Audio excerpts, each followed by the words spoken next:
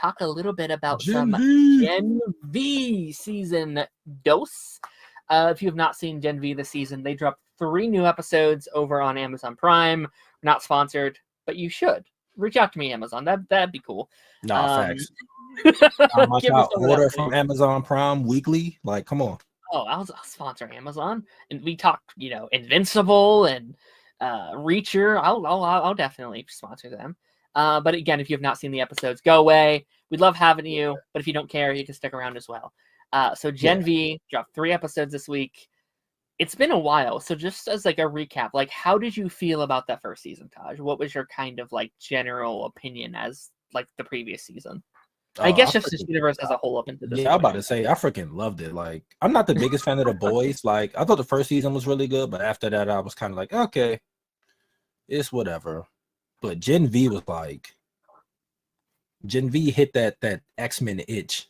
Like, it just felt like seeing young heroes, and I'm more of a fan of that. Like, when it comes to like comics in general, I'm a fan of the younger heroes, at least most of the time.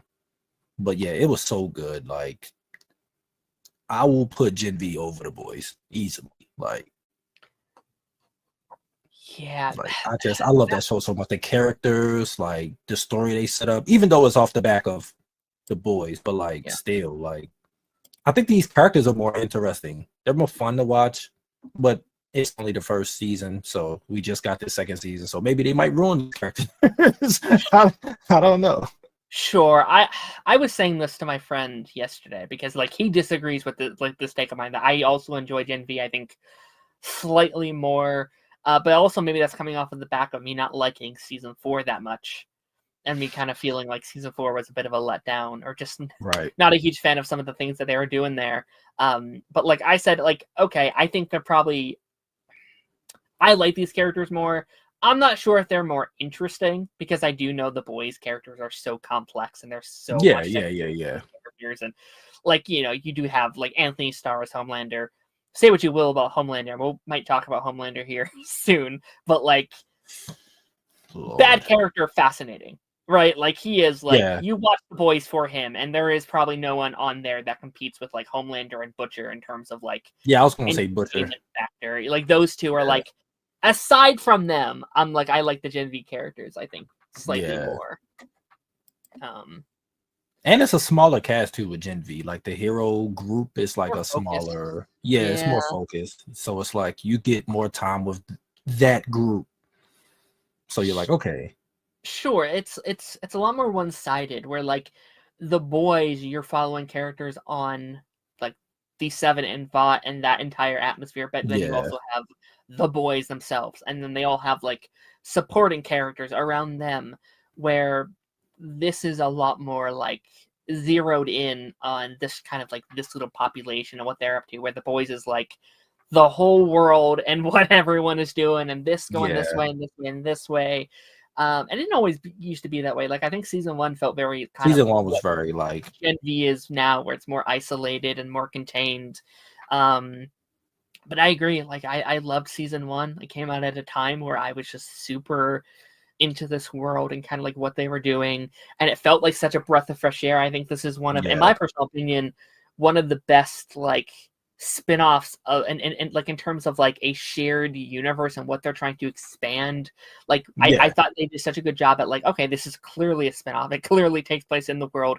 You kind of have to know the boys to get Gen V. It's very hard to just jump into that. But I liked it as this kind of like self-contained thing over here where we're kind of expanding the story, but it's not like, oh, remember in season 6 episode blank you have to, like I was able to just kind of enjoy it without it in a big way. And I've been excited to see it come back, and especially where we left the boys in season 4. It ended with some of our characters doing certain things, and the world as a whole being very different, being a huge shift in their world economics and what's going on in there. Unfortunately, not that far away from what we're dealing with right now in the real world. Lord. Not to spend too much time on that, and I'll say it just like really quickly, just freaking move on. We don't have to talk about real world shit here because we're here to talk about a fictional world. But I think that's one of the reasons I didn't like season 4 as much, especially the ending, Yeah, it because felt too. it was Yeah. so close to reality. It was so close to what actually happened in the real world, where I was like, oh, oh no. No, I don't want to Uh, see this. but even to that, like, I do think the boys had somehow drinking out of the water that the Simpsons drink out of, because there's something that happens in these 3 episodes too that are very, very, very similar to what's happening into the world like this week.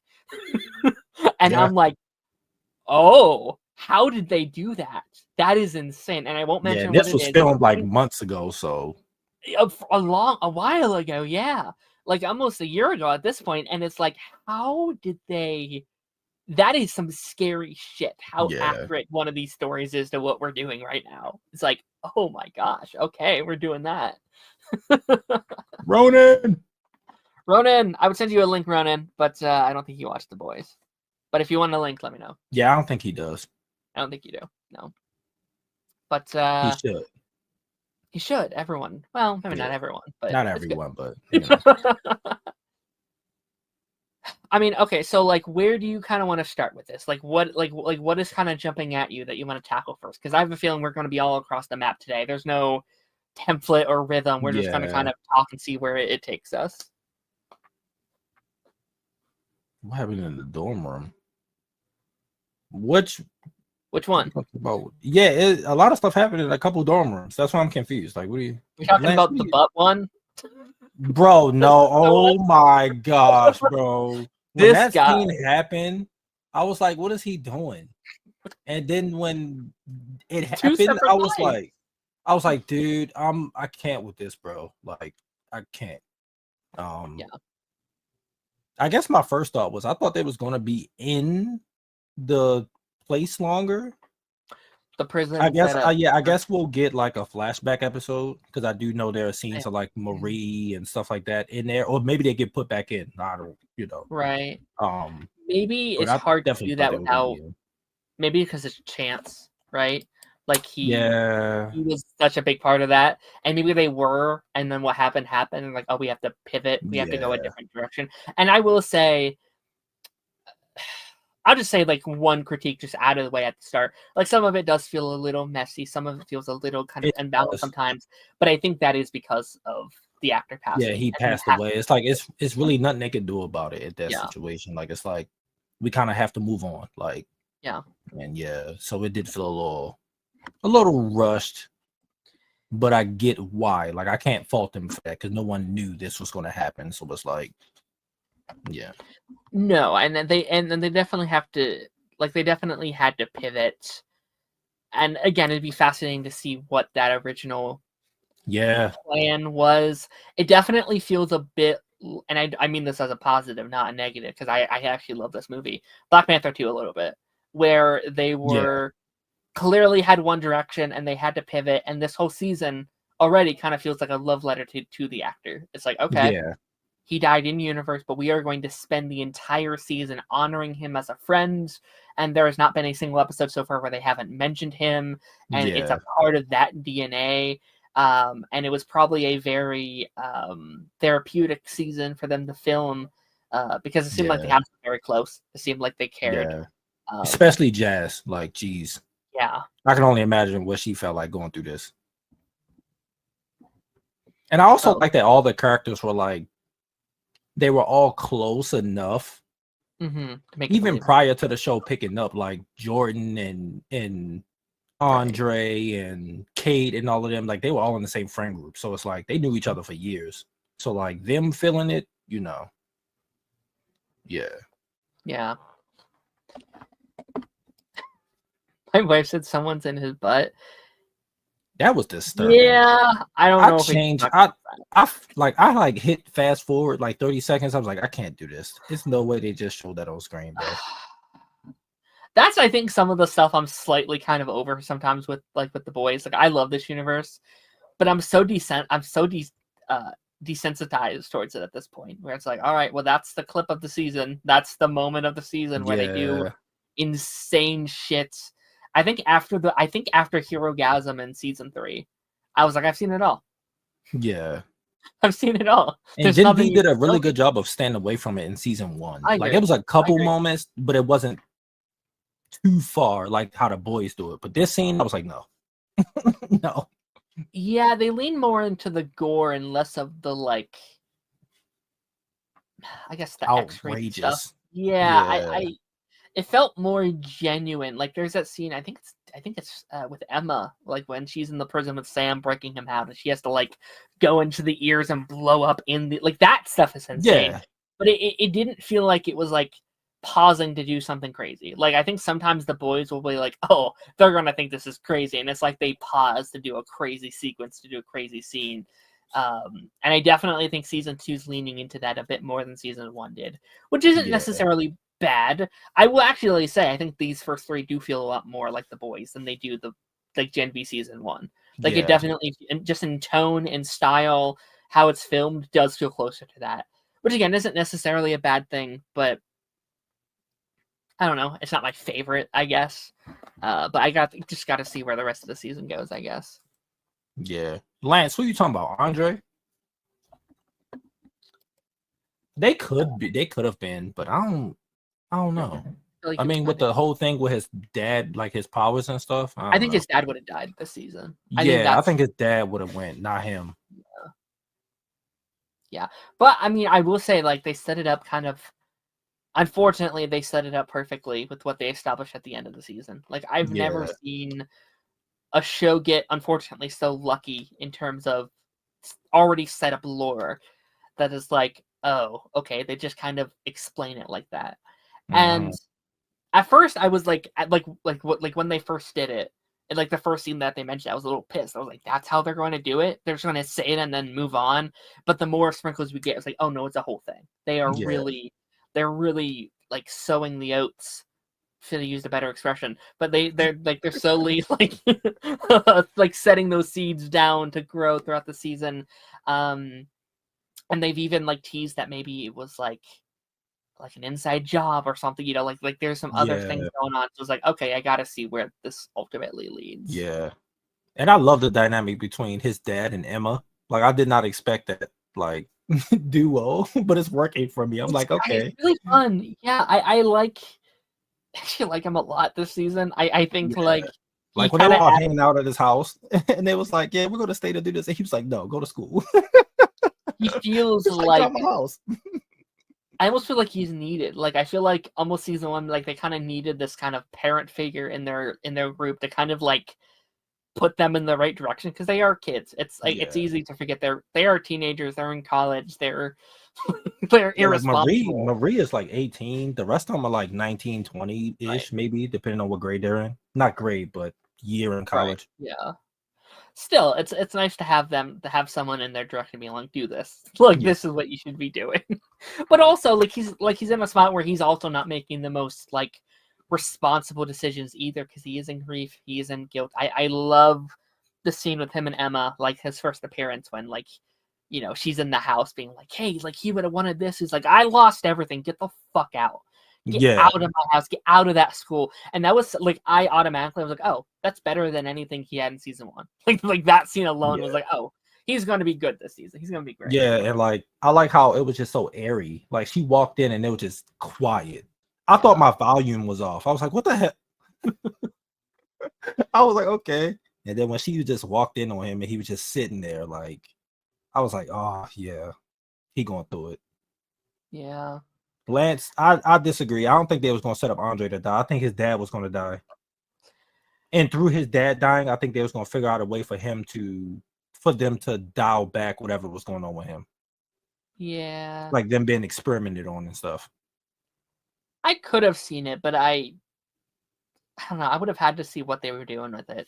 Yeah, I do want to know what that original script was. Like, I could have seen them killing him off, but I would have preferred them not to, I think. yeah, But also, like, again, like, I'm curious to see where this plot goes. And it kind of I wonder how much of the storyline are they just going to give his father this season? Like, how much are they going to try and transfer over? He definitely has that role in the group in terms of, like, that missing character. Like, it's still done by him, at least, and going on missions yeah, and doing that stuff. So it's like, okay, that kind of works in that aspect of it. Let's say the Jordan and Sam fight. That was a pretty good fight. Yeah.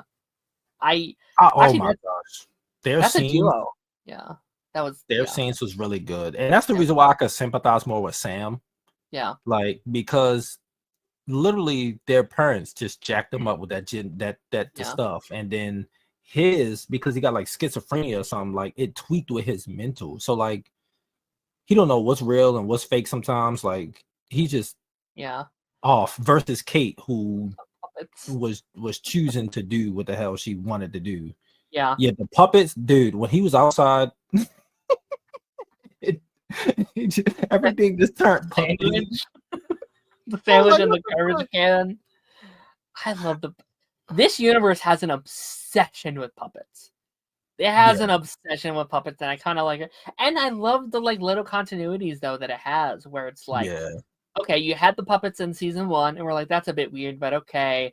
And in season 4, you introduced their like Sesame Street version of that world, and then this episode it shows that oh, him and his brother watched that together. yeah. They That's watched where it they had together. together, which is why he sees puppets everywhere because he associates him with a good time in his life that he spent with his brother.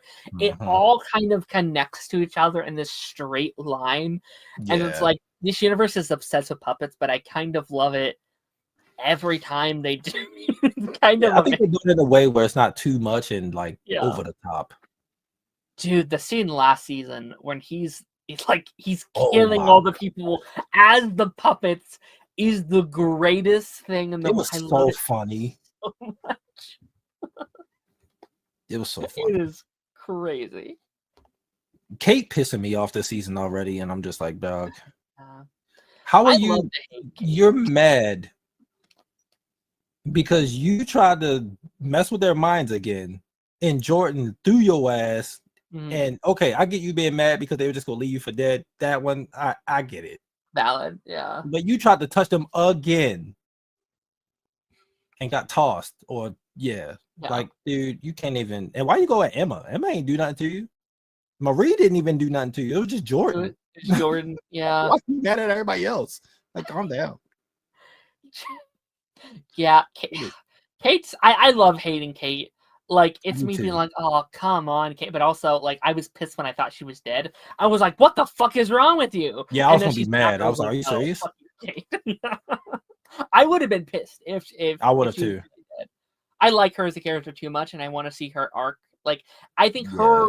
her redemption arc is going to be incredible. I'm really excited to see They where need they to write go. her redemption arc like freaking Zuko on Avatar The Last Airbender. Yeah, Like they need to spend so much time on it when they start to build on it and don't like abandon it. Like, no, you need to later season this season. If I yeah, don't know how many seasons they I, got planned for this show, but like yeah. you need to let them seize. Like, Well, I mean, I'm already kind of seeing the seeds of it a little bit. Not necessarily like a redemption, but we're seeing where the redemption will come from with like her in the woods, like with the others being like, you have to do this or they will hurt you because I've done that to people like you. Like that, she's terrified of that. yeah, She does not like being there, but she's like, well, this is the choice. Like I chose this path, and at the time, I think she at least had some footing to stand on, right? Like yeah, she was able to be like, oh, this is what's best for the future. And now she's seen the consequences of it. She sees how they treat people. It's too late now. She's already in it. She can't really turn back now. She doesn't have any friends. All of her allies are over here. And so I think we're going to see over the course of the season her that switch change in her head of like, oh, that I need to try and get back with them. And then I assume that will go into the final season of The Boys, which I think will have everybody. I think it's going to have The Boys and Gen V together especially what they on the same team. revealed. Yeah. Especially what they revealed when Marie this Yes. these 3 episodes. Like I'm like, oh yeah, well yeah, she's important. Well, yeah. I mean, I think just having the whole like Starlight, like having her meet up with this team, and then Butcher was kind of on their trail last season as well. It's like it just makes sense. Like Starlight's just going to get Marie, and then Yeah, all her friends will just come with her, and they'll just be on missions together throughout the season. I don't know how much, probably not every episode, but I think there will at least be 1 or 2 episodes where they're working together on a mission or something, which would be very fun.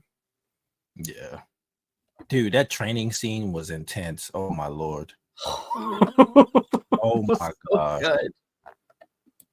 It was so good. I love that, like, and we'll talk about like Marie's power here in a second, but like I love she can just give people like heart palpitations or even heart attacks via her blood. Like that's so Yeah, that's so creative. cool. Yeah. And if it was any other person, he probably would have killed them. But I love this giant man just being like, ugh, ugh. It's like, oh Yeah, my god, like he okay. was just smacking people with that. And shouts out to what's her name? Jenna, I think Jenna Ross. She's the blonde girl that was in the room with them. I know her from another show. And I was like, oh, she was cast in this. Cool. Because she don't really post a lot as much on like Instagram and stuff. So it's nice to see her still active. I was like, oh, okay, she's still doing stuff. That's dope. But him smashing that dude's spine and he was like, yo, they thought this was supposed to be training. That dude's spine is broke. He's like, he'll be all right. Like, what? Yeah. That dude ain't get up. No, I definitely like we're finally shining a light on the hand thing, which is something I was going to bring up today if they didn't. I was going to say, like, we gotta find a better way to use your powers than cutting your hand. The worst place to cut yourself. That takes a long time to heal. Like, if you cut your, like, thumb or hand open, that's, like, months of healing. Yeah. And maybe it fixes it up quicker or something. But, like, maybe she heals quicker because of that. Maybe she can like heal, like she can make like the blood cells heal quicker because that makes sense. But still, I'm like, okay, we need to learn to take it out of people. Like, do it like, I mean, we've seen on Avatar what bloodbenders can do. We need to like, I think eventually we're going to get to a point where we're like puppeteering people around, similar to Kate's, which is going to be insane. Did you see the trailer for episode 4? I saw some of it. Yeah, I don't know if I saw everything, but it looks like she's using it to do stuff. That's exciting. Because her, I think it's like a quick thing, but like her and Jordan gotta like fight each other in this like arena. Yeah. And like in the trailer, like she's like lifting Jordan, and you can see like his veins their veins. I didn't mean to mess up their gender. Their veins, and like you just see like her holding him and her being like, what the fuck am I doing? Like, dog, it looked crazy. Lance, why you hate the class? I thought it was kind of cool. I'm not gonna lie. I like it. Yeah. I mean, you know, I think you're supposed to hate it a little bit, but also in the same way you're supposed to hate like all of Vought because they are a corrupt hellscape, right? Like I don't, you know, I can say I love Vought, but it's like, well, no, I hate Vought, you know, fuck Vought. But no, that I think that it's really, I don't know. I need Marie to either start like taking blood from people, like without even cutting them. I love the idea that she can like harness it and like take it out of them, creating like wounds on their body. Like that shit's gonna be wild. Or can we just like, I don't know, unsanitary. I don't know if this would work, but like keep a vial of blood on you at all times or something, and just like pop it out. Freaking, you know, pull a Katara. Take it out the things. Yeah, like how she would keep water. They tried to do this over on like Ben 10 a lot, where like Gwen tries to get Kevin a little thing of like all the different materials. The items, so he could just touch it real quick. Yeah, he could just touch it at any point. It's like we need that for her. We need like a little, you know, she has like a like bat belt full of different kinds of blood or something. She could just like, all right, just start. I need to rewatch Ben 10. Oh, it's so much fun. I need to rewatch it. I haven't watched it in years. Fun stuff. Fun stuff. But no, like it is interesting kind of also seeing the shift from last season as well, where it definitely, there's a lot, like due to the events of the season 4, like it is now it's just a full-on fascist regime. It's really what this is. It is just like propaganda, the school. There is no real studying, it seems. It's all about how are you good on social media? How do you use your powers? And how are you going to be used for Homelander's agenda? And that's really it, you know? And it's like, my goodness. Freaking training the kids to be Magneto's lackeys. Like, what the hell? No, like the school all gated up and barbed wired, and they like bring them in buses and stuff, like from home or whatever the case may be. I'm like, we didn't see that last season. I don't know. No, that's new. And that poor woman that poor woman who's afraid of her life, and she has to go through the gate as a human, and it just like Yes. the guy that's like scans them, and like the look she Oh, he gives. was a creep. I hope he dies. Like, Oh oh my man, gosh. Like when he was looking down and he can like I guess he could see through or whatever. And he was like he looked down there and I was like, I hope somebody blow you up. Where's Kate when you need her? Like get him to jump off a cliff or something. I don't know. Well, I was like, you're a creep. You deserve jail. Disgusting. and yeah, like like there's the element of like it's now a 100% human faculty, and it's like, ooh, Yeah. I don't like that. I Also, don't that like lady was like, she was going through it because that one speed person kept putting the freaking the little emphasized. rebel, the fake rebel alliance things up on the thing, and she like, dude, I cannot get caught with this out here. My life is at risk. Like she was scared. Like I felt so bad for her. Yeah, no, like she had all the panic attacks. That's like, I like what you're doing, but it's misguided and it's being sent the wrong way. Yeah. Maybe let's put the signs up not near the one person that's going to be blamed for it. Like, let's put it in the Right. bathrooms. Let's put it in the classrooms, not right by the one human, which was Right. like the thing you're fighting against is like human equality. Here. Yeah, it's like it's a defeating cycle. Which her powers are kind of interesting. The one girl that kept putting them up, like how she can like touch you and have your powers for like how long was it again? Isn't it like 30 seconds or something? Yeah, it's like 30 seconds or something, which she gonna get fucking clapped with those powers. I'm sorry. Like you got 30 seconds. I don't know what you gonna do. Yeah. Maybe she could do it longer and just don't know how to yet. Training it. Yeah. I mean, if this show is, a like parody or like a Cameron said 60 seconds. Is so it 60? It's a full Okay, minute. So it's a full minute. Okay. That's a little bit better, but still, like you might need to. She needs to be on a team. You need to go touch Jordan and every few minutes to touch Jordan. Yeah, yeah. Like I got touched by strong. Okay. Put her like on a team where she can easily siphon off. But like again, like if this is like an X-Men show, she's a rogue, right? Like she's a rogue subbing, which is interesting.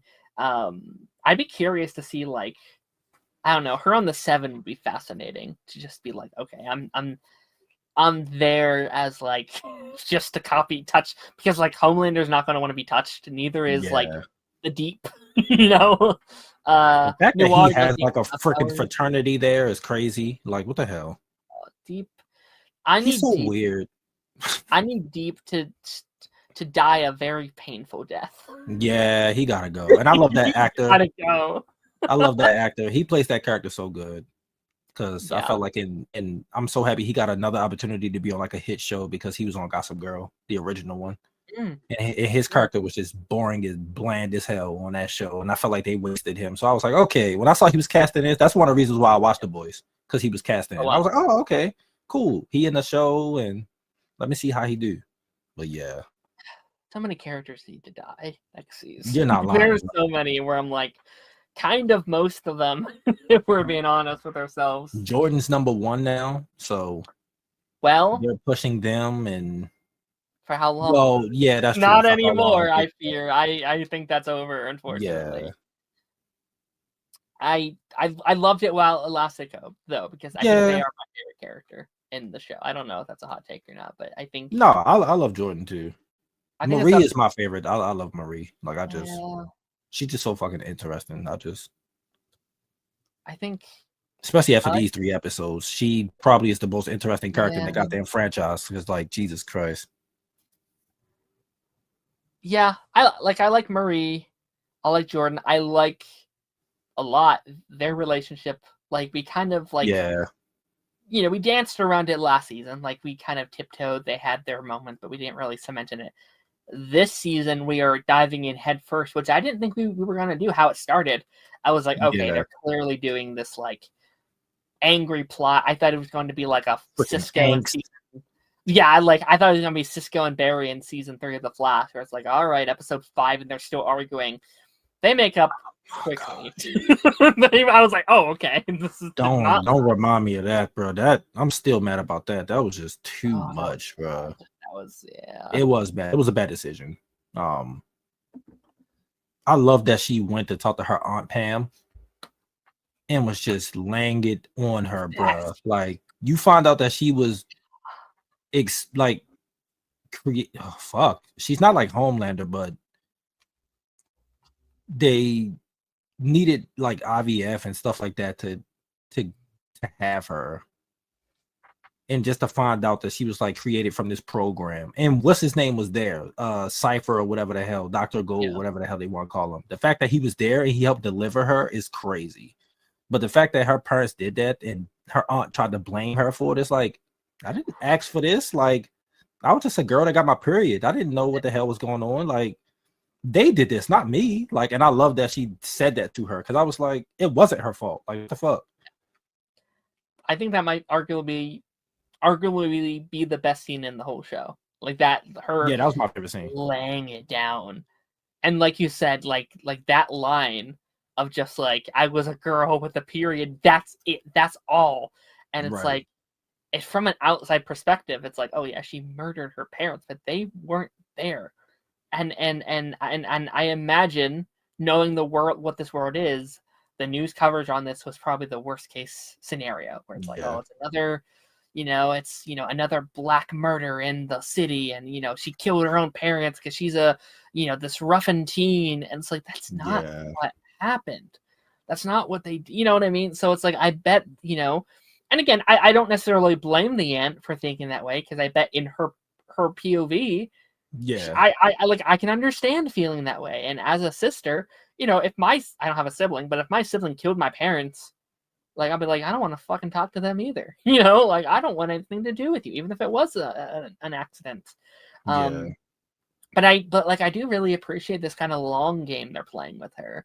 How they're really like letting, because we haven't seen the sister yet, right? Like, not really. Like, not in present There are day. stills of the sister, and I'm looking at stills right now. Golly, they're releasing something on like Twitter and stuff. But like, there is a still of her sister. It's she's in the facility. That's why I don't think there's flashbacks. I think they get put back in there because Marie is like in her freaking, like, she in the collar, she's getting shocked, and her sister is like behind her.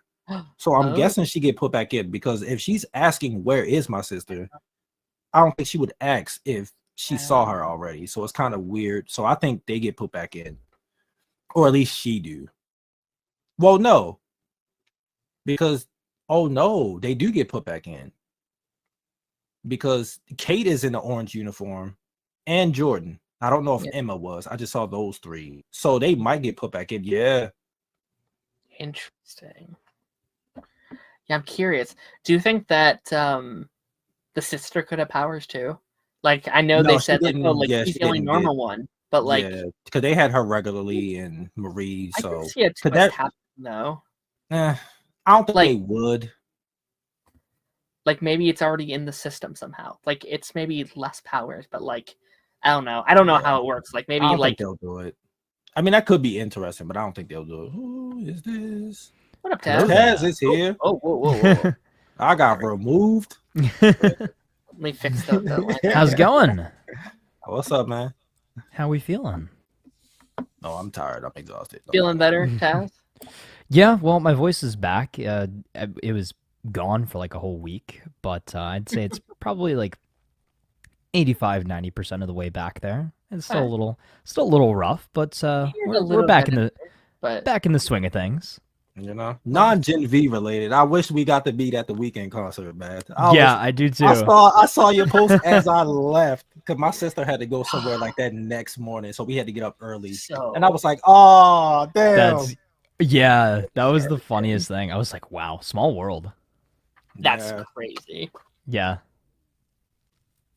So, Taz, what's your take on these episodes of Gen V? My take is that I've still, I think, only watched 4 episodes of The Boys. Mm-hmm. So, what do you think of our new butt character that we have this season? Wait, what? Yeah, there's a butt character. There's a character that looks like a butt? No, he puts things in his butt. Oh, wonderful. In this episode, there is an entire human being inside his butt. Well, that's one place to store items. But it was weird. Like 2 characters were fighting. They crashed through the person's dorm room, and they hit the ground, and they just look at him, and he just like on all fours, naked, and we're like, wait, what is going on? And then I appreciate it. Then you hear like a noise, and then something comes out of his butt, and you're like, what the hell is this? Like, no. Another week on the boys. Yeah, it was disgusting. I didn't. Yeah, it sounds like I'm in for a wild ride when I finally watch someday, Taz. the show. Maybe the final season of the boys. We'll have to force. Yeah. Yeah, I mean, I've been meaning to watch it forever. Like I said, I started it. What was it? Maybe like a year and a half, 2 years ago. Yeah. I got a few episodes in, and then something came out, something happened, and then I just got distracted and never went back to it.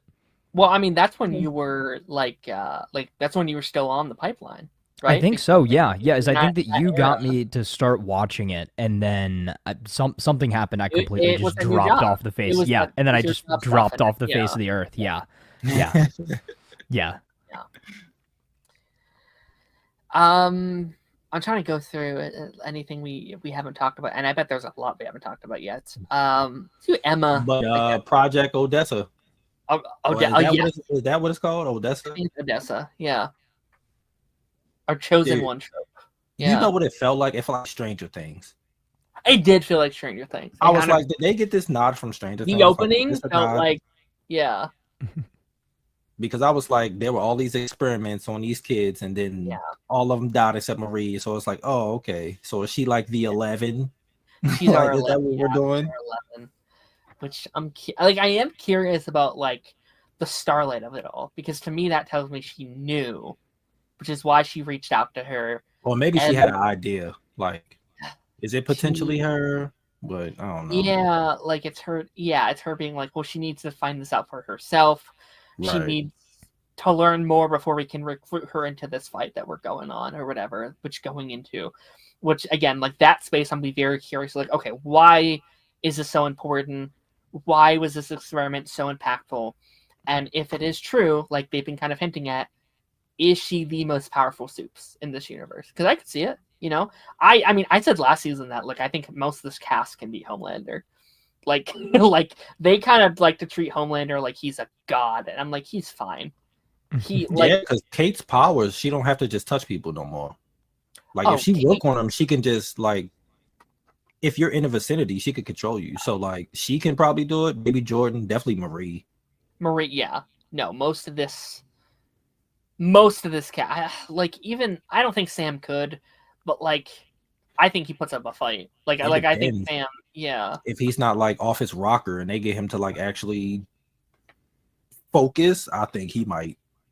I mean, even Emma, right? If we get Emma go inside like Homelander's ear, or you could do even the old like Ant-Man trope of like going up the anus, right? Like, well, do that.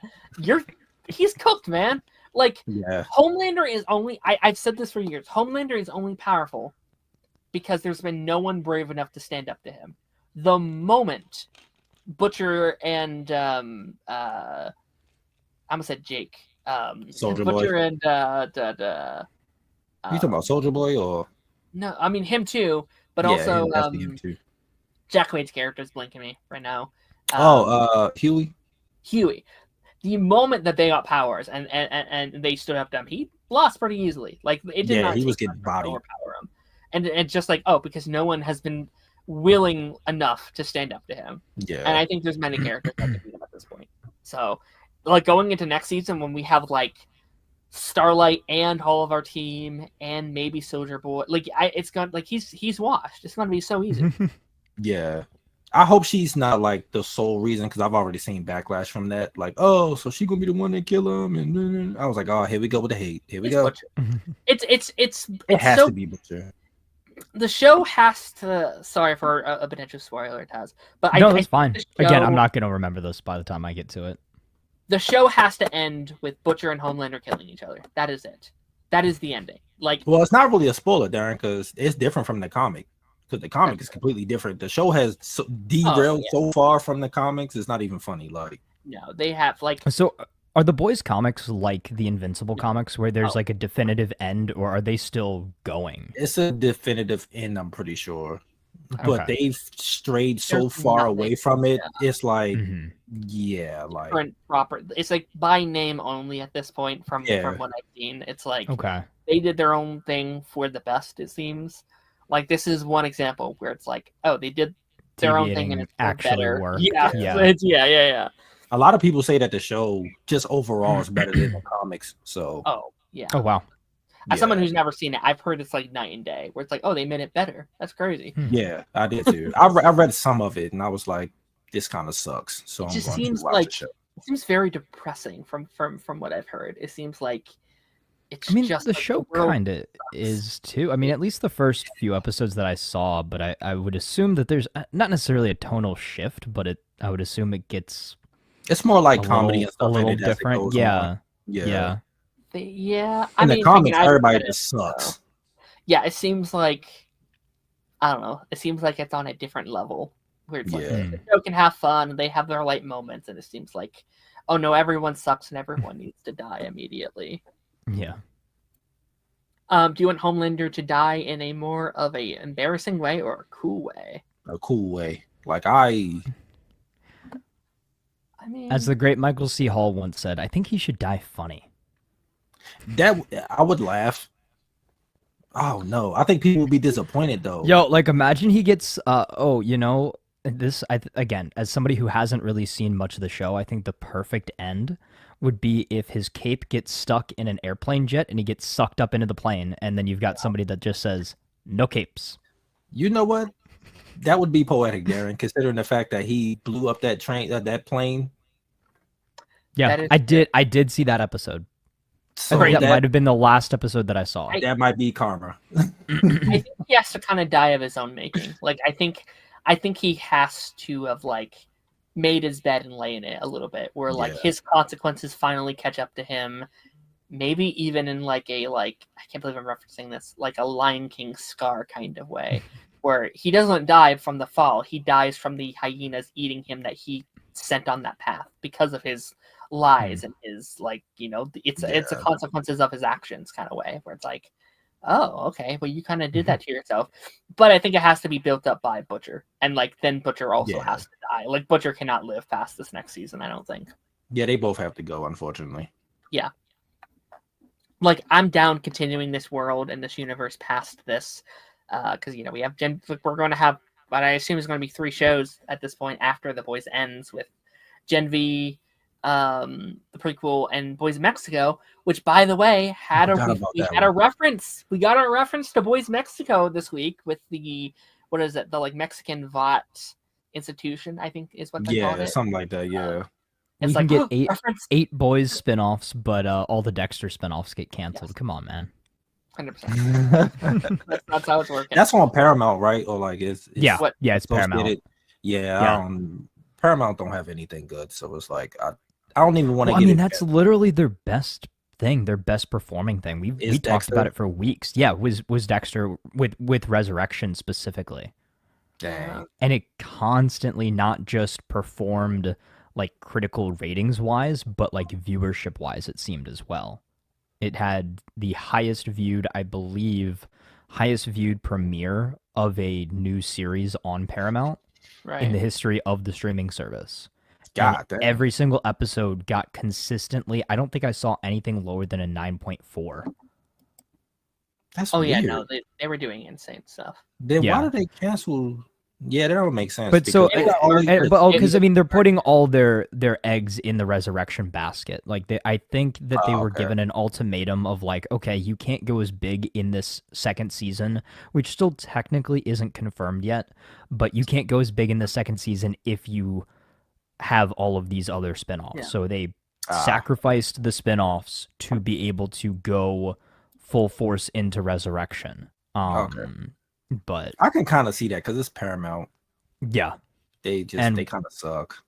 I've been here for less than 15 minutes, and of course, I've already made it about Dexter. I've already brought up Dexter. I don't really mind, but but I didn't know that though. Like that's like their most popular thing.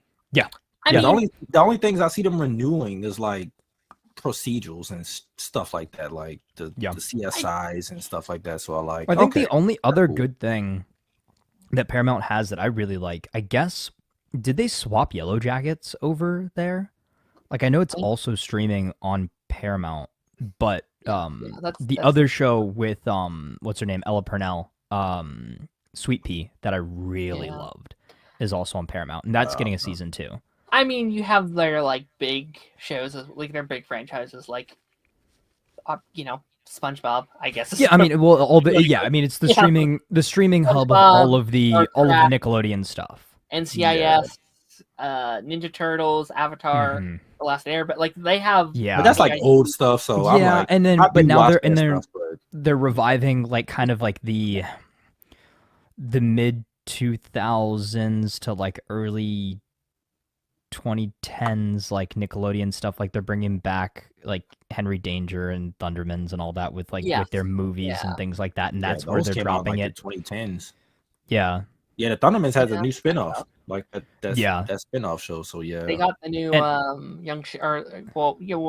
like Young Sheldon, but then they're doing like a Big Bang Theory. Yeah, and I saw rumors too that they might try to do like a movie to wrap up iCarly since it got canceled because of the strikes. Yeah. Oh, they are actually doing that. They're working on it. Yeah, it's done. Okay, which I think is cool. Like you ended on a freaking cliffhanger. Like, why would you do that? I still think they need to. The next revival should be Drake and Josh. I think it's time to bring them back. I think that's the one to do. Like, I mean, that would do numbers. Like, if it was written well.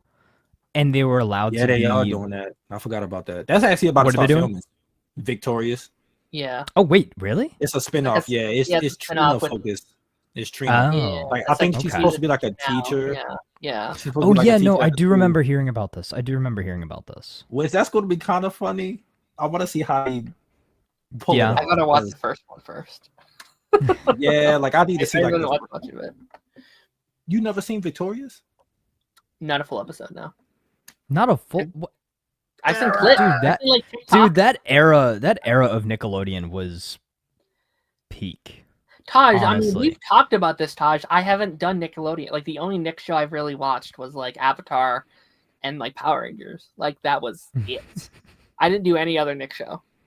God damn. And I watched that. Like I watched Avatar during COVID. So like. Okay, well then, if you weren't watching like Nickelodeon shows and stuff around that time, did you watch, say, like Zack and Cody on Disney Channel and like Wizards of Waverly Place? You were a Disney kid. I was a Disney kid, but also we didn't have cable growing up, so like my time at Disney was when I would go to an aunt's house or like when I would go over my dad's every couple months. That makes sense. I didn't have it at home, so like when I had it, I would just watch Disney, and that was kind of it. That makes sense.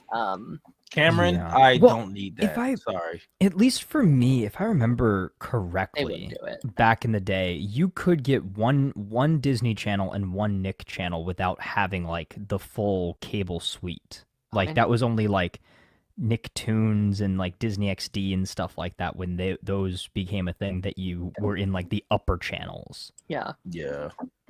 Damn, I didn't know that. Okay, I want to shift back to Gen V for at least a couple extra minutes as we. Yeah, that's fine. I feel like there's a couple of plot lines I feel like I want to cover here really quickly. Thoughts on Emma this season, because I feel like Emma is I feel like she has a lot more agency this season. It feels like they've kind of like separated her from the main group a little bit because she has the stuff with the dad, obviously, and then we're like kind of building up like a rebellion group, which we've talked about a little bit, like with this girl with this kind of grouping. I don't know what that word is, but like, where do you think that is going to go over these next couple weeks? I definitely think she might be like the head of it, like she might become the head. But I do agree that she's become. I think she got the Andre slot, like where he was like a pivotal point in season 1. Now that he's gone, I think she's like stepped into it. So I think she has it, but I think she'll be like the leader or like one of the faces, because nobody's going to take that group seriously if it's those side characters. Like it's like, okay, well, yeah, I'm curious because have we seen the other girl's powers yet? Is she the speedster? Is that what that was? No, the chameleon girl was just turning invisible. Okay, cool. So she was Speaking invisible. Of, that scene, oh my gosh. That scene, Darren, we ain't talk about it, but the locker room scene, bro. No, bro. Oh my gosh. And it wasn't even like overly like the boys, but it was just like you just walked into a male's locker room. They're changing. I don't want to see this. Yeah. I couldn't tell when the scene was over. Like I like covered my face. I was like, I just had like the volume on. I was like, bro, I can't. Sure. We had different reactions during that scene. Well, I'm happy you were able to enjoy it, Darren. I was like, oh my, okay. All right, we're doing this. All right. I thought it was gonna be quick, but like they kept lingering. I was like, dude, like, come on, bro. Like, what are we doing? Y'all had Game of Thrones. I have Gen V. Man, don't even get me started on Game of Thrones. Jesus. Speaking of, that show coming out next year, they pushed all them back. So what the hell they gonna have House of the Dragon and that come out back to back? Yeah. Night of the Seven Kingdoms. Right. But it's more smaller scale. It's more like small. Imagine watching. I guess what's the thing I could compare it to? Like The Mandalorian, like the first season, where it's very like small scale. Yeah, and the books are done, so they won't run out or mess nothing up. I'm curious about Kate's powers this season as well, because they clearly did that because they needed to dumb her powers down because she's too overpowered. She can get whatever she wants. Yeah. So it's so clear they had to be like, all right, she hits her head, she has a concussion the whole season, and she can't use her powers because it's all in her head. Which, in terms of how like exclusive taking away pieces like people's powers go, not bad. I think it's a solid way to do it. I'm wondering how long that lasts throughout the season, how long they can kind of keep that away. And even going into next season, because if she is in the boys season 4, how does she not end things instantly? You know, how does she not just like march up to Homeland and be like, you're done? You know, like not even go march up to him, just be like 10 feet away from him and be like, just punch a hole in your chest. Like, and off yourself. Like, yeah, like, you know, they're trying to like, you know, what is it? Cypher is like, you know, do you want to call Homelander and trying to be like, she could beat his ass. Like, it's not even funny to me. But her powers are messing up. So right now she's just right now she's normal. Yeah. And then her little nub, her arm. I know. I forgot all about it. I felt bad for her right there. I was like, damn, I forgot about the arm. She lost her arm last season. Now she's lost her power. She's lost her confidence. She almost lost her other arm this episode as well. Yeah. They almost put it through a blender. It's like poor girl. What is happening? She got a crazy bald spot. Like, it's ridiculous. Oh, poor girl. I do feel bad for her, but it's like also those things happen because of you. So it's like of your actions. Yeah. So I feel bad for her, but I'm like, you caused it yourself. So damn it. It's of your making a little bit. Yeah. I guess that's what makes her compelling. That is true. Yeah. That is true. Speaking of Cypher, though, such a mystery point of the season. Yeah. I'm curious about his powers. I've heard some theories that maybe he's like the like regenerated version of Gulkin. Is that his name? The like original scientist that worked. Yeah, like it's almost like a Stormfront situation where he changed his face and did all these things. It kind of makes sense once you're kind of seeing like he reintroduced his like the like holiday about him, right? Like he reintroduced and he's doing all these scientist type thing. Like I could be like, you know, like you do that thing at the front of the season, like showing his like ID. I could be like, what if it's him in disguise or something? And you know, that's not my theory. I just stole that from. Yeah, that'd be interesting if it's him. That'd be interesting. I think that'd be cool. Yeah. And I did not come up with that theory. I saw like a bunch of other people talking about it. So shout out to whoever made the theory. But like, if that is coming true, I could be like, all right, like it kind of makes sense, especially if you're going into the boy. Like that'd be interesting. Yeah. It could he be our new Homelander after this? Like I don't know what his powers are yet, you know. But like, what a good next big bad than the person who created Soups in the like that could be kind of interesting. Yeah. In that direction. Yeah, that'd be kind of interesting. I do think we're still in the mystery phase, though, unfortunately. So yeah, I guess we'll find out more as time goes on.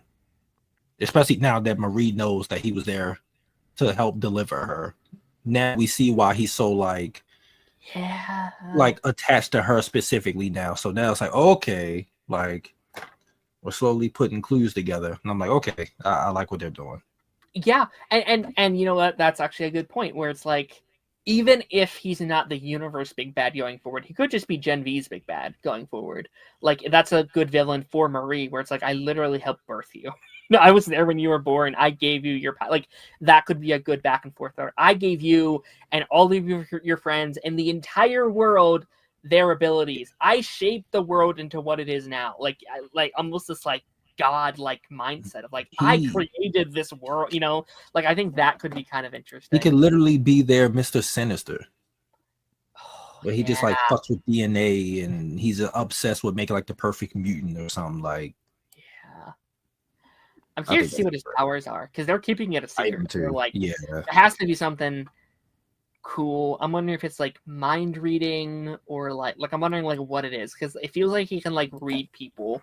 He has some kind of like connection. Yeah, but they had that guy from last season that did that, the news guy who came to the school. So it's like that's kind of repetitive and. That's the first lady was just human. So like I don't know. That'd be interesting. I guess the last big thing I feel like I really want to mention is just and I know we kind of went over a bit, but like the like Jordan and Marie stuff that they have going on, I think is very, very interesting. Like the direction they're going in. It's definitely the most like I guess CW that the show's gotten so far, but I enjoy that. I enjoyed the like, well, I was your first. This was my first time, and be like, can't say I love you to someone that's been their first time. You know what I mean? But also like I like that element because it's like okay. No, that was realistic though. Like yeah, that happened to me, and I was like, don't just go around saying that type of stuff. What is wrong with you? But also, it makes sense. Like she's been looking for like any source of affection her entire life. These last several years, she's lost her parents, she's lost her sister. She didn't have any friends until getting here.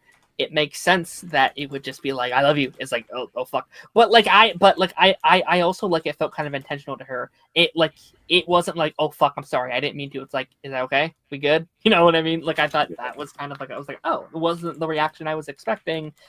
And then on Jordan, like it felt very like she's not ready to open that can of worms. She's not ready to express those feelings. But then I love the end of the episode 3 as her being like, I love you. You mean them? Yes. You don't like that wrong. No. She said that to them. To her. It's like I love you because of her thing with Chance, right? Where it's like I didn't tell him that enough. I need to make sure I tell that to you. And Jordan said that. That's what I'm saying. Yeah. Yeah. Oh, yeah. You kept saying she, so I was like, wait. Saying that to her is what I was trying to say. Okay, they were saying that to her, and I like that response. And then just not knowing where the heck that's going to go next week, as she's confirmed to the world that she almost like attempt murder to like the world's biggest hero, or like one of the world's biggest heroes. It's like, okay, all right. That's gonna be interesting. Do you have any final thoughts, Taj? Tony said, didn't Marie sleep with Jordan last season? Yeah, they did, but it was like weird because they were like that's when Kate kept like making people black out. So I don't think they actually did. They don't remember, maybe. I don't think they did. I just think that she just had them wake up in the bed together. Like she kind of. They could have just not gone all the way. The tension and was like, yeah, let's just throw them in the bed together and see if they'll talk about it. They could have just done stuff like maybe they didn't go the full way. So, yeah, it's gonna be interesting. But I love these 3 episodes. Definitely looking forward to this week. Yeah. No. Oh. That'd be nice though. Yeah. Hey, but still, hey, time off is time off in my book. Hell yeah. Just weird scheduling where they're like, we're going to give you a bunch of hours these singular days. You have the rest of the week off. It's like, I guess. All right, whatever. Hey, I wish my job was like that. Yeah. But yeah, we're just gonna jump into today's stuff. We have again obviously some fun stuff to talk about. Obviously, if you guys have anything you want to comment, we will answer it as we go along. But we are going to be jumping into our Gen V conversation. Yes. It is good to fully be back. We had our 3-episode premiere last week on Gen V, which I know there's some people are loving it, some aren't loving it as much. I am personally having one hell of a time with Gen V this season. I think the season is off to a very solid start. But since this is our first time really talking about Gen V, let me know your kind of like general opinions on the show as a whole, and also just like the boys universe, because this is our 7th season of like the boys universe, if you include like Diabolical and all 4 seasons of the boys and all that jazz. So what's your kind of just like general vibes with this universe? I love it. I like jumped into the boys like in the first season.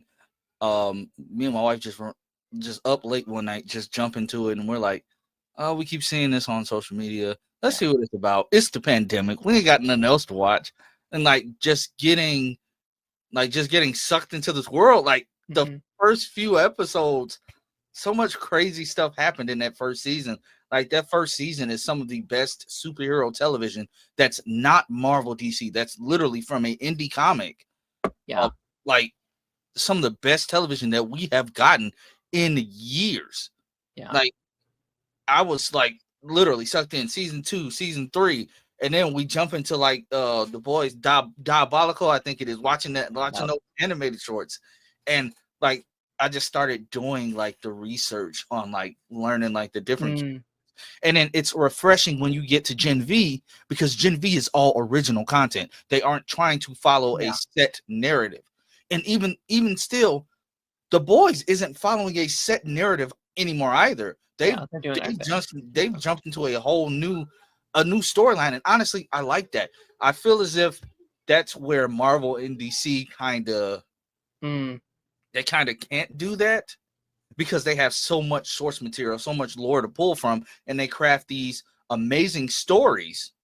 But Gen V and the boys in this universe, they can craft original amazing stories. Yeah. So like I've been hooked on this universe since day one. Like I love it. I was waiting for Gen V season 2. Gen V is literally better than the boys. And honestly, the boys Mexico, whatever happens with that, Vault Rising, Gen V is always gonna be it's gonna be the top for me. It's gonna be the top. I love this cast of characters. It's new and refreshing. And yes, you get your guest spots and your cameos from members of the 7 cast members over on the boys, but this set cast of characters is just something different about them, something refreshing, something new that I just love it. Like I can't get enough of it. It took forever to get back, but Gen V got us, season 1 got us through that whole strike drought. And I think that's why it, along with it being just like amazing content, like that is, it just like it was there, so it got so much attention. Like we were starved for something new. That time, and me and Taj were talking about this last week, and I think I maybe even mentioned it like Party Nation or something, but like October of 2023 was such a special time. Like, I think Party Nation was really kind of getting its groove, and like we were becoming really good friends at that time. And like we had Spider-Man 2 for PS5, we had Loki season 2, we had Gen V starting. Like that was such a like very specific time to be a comic book nerd. There felt like there was like something in like every genre of something where it's like, holy shit, this is so much fun.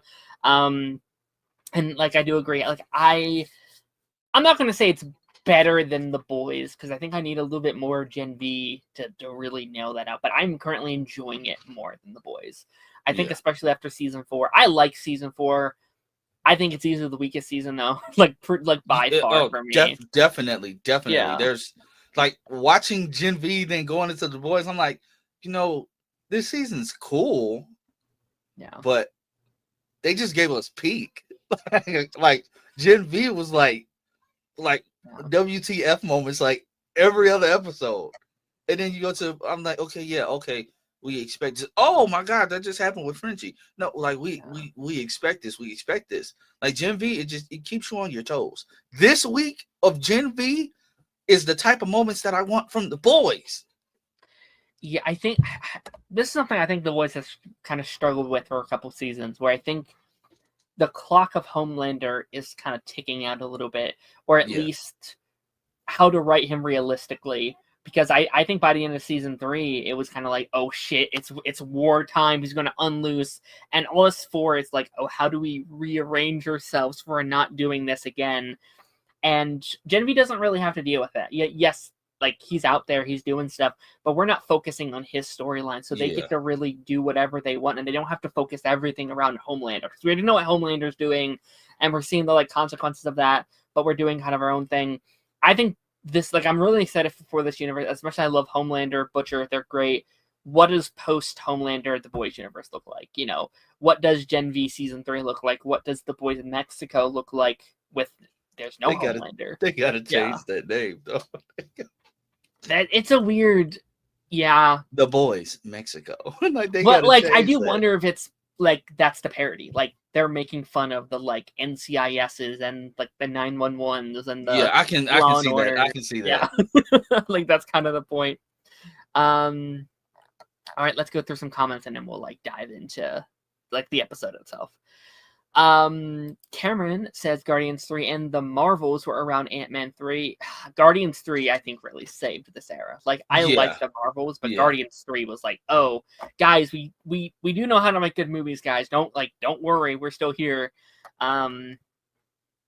Harrison said, mood, I worked hospitality Mondays were my off days. Hell yeah. Tony in the chat, what up Tony? Says what's up, Darren Tony? and Lance, what's good? I do think Lance's recent YouTube short theory is spot on. Did you make a YouTube short theory recently? Yeah, I'll talk about it when we get to it. It's about it's about Crispy Dude. Oh, okay, fun. Fans want let Marvel and DC to do anything fresh and new. Sure. I mean I think that's not just Marvel DC. I just think that's like media in general. I think people want new stuff, they want fresh stuff, they want things they've never seen before, and that's getting harder and harder when so much has been made, so much has been done. It does get harder. Harrison said you'll always have the crowd with Marvel and DC too that basically don't want any changes. That is true from the comics. That's very true. Which isn't always best for adaptations. Boys Universe doesn't get held down by that as much. That is true because 90% of the people watching have not read the comics. And the people who have read the comics seemingly don't like the comics, so they don't give a shit. Which is fair. I've always been open to like changing adaptations if it's done respectfully. Like I think it's kind of weird to want a 1-for-1 adaptation for most things. It's like, but you've already read that. Why would you want it again? Like do something new. Yeah. Something new, something fresh. And which is honestly what these companies try to do with their comics, but the comics end up getting trashed when they try to do something like the all new, all different line at Marvel. People hated it. The New 52 with DC, people hated it, and then they had to revert to Rebirth, which essentially people liked, but then they started doing dumb stuff again. Yep, for sure. Jeffrey said, oh my God, my mom is here. Hi, Lance. Hi, Darren. Well, hello, Jeffrey's mom. What's How's it going? Nerda said, that's not Taz. No, it's not Taz. He'll be here shortly. I am Taz. Oh, yeah, you are. I am Taz. I found out that the boys were DC Comics, but DC canceled their issues and another comics company took over for the boys. Is that true? I've never heard that. Interesting. I don't think they work under DC, to be honest with you. Yeah, I think they have to be under their own. DC's dark, but even then, like it doesn't work with like Superman and Bat. Like the whole point is that they are Superman and Batman and stuff like that. I feel like, unless that's just a show thing, I'm not sure. Tony said, when The Boys end, do you think Gen V, Vought Rising, and The Boys in Mexico keep the audience's attention? We'll see. Well, it's too early to tell. Yeah, and that depends on how hard Vought Rising is coming. Like, but I mean, you have the fans of Jensen Ackles, you have his fans who want to see him and stuff. It honestly, it all depends on who you cast. Honestly. Yeah, I think whatever that first show back is going to be the big deterrent, because you'll have The Boys season 5, and I think people are going to want to see that first one back, whatever that first show back is, to like, okay, what's the new status quo? Which I could see being like Boys Mexico. That's going to be the big one, where like, do people give a shit still? Oh well. About to start Ranger Nation. I'll come back after. See you in like 45 minutes, Naruto. What up, Maddie? She said. They said the hope you're both doing well. You too, Maddie. My uncle is a defender of The Boys comics. He got me into it originally. Personally, the show is leagues better. That's interesting if it is. And then DC only did 5 issues before DC canceled The Boys comics. That is interesting. That is fascinating. Cameron, one thing I'll say about Cameron throughout all our shows, he's always dropping some nuggets. Yeah. And I appreciate that, because that's something I never knew. Never knew it. Never heard of it. Yeah, like that's very interesting. Like, I'm going to do some research on that. That's something I never knew. So thank you for that, Cameron. Mm-hmm. But yeah, let's hop into episode 4 of Gen V. Oh my God, it's a black. Oh, wrong episode. No. Lance, how'd you feel coming out of episode 4 of Gen V?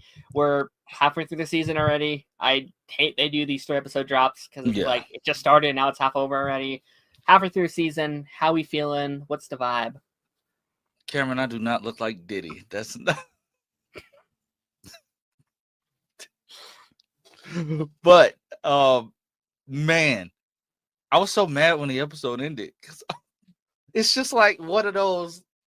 It's me and my wife had the same reaction. It's one of those what the fuck moments. Like, this show just had you saying that every 5 minutes. And this episode, oh my God, the stuff with Cypher,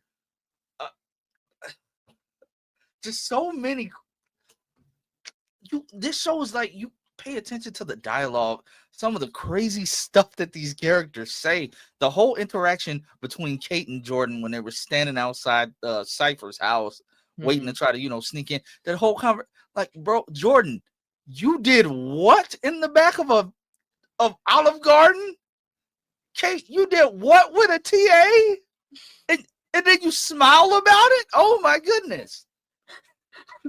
Their dialogue where you blah blah blah 5 different 5 blanks. It's like, oh my God. It's like, yeah, but it was the same guy, and it's like, how do you it's like, all right, thanks for that. This may sound weird, but I was trying to like, how do you fit that in pants? Like, I'm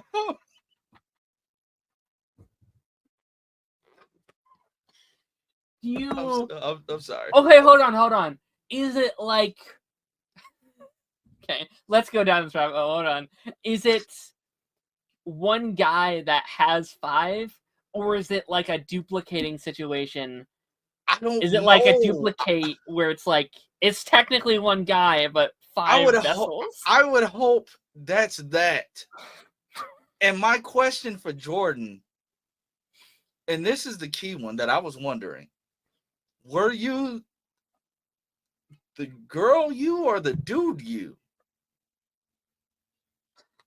I had so many questions just after that. I had so many questions. But then we just skipped. Kate, you were sleeping with a TA, bro? Yeah. Like, you've been wild. But then you get to the moment where her powers aren't working. Oh God, that's the security guard with the guard gnome. Yeah. And then the callback to that when she's going to meet with Dean Cypher, and she says, "Man, it must be pretty raw down there." Oh, the dialogue. That was my wife's favorite part because she wasn't expecting her to like reference that. But yeah, like this entire episode just had like mouth drop moments the entire time. It's like just starting, especially with how episode 3 ended with Jordan doing what they did. I expected them to be in trouble, but they were not. They're trying to flip this to make Marie the hero of Godolphin, make Marie the new number one. So they're setting up this whole extravagant fight. The constant running joke, the gag is they can't decide on the name of the event, but they're using AI to paint Jordan as the villain, making up these elaborate promos. And then Kate says, "Don't read the comments. You're gonna hate the comments." Oh my God. I said, Kate, you can't try to be nice now. This is your fault. Yeah, the marketing in this world always messes me up, man. It's so ridiculous where it's like gender bender versus blood bender. It's like, oh my God, guys, we gotta. I said, are we really saying this right? And then Cypher's like, "You're gonna do it, or you and Emma are going back to Elmira." I said, "What did she do? You psycho!" It's like, again, like this is Vough's superpower, right? Like Vought doesn't have very much power, but where it does have power is how it manipulates people, how it manipulates fear, how it pushes people to do what they want. And that's kind of like, I think we see that even more in Gen V than we do on the boys, because like the boys, it's like you do this, and they're like, "Fuck no!" It's like, "What? No, and I'm not going to do that." But here it's like they are a part of Vaughn, like they are in it, and you can't really be like, "Nah," or it's like, "All right, we're going to kill you," like you're dead. So it is interesting kind of seeing like how they go down those rabbit holes, how they force these characters to do these things. I did really appreciate getting more on Cypher this week, because that was my biggest question coming out of the first episode premieres. There were so many theories, some of which got solved. Some of I have more questions than answers, I think, by the end, because I was like, okay, my theory was like, okay, is he Godolphin? Like is he the guy who made it? He's been living all these years, and he's has a different face now, and blah blah blah. And it seems like the reveal is it's either his grandfather or maybe his father that he's kind of keeping down in that bunker down there, which I think is a lot more realistic than it being him. So my theory is, yes, Cypher doesn't have Compound V in his system. Marie, since that, she confirmed it before she blew up Elon, the GOAT. My theory is Cypher is a meat puppet. Cypher is a meat puppet for Thomas Godolphin. Oh, interesting. So you think it's his consciousness inside this, like inside Cypher's body? Yeah, I think he's controlling Cypher's body. It will explain how he, and the thing is, the thing that I love about Cypher, and think the actor's name is Hamish Linklater, if I'm pronouncing that right. I love his delivery because it's deadpan, it's serious. His threats, they are legitimately menacing. It's the simple fact that he knows everything, and he's not afraid to let you know. He's not afraid to let you know. Yeah, I knew that already. I know that you know about Odessa. I know that you know about Odessa. I know that you know that I was there with you. I know that you know I delivered you. Yeah. It's like, where's the camera? Is it over here? Is it getting my good side? It's just the fact that he's not fazed by anything. That he's terrifying. He's literally terrifying. The fact that he texts Kate, says next time be smarter, like it clicked for me in that moment that, oh, of course he knows. He looked at you. He looked you dead in the face. Yeah. The fact that he's trying to groom Marie to be, when he said you can be stronger than Homelander.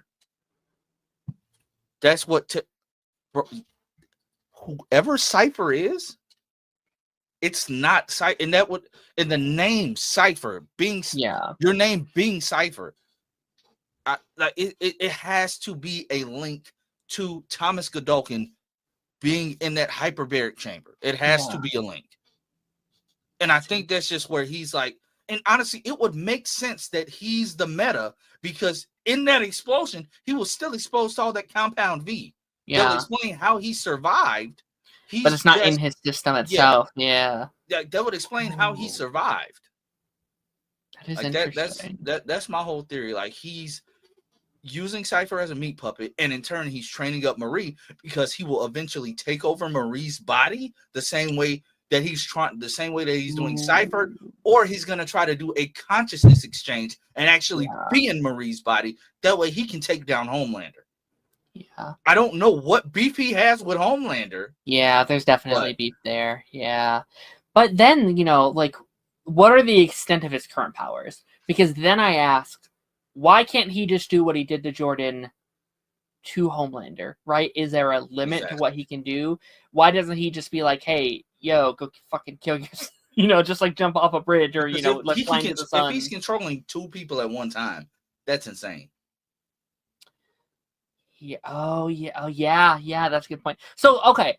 So I think I understand your theory now. It is just him in that jar, and he's just like puppeting from his little chamber down there. Okay. That is interesting. I do like that. Yeah, he's just down there. He's pulling all the strings. He can see like Cypher is literally just a puppet, just like his eyes and ears. Like he's walking around the same way he's telling Marie, your hands don't. And I love that. Like he's like, put your arms down. They don't do anything. It's from your mind. It's just opposite. No, you don't have to talk to her like that. Like chill on Marie, bro. Like ease up. Like you don't gotta talk to her. She's not an idiot. She's young. She didn't ask for this. Like ease up. That's so funny that they call that shit out because they do that in like every single like comic book thing. When anyone has powers, they use their hands to focus up. Even things that like aren't comic book stuff, like Jurassic Park, you have like Chris Pratt being like, come on. It's like, that doesn't do anything, bro. Like you don't have powers inside your hands. I thought that was really, really funny. Yeah, like I always like when Sue Storm does a force field, like she's not making the force field from her hands. She's making it from her mind. Yeah. So it's like, why are you doing this? Like, yeah. But I get it. Like it's like a focus thing. It's like, okay, my hand's right here and I'm looking onward to like balance myself. Like I get it. But it's really funny they call it out. It's really, really good. It's really, really good. But yeah, no, like it does just go into like that same shit I've said since like season 3 of The Boys, where it's like Homelander is not that powerful. Like they treat him as if he's this god. He is not a god. Yeah. He is middle of the road soup level. It's just like good marketing that he has. Like Soldier Boy, I think, can take him out. Marie can take him out. Kate can take him out. Yeah. Cypher can take him out. I'd argue, and I know we saw the matchup previously, but I think Maeve. I think if Maeve had better like prep, she could also take him out in the right circumstances. So yeah, no, I think that stuff is interesting. I'm excited to see where the hell goes. The fight itself, I also thought was very, very fun. Yeah, I was so scared. I said, please don't pop Jordan. Please don't pop Jordan. Please don't pop Jordan. Yeah. I was so scared. Like, you saw the look in Marie's face. And then he was like, but it's funny because Cypher Godolkin is what I'm gonna call him until I'm proven otherwise. It's the fact that when he started controlling Jordan, he waved, like he made Jordan wave. He says, "Uh-oh, Marie. Remember, it's not in your hands." I said, yeah. What? This thing is a psycho. This dude is a psycho. Yeah. And it's the fact that Kate is legitimately paralyzed with fear. Yeah.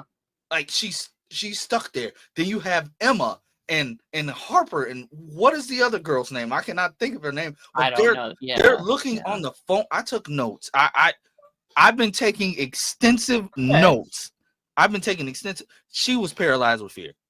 Yeah. She was paralyzed with fear, and it's the fact that they're making Kate do everything. She had to lie and say, "Oh, Starlighters still assaulted," trying to justify the fact that people went out and killed that kid. Like, that's the other part of the other. I felt so bad, but honestly, it's crazy how this show is getting away with mirroring what happens in real life. Mm-hmm. Stuff like this happens all the time in real life. Yeah. And it just but it just hits so much harder. But stuff like going after the wrong guy. We literally just almost had an incident that could have resulted in the same thing. Yeah. Like it's crazy. Like, yeah, you're still lying about talking about Cypher, some Andre's not dead. Yeah. Bro, they know he's dead. You don't have to lie to them. They know it already. Yeah. That's crazy. Yeah, I think like there's so many. Me and Taj talked about this last week, where it's like Harper and Allie. That's their names.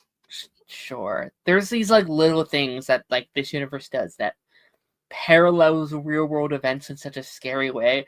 Like, there's a thing that happens last week in like the 3-episode premiere that mirrors the current events right now, and it was filmed like over a year ago, and it's like, how the fuck did you do that? Yeah. How did you possibly predict that's where this was going to go?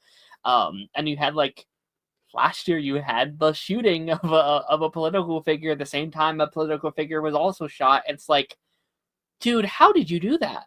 Like, it is very scary. And you go down on like Rotten Tomatoes, and the reviews on the critic side is very high. Like, it's in the 90s, and then you go over the audience side, and it's like in the 50s.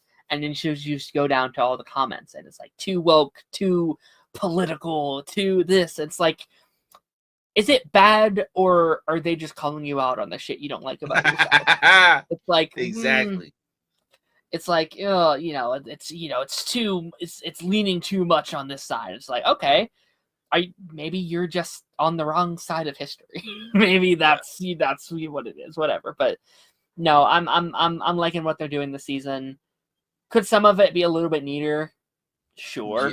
Yeah.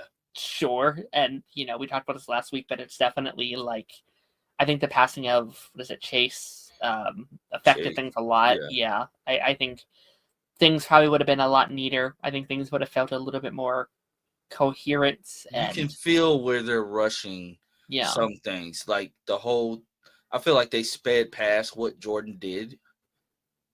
And that's one thing I hate when shows do that, because that could their confession that gets me every time. I have to get used to the character being by gender. Yeah. Their confession could have led to so many different storytelling avenues. You're right. Yeah. And I feel as if they just skipped right past that. Yeah. So many different avenues. I'm glad that they did not skip over the fact that Kate's powers don't work. But now, what I do like is now Marie, everybody knows you can't trick this dude. Yeah. No matter what you do. The fact that he knew Emma was in that toilet and he was about to tear her up. And honestly, like I said, you're going to see in my review that's posting tomorrow. Never in a million years would I have thought that I would be looking at Hamish Linklater's scrotum and butthole on a TV screen. I never thought that was something I would see on live television. But then again, the other week, I didn't think I'd see a dude coming out of another dude's butt. This season is definitely leaning a lot more into like the boys' territory than Gen V season 1 did. And like part of the reason I like Gen V so much, because it did feel like it was a little bit more reserved sometimes. And I think just like the boys has made me like desensitized to just media in general, because I feel like I've seen everything now. Nothing can shock me. Yeah. And I'll be honest, it did shock me a little bit this week seeing a grown man's giant ass butthole about to shit on a little person. It's like, not a little person, but a shrunken person, obviously. I'm like, God, please don't let this happen to her. Please don't let this happen. I was legitimately, I was terrified. Do you think he knew? Secondly, yeah, of course he knew. He knew. Yeah. He knew about the camera. He sees all. Yeah. How? I don't know. But I honestly think Godolkin is a really, really, really, really strong telepath. Yeah. Like, I think his powers, like, surpass even, like, Charles Xavier, Jean Grey, all of that. Like I think that's crazy. I do think we're building up to him to maybe be this show's main villain, right? Yeah. Because, like, last season, it was like, obviously, it was still Homelander, right? Because he's the big bad of kind of everyone. But he's not going to be around post this season, right? Because we're going to go into The Voice season 5.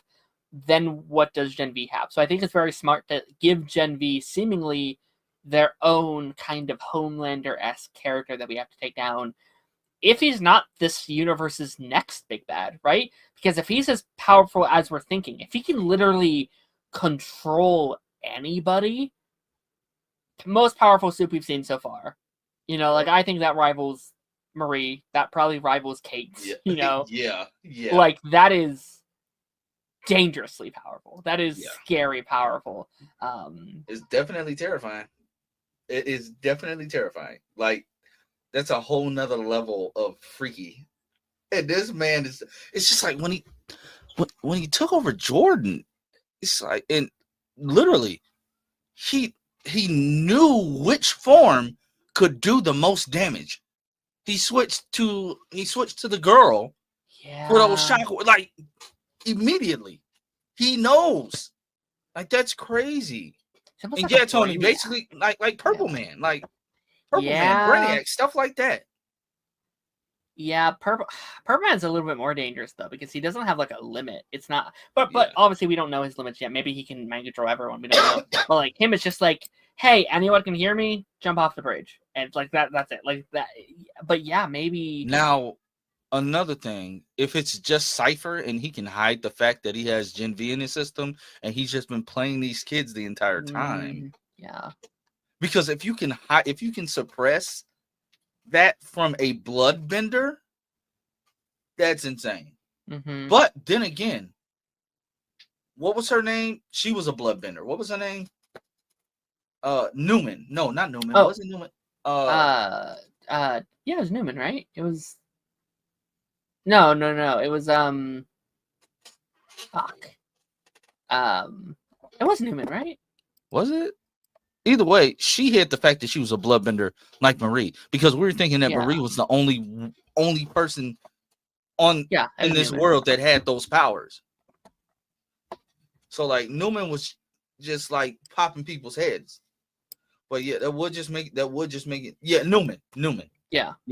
So, but all she was doing was like just exploding the blood vessels because she was a bloodbender. Yeah, like I am excited to see fully trained Marie because I think Marie will kind of have a similar puppetry kind of aspect. Stopping hearts, bro. Yeah, like in theory, she will also be able to puppet people around, similar to Cypher by the end of her run. Now, my question. How are you lifting people with their... I don't understand that. You can just like control... It's like being able to like control water. You can kind of make it float around the room, or like control fire. You can kind of manipulate it. One thing I can say, Marie's powers it seems like they do disrupt mind control if she makes it painful enough. Mm-hmm. Because as she was holding up Jordan kind of snapped out of it back to themselves. Yeah. No, it's gonna be how Cypher was just playing Kate. Kate was like, "Stop this fight." Okay. Okay. Yeah, we should stop the fight. But before we do that, is this a good angle? Yeah. I said, oh shit, here we go. I said, you're caught. Abort mission. Can we talk about Bushmaster? We sure can. Some powers, yeah. And honestly, I say this in my review as well. Mm-hmm. Her powers being that useless, but she got in because her daddy got money. That happens that's real. That happens all the time. People get into things. Yeah, people get into things that they don't deserve to be in because their mamas and daddies have money. I mean, you know what, to be fair, I'm not saying she doesn't deserve to be there. She deserves to learn how to use her powers too. I'm curious to see how they'll display her powers on screen if she has to do it unbutton her pants every time. Medusa, except she did describe. She's like, it's like Medusa, except it's just my hair down there. At first, I was just like Emma. I was like, can she make wigs? Is that what she means by not that kind of hair? And then I was like, okay, all right. Is it? Can she? Yeah. I'm wondering, can she like make it disappear? Yeah, like, does it always have to be long, or can she like grow it and then is it like one length all the time, like Medusa, kind of, where it's just kind of she flinging around, or is it like, oh, now it's small, oh, now it's huge, you know, like that? Like, can she grow? And I'm gonna stop talking now, but like, you know what I mean? Like, I want to see Homelander's reaction. Yeah, because like he would probably just have a look of disgust, and that's weird. It's weird. I don't know why it's weird. It's weird. Yeah. I don't want it to be weird though. And it does suck that one of the two people in her group, like, okay, one person has the power to take other people's powers. That's cool. One of them being that power sucks. No, like, well, that is really, really unfortunate. Could she, like, I'm gonna regret this. Could she, like, cut holes, like tiny holes, like, oh god, right there, and god, like just have it come out there and stay completely dressed, kind of thing. Possibly, but when she first did it, like to cut the water off, I was like, oh, gross. That's disgusting. It painful, do you think? Probably. Like, it could, like, well, no, it can't be painful, but it's probably a weird sensation. Could she swing around the city like Spider-Man?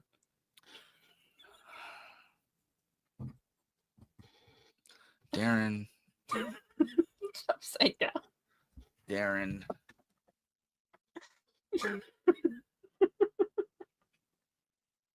I think that would hurt. That like, would just hurt, being hoisted by your genitals. Like,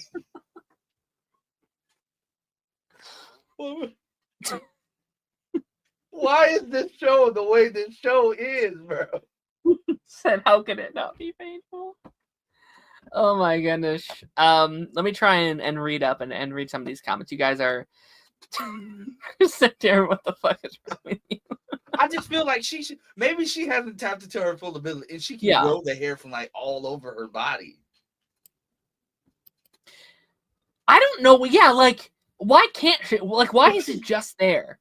Why can't she use like her regular hair? Why not her? I'm trying to make mine grow. What about armpit? But can you just imagine the sensation? It's coming from like, your loins. There's no way it's just that one, right? I feel like eventually she should be able to use all of it. You know? When does it run out? Like, what about when she gets old? Like, do her powers just go away?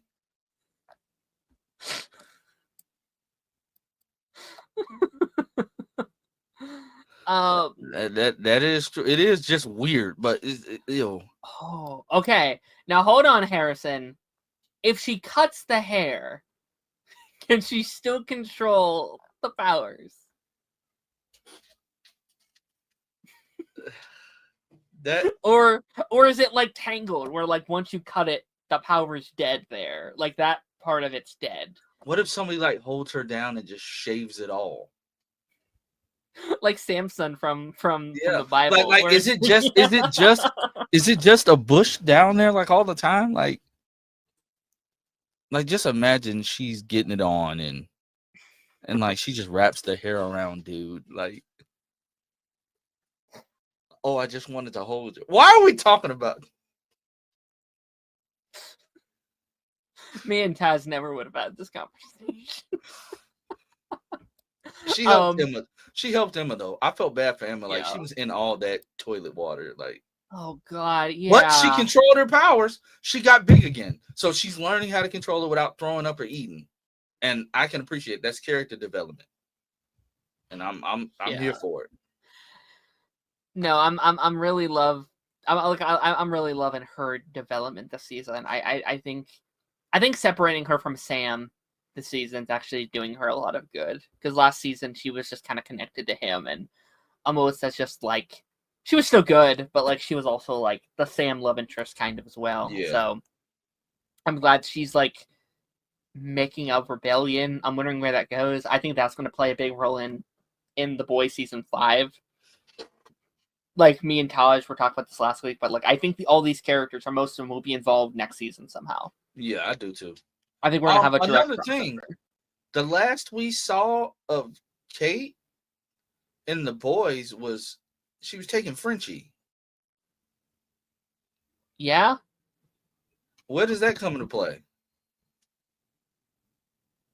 I don't know. I mean, I assume like I do really like how they kind of explained it in the first episode, where it's like in The Boys season 5, we're like, oh, they're full on evil now. This sucks. But like it seems like it is more of a like manipulation. Like there probably wasn't a no. They couldn't be like, no, we're not going to do this. It's like, okay, you're dead. You know what I mean? So there does seem to be like a manipulation. There's a toxic side of this where it's like, well, yeah, but what choice did I have? You know. And, you know, they definitely drank the Kool-Aid. And once they did, it was too late to turn back. It's like, oh, okay, how do we turn this back? Let me go through here and see if I can answer some of these comments as we kind of wrap some of this up. Hair kinesis. Yes, Chris. Chris says, by the way, hoping to catch more of your streams, Darren and co. Just a matter of timing today. Worked out great. Well, Chris, it's great to have you. Thanks for joining us. Yes, sir. Let's see. Chris says, oh, for crying out loud, thank you. I've never figured out he was a bloodbender until you said it. Who are we talking about here? Newman? Oh, maybe. They said he, so I wasn't sure. Ooh. Tony said, I think Cypher is manipulating Marie to take out Homelander for him so he can get bigger at Roland. But yeah, I do wonder if that's how we kind of end The Boys, maybe. Is like Homelander's gone, maybe a lot of big players are gone. But Vought still has to be around, right? Like Vought doesn't go down because we still have Gen V, we still have The Boys Mexico. Unless we're dealing with like the downfall of Vought. Mexican Vought. Yeah. I mean, they like name dropped it a couple episodes ago where it was like the like Mexican Vought like research center or something. So like maybe that's where the show takes place. Basically Purple Man. To say nothing. Okay. Alrighty. Do you have any kind of final thoughts? Lance, do you have anything that we haven't mentioned yet? No, I'm honestly just looking forward to this week and seeing how this story continues. Honestly, like I'm locked in. I'm locked in. Yeah. So. Yeah, I'm liking it a lot. I'm stalling a little bit for when Taz gets here to talk about Peacemaker. But look at the devil. My goodness, I spoke him and he was here. What's going on? Hello. Taz? Hello there. I had just said we're kind of stalling for Taz to get here, and I did. Sorry. I had to make a cheeseburger before I got on stream. I was already you, so everybody thinks I'm you, except with the other 99% of the black. So yeah. Yeah, pretty much. Yeah, Pretty much. I'm all the black. He has the 50%. So I am a Taz. Yeah. Well, we were just talking about Gen V Taz. Okay. If I were to tell you there's a new hero in our show called Bushmaster, what do you think their powers would be? Oh, there's a couple different routes that could go. We're gonna stick with the more PG version and say like you're wrong. He hides in a bush, like he's got a ghillie suit or something like that. So that's his power is to like create a hiding spot anywhere. He can You can just create a magic actual bush to hide in at any given time. Exactly. Cool. So he's like it's like a portable Fortnite hiding spot. Bro, I don't know. Supers said the thing. Gen V season 2 episode 5 of Gen V. Obviously if you have not caught up with Gen V this season, in particular episode 5, get out of here. We are talking spoilers. If you don't care about spoilers, then stick around. So hang out with us. Before we even get started, have you seen the preview for episode 6? I have. I didn't pay super close attention, but I did see the promo. Yeah. So you saw the whole thing with her sister, and she was like, "Hey, okay," because that's okay. Interesting stuff. So yeah, no, this was. Well, I guess let's start off. I guess I don't know your opinions on this universe at all. So obviously we have 4 seasons of The Boys. We have 2 seasons of Gen V. We have Diabolical. What's your kind of general vibe with it? So my favorite season of any of these shows, of all The Boys and all of Gen V, has been season 3 of The Boys. I think that was just absolutely amazing the way they did season 3 of The Boys. Wasn't that big of a season 4 of The Boys, as most people weren't. I was not crazy about it. Really enjoyed Gen V season 1. Really enjoying Gen V season 2. At the moment, I think that Gen V has been just doing a great job with their plot lines and mostly their characters. I think I said this, but I think the powers and characters of Gen V are a little bit more interesting than the Boys characters. While the plot lines might be bigger and bolder in the Boys and more exciting, the characters in Gen V are way cooler and have, I guess, just for me, more connecting value. I fully agree. I like The Boys a lot, and The Boys may technically be the better show. And again, I need to rewatch those early seasons because I do think I was kind of a little jaded by season 4 and not being a huge fan of season 4. I still liked it, but I liked it significantly less, I think, than everything in this universe so far. And maybe there's a bit of this like recency bias. Maybe there's a bit of this like, I love a good coming of age story. I like this style. I love the X-Men and Teen Titans. Like I love those kind of stories. Right. This is a show that just kind of grabbed me instantly. And yeah, like I love season 1. I thought season 1 was such a breath of fresh air. And then this season has been very interesting because I'm enjoying it more than a lot. Like I know there's some people that have not loved this season as much, but I'm still kind of there. I'm still into it. I want to say, I kind of talked about this, but even just the powers that we see in The Boys are very typical superhero powers. I'd say, like, aside from Starlight, you get things like pretty much Superman powers with Homelander. You get the Deep. You get the Deep, which is Aquaman. You get the Flash, which is A-Train. And with The Boys, you're getting things like, kind of like Ant-Man with Blood. Emma. Right. I think the blood thing is awesome. Every time I know that there's a fight scene coming up with Marie, I am all for it. And I think also just adding a sense of mystery to like what's going on with Cypher and who he is and what his powers are. And the sense that like these are kids that aren't, do you know what I mean? Like it just kind of gives that, it's about stakes. It's always about stakes and how you can make it feel to a character. Yeah. I've always said in media, it's kind of like a quick sidetrack, but it's always like, it's so important to be like, you could have a movie about someone trying to run like an ice cream truck and just give it the proper stakes, and could be a great movie. It's all about what it means to that character specifically. Agreed. Yeah. And to me, Gen V right now just has those stakes so well, especially in the last episode with Kate. I was like, okay, they're not just going to write her off as like the villain. Like, yeah. I really like that they did that a lot. That happened so much faster than I thought. Like, I started the season being like, okay, like by the end of the season we can set up her redemption arc. No. They did that by episode 4 of this season, and by this episode she is just one of the team again. And I do appreciate that, because I do love Kate as a character, and I do like also just how nuanced they made the ending of last season. Like, you go into The Boys season 4, and it's like, oh, they're just evil. Okay, they're just one of them. They're like one of their lackeys. And then you go into this season, it's like, oh, how much of a choice did they actually have in the matter? And you're right on the nail with that, because it almost speaks volumes to how the world sees Vought.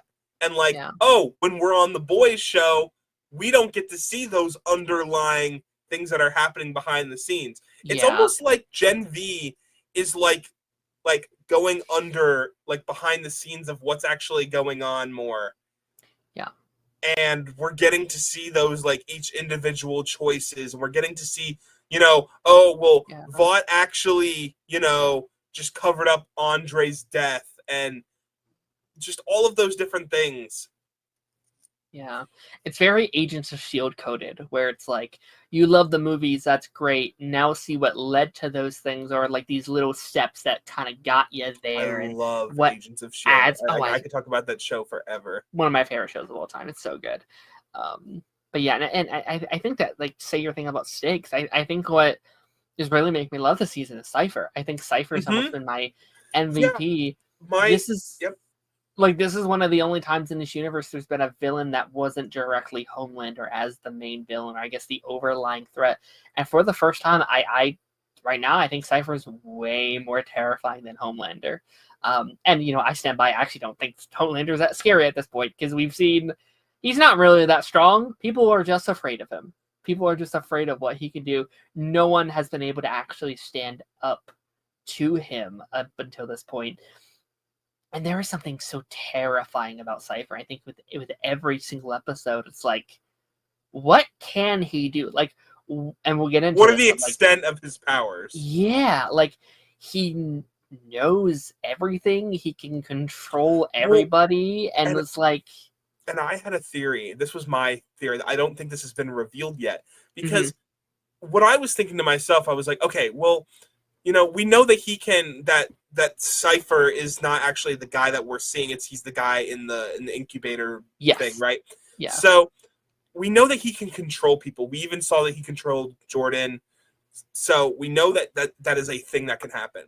My thing is, what after Marie left his training thing, did he control her temporarily? Because how else would he have known about their plan? There's something not connecting there, because he knew about the whole plan, and the only time they talked about it was when they were together. Unless he can read minds when do you know what I mean? Like, maybe when Marie was there, and when she did that thing where she was lifting the blood, he was entering her mind just so he can read minds. Yeah, I think it's scary. I think his powers are so much scarier, because that is the thing that I've been wondering. How does he literally know everything? And I have been wondering, can he control people's almost eyes? Can he without them knowing go into them and see what they're seeing? Does he see? He could be doing that to every student at once, for all we know. So he is watching all the students, all the staff. He's seeing everything within his mind all at once. I do think, I forget the character's name, I'm so sorry, but Emma's new boyfriend, 100% think that's Cypher. I think that, or not boyfriend, but his new love interest character. I think that's Cypher, because she immediately said, go to Polaris if something happens. Next scene, it's him and Polaris being I know what you've been doing. I know what's going on. It's too much of a coincidence. I also think it's cool that, like, even though we saw Sister Sage and him together, they're not, like, because they were even talking, like, oh, like, Homelander, like, he's not going to know what hit him. But they're not heroes. They just want to be up there above home. Like, they want to feel secure, but they're not heroes. No. And that is what I love so much about the Boys universe, is that just because they want to take down Homelander does not mean that they have... Right. I mean, same could be said for, like, the actual Boys team. Those are not good people. No. You know, they're trying to do good things, but Butcher is a horrible person. Oh, yeah. And, like, even the best characters, like, even Huey, I'm like, great intentions, kind of a bad person at this point because of what they've had to do. And that is fascinating. And I'm so fascinated to see where this is all leading because, yeah, it does... Like, I do feel like we are building to, like, an enemy of my enemy is my friend, where it's like, once Homelander is taken down, there will be a power vacuum in the world of Vought. And I do think that's what we are building to with Sister Sage and with Godolkin or Cypher, or whatever that's going to be. And I do think Sister Sage is the most fascinating because it's like, okay, she's playing Homelander, that's cool. Is she also playing Cypher? Is they also playing them? I could see it going either way, where like Cypher's our next big bad after Homelander goes away. That's cool. It could also be Sister Sage. I could see Sister Sage being this brainiac character, where she has been pulling the strings the whole time. Maybe either the end of the season or maybe even the end of The Boys season 5 or Gen V season 3. It's revealed that she's been playing him this entire time. She's been doing the domino effect. She's now the head of Vought. She's now the president of the United States or some, like she's been doing this all, building it up. Like, she is such a fascinating character that I never trust her. There is like no scene in the show where I'm like, yeah, I believe what you're saying. Like, she is 10 steps ahead of every single character. I do think that's fascinating. Did you also catch, I don't know if this was just like a line just for the sake of being a line, or if this was like a little wink moment in the latest episode, and I wonder if you caught it too. Mm-hmm. There was a moment where Cypher was talking, and he goes, I guess you'll just have to find out next week.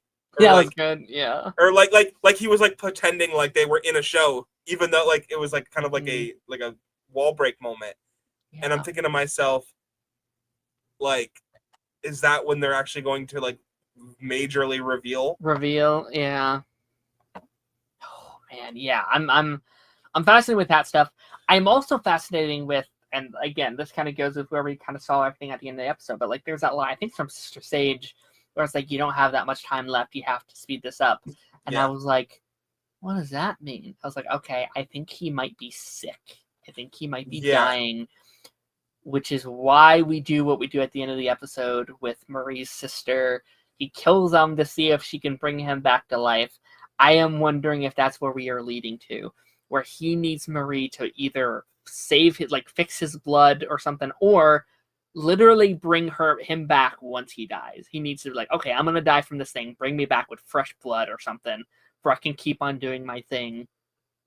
And again, I think when Godolkin is using his powers, because we know all too well in this universe, one of the biggest things that has been like a common thread between very powerful soups is that their powers aren't just their powers. There's always some kind of negative side effect to using their powers, whether it's, Emma with the eating disorder, or if it's, Marie with having to cut herself, or there's always some kind of negative side effect. I think that Godolkin is like, it's gonna kill him if he keeps trying. That's why he needs Marie. That's obviously why he's been training Marie. He needs her body to be a puppet. Yeah, I could see it being. I was thinking, like, do we end the season with him in Marie's body permanently? That would be insane. And you know what? I would not put it past them, because in any other show, it'd be like, I don't know if they'll go that dark. It's Gen V. There's also nothing saying this is getting a season 3.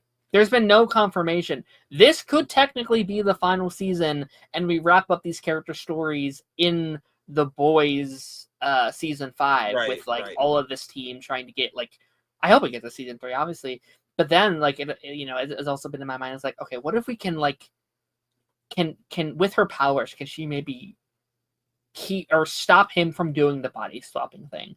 Maybe can he just go back to being in his regular crinkled up body in the original thing via her powers, doing something like that, where he doesn't have to keep puppeting people to do what he wants. I was also talking about how Marie is one of the strongest suits. Very powerful. Yeah. Because what was her name? The woman that died in season 4 that had very similar powers where she could make people explode.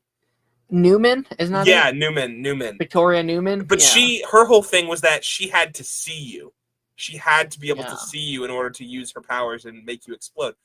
We saw in that last episode, or one of the last 2 episodes, Marie does not have to see you at all. No. That's terrifying. Yeah. She's already way more powerful than Newman ever was. And that goes back to my thing with her bringing people back from the dead via the blood. Can she bring anybody back from the dead, or is it just recently deceased? That's the thing where it's oh, that's it. That is interesting to me, because if that's the case, she really is the most powerful suit that we've ever seen. If you can bring back the dead, or even could she make zombies? Could she puppet around dead corpses around the that would be kind of insane. I don't know how that would work, but I don't know. Yeah, no. I need to I do need to see why Marie is so much powerful than Cypher. Because right now I'd say Cypher's the most powerful. He can puppet around people. But why is it Marie?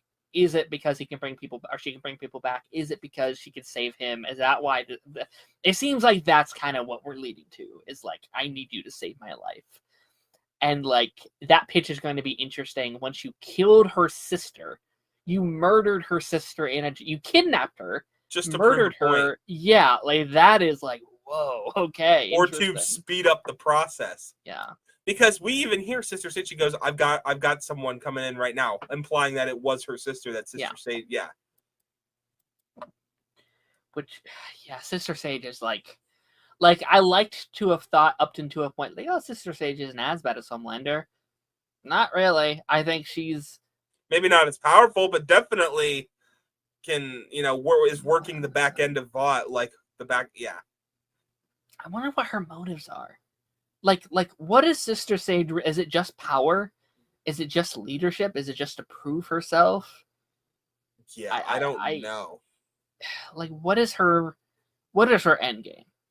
She clearly wants to get rid of Homelander. Of course, everybody wants to. I think pretty much across the board, everyone wants to get rid of Homelander. Just no one is brave enough to actually do it. No one. I would love to see a plot line, because we know that no character in this universe is perfect. Especially with how we saw, because I know Firecracker. Where did we leave off with Firecracker? Is she with Homelander? Yeah, I think so. Yeah, but because we saw her on the TV. Yeah, that was oh, what is it Jesus is with you, Homelander is with you. It's oh, Jesus Christ, and we're with you, Emma. It's God damn, comparing him to Jesus Christ is insane. Yeah. I can see you holding back thoughts. I was I'm not gonna even touch on that. Yeah, I'm curious. Again, there's so many the boys characters where I'm where do we end their arcs? I don't want them to kill off too many characters, because it's in a weird spot, because I want them to wrap up the boys. I don't want it to just set up other shows. But also, I'd like to keep certain characters alive where we can play with later on. We have, hopefully, Gen V Season 3. We have The Boys Mexico coming up. I know Vought Rising is in the prequel, so I guess none of that stuff really matters. I think my favorite plotline that they could do that would really excite me is to see all of these kids that we thought that Vought was going to tear apart all come together to fight against Vought. Sam,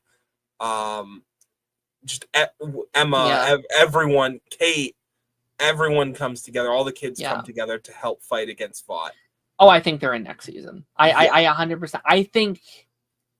I honestly think Vought will. I'm sorry, not Vought. I think Cypher's on our side next season. Again, I think it's a enemy of my enemy is my friend. I ultimately think our group ends up working with him to stop Homelander. I think they all kind of come together. I think because we already set up the Starlight Marie connection this season.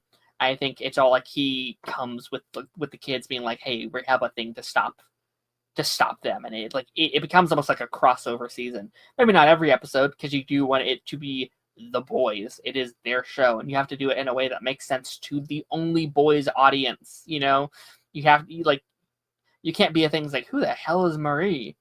Yeah. But also, how do you do that now? Because they've set up that Marie is the chosen one that's going to beat Homeland. Yeah, and I want to touch on that for a minute, because they still have not explicitly dived in too deep into Project Odessa. Yeah. They were yeah, Marie is Project Odessa, but that was really it. That's what does that mean? Yeah. What does that? She was the first in this study, right? She was the first. She's the reason the whole school exists in the first place, I guess, right? That's what they were doing there. But we don't really know. We don't know why Starlight. Maybe it's wrapped up next season in the Boys season 5, because Starlight knew more than she was letting on. I think we all know that. She knew, seemingly knew a connection between Marie and Odessa, even if she didn't know the full story. What did she know, and what were their researchers doing? I don't know. It's so. I don't know. It's interesting. But let me go into some of the more individual character stuff, because this was, I think, such a big character week for so many characters. So many characters went in different directions this week that I was not expecting them to go. Obviously we had this big the whole setup was the big jail cell breakout for Emma, which again I not Emma, I'm sorry, Kate. But I do maybe one of my favorite scenes this season was from Emma this week, when they were all right, if we find out that Kate dies in here, are you going to be able to forgive yourself? She's He's fuck yeah, I will. No, I don't know. Fuck, all right, I'm in. It's so good, so realistic, so I love what they were doing there, and I think it led to a lot of very cool kind of creative decisions for them. Yes. I think them being in the jail cell really shined a light on all of our characters. Marie is obviously kind of struggling with what we're having to do here, and her sister. She obviously meets her sister, which we talked about a little bit here, but first time they've interacted in the show. This is kind of everything they've been building up from the start of the show, was reuniting with her sister, and once again, because of her actions, her family is put in danger and killed. She killed another member of her family, arguably. Do you think, now that we know she can bring people back, do you think there's going to be a plot line from her sister of being you could have saved mom and dad, you could have brought them back after what you did to them, but not knowing that she could have. Yeah. Now that raises the question, because you were just talking about can she still? That'd be interesting. I do kind of like the the zombie. I was joking when I said zombies, but what if she brings them back and they are they're back, but they're messed up. They are either zombies or demented creatures, or I think that could actually be sick as hell, doing a zombie episode or something. I think that could be fun. And it's you have to bring them back within a certain amount of time, or their brains can't operate the same. But it works for her because she literally just died. She was able to bring her back instantly. But I don't know, it has to be in 24 hours or some shit to make it work or something. I don't know. I'm trying to think, is there any other dead characters in this universe we could bring back or something? That would make a significant impact. Newman? Maybe? I don't think they should bring Newman back. I think they did a lot to, because if they do that, it's really undoing a lot of the character, and I say character arc very loosely because it was bad for his character, but it needed to happen. But Billy Butcher, Like him killing her was vital to him becoming who he needs to be. And she also like exploded, right? Like she yeah. I feel like there has to be a body. Like I feel like it has to be like I don't know, not natural causes, but like there has to be human left to bring them back. I feel like you can't. I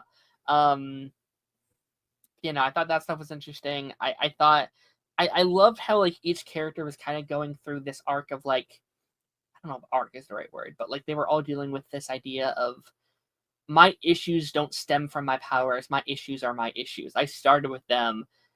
They may have been enhanced by my powers. I may have used it as a crutch or as something to blame, but those are my issues. And like Emma's thing where she like has to keep throwing up and she's realizing it was never my powers. This was a real problem I've dealt with, and I used the excuse of my powers as a way to deal with it. I thought that stuff was great. I thought the Sam stuff was incredible. So many great scenes with Sam. I thought Sam's kind of been hit or miss for me this season. I think this was finally the like, there you're doing some cool stuff with him. The so many great moments, but like that scene with his mom and the swing was beautiful. Yep, I really liked that moment. Yes. That was great. She was just calling for pizza. She wasn't trying to turn him in. There was a guilt element to her this episode that was interesting because she kept giving these weird looks this week, which makes sense. Like she hasn't. He also broke into the house. She broke into the house. She was probably scared for their life. Also, it's a zombie to them, right? Not to keep bringing up zombies, but like that's a dead man walking. They grieved him. His brother is dead, arguably kind of because of him. Like, and I guess they don't know that, but still, like that is probably very hard to cope with.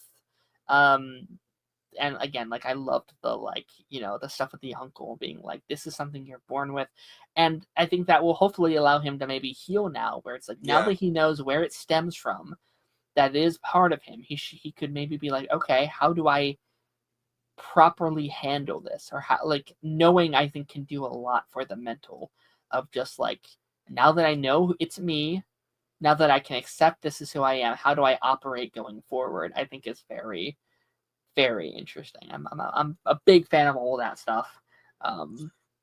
Glad he didn't kill his dad. I thought the dad was dead for a second. Yeah, threw him. I was like, oh no, he's so nice. I was like, oh no. It's like this usually is the part where someone would die. Yeah. Oh, we've seen that so many times. It's just like, what's that scene from like Ryan in season 4 where he's tackling the like armed guard or something? He just flings him and he dies. He just slightly pushes him. It's like no. I also thought the phone call scene was interesting too, when with Emma, where it's like, we're going to go save him. Are you in? Nah, I'm good. I'm fine. I don't need this. I don't really like Emma that much, or I'm sorry, Kate that much. It's like, oh my god, all right, that's interesting. And what are the consequences of that? Right. Like what happens when Kate finds out that you didn't help me escape? Does Emma look at him differently after an experience like that too? Yeah. Are you like, well, you weren't there for us, so fuck you, kind of thing? Like I don't know. That's interesting. What's his name? Is it Polaris? Is that his name? Polarity. Polarity. Yeah, that's interesting as well. Obviously his talk with Cypher. It's interesting. Like he knows everything. Yeah, dude. And he put up that that whole sequence is great too. Of just like, I pushed your son, he wasn't strong enough. It broke his little body. It's like, oh no, don't shut up. That. Shut up. Yeah. I wonder if he would have killed him. I wonder if it wasn't for him holding him back, if he would have actually killed him in that sequence. That'd be interesting. I wonder if he's too concerned about what'll happen to the kids. Maybe. Because I feel like he almost sees them as like he has to protect those kids at this point. Yeah. Yeah, because he is weirdly enough the only one kind of protecting those children right now. Like if it wasn't for him, they would probably still be locked up. I guess Kid as well, but it seems like, again, it feels like everything has been planned upon planned. It seems like everything that's been happening has been because he ordained it. Like everywhere they go, everything they do. I did think it was very interesting that their plan failed quite literally instantly. Like the second they land on the roof, they are out.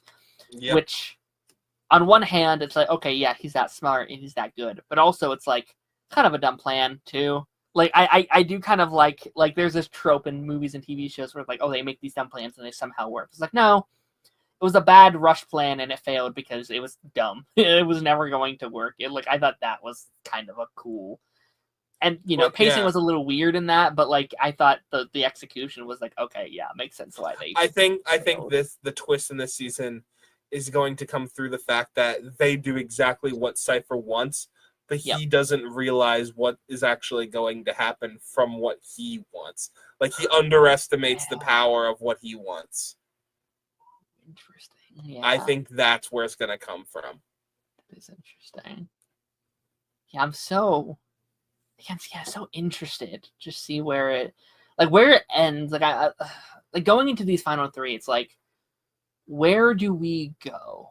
Where do we go from here? Because we are still in prison, right? Like we're out of our cages. Does Cypher let them out?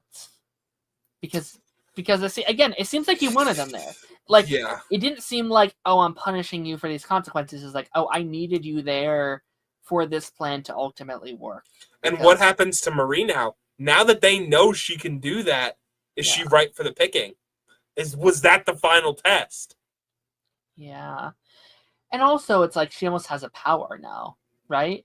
It's like she has a little bit of an edge where it's like, okay, you need me. And now with the implication of so does her sister. We know her sister has abilities based off of that preview that we saw. That is also interesting. When did she get her abilities?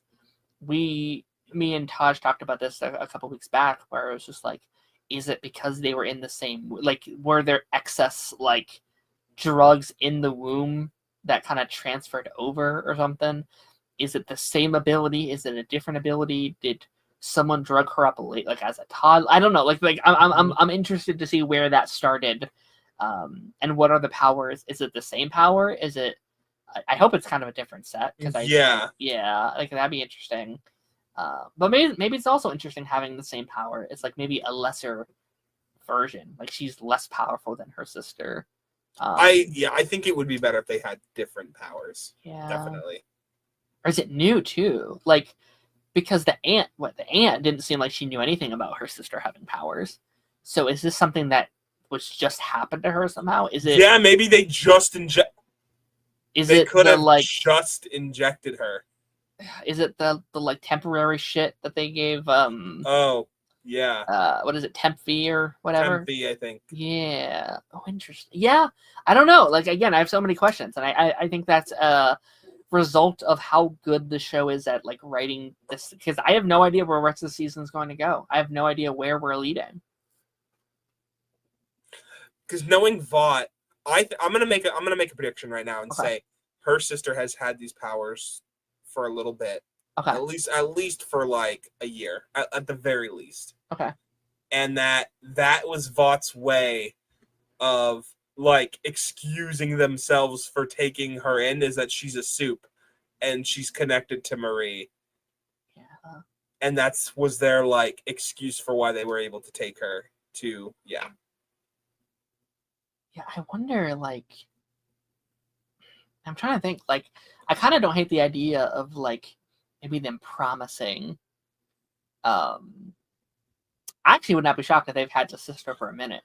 Like maybe they kidnapped her a while ago as leverage for Marie because they know how powerful Marie is. I would also love to see a plot line that she got her powers right after Marie killed their parents because she was afraid of Marie and she wanted to, like, be powerful as well because she was afraid of her.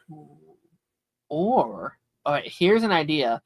She, like you said, she gets it in like shortly after, but she's too afraid to tell anybody because of what her sister did. If she came out and was like, Auntie, I think I have powers. Just get out. Get the fuck out. Like you are not doing to me what you did. Like she's been keeping it a secret, and that's why she didn't know. That would. If she really can read people, she wouldn't even have to ask her aunt. She could read her mind.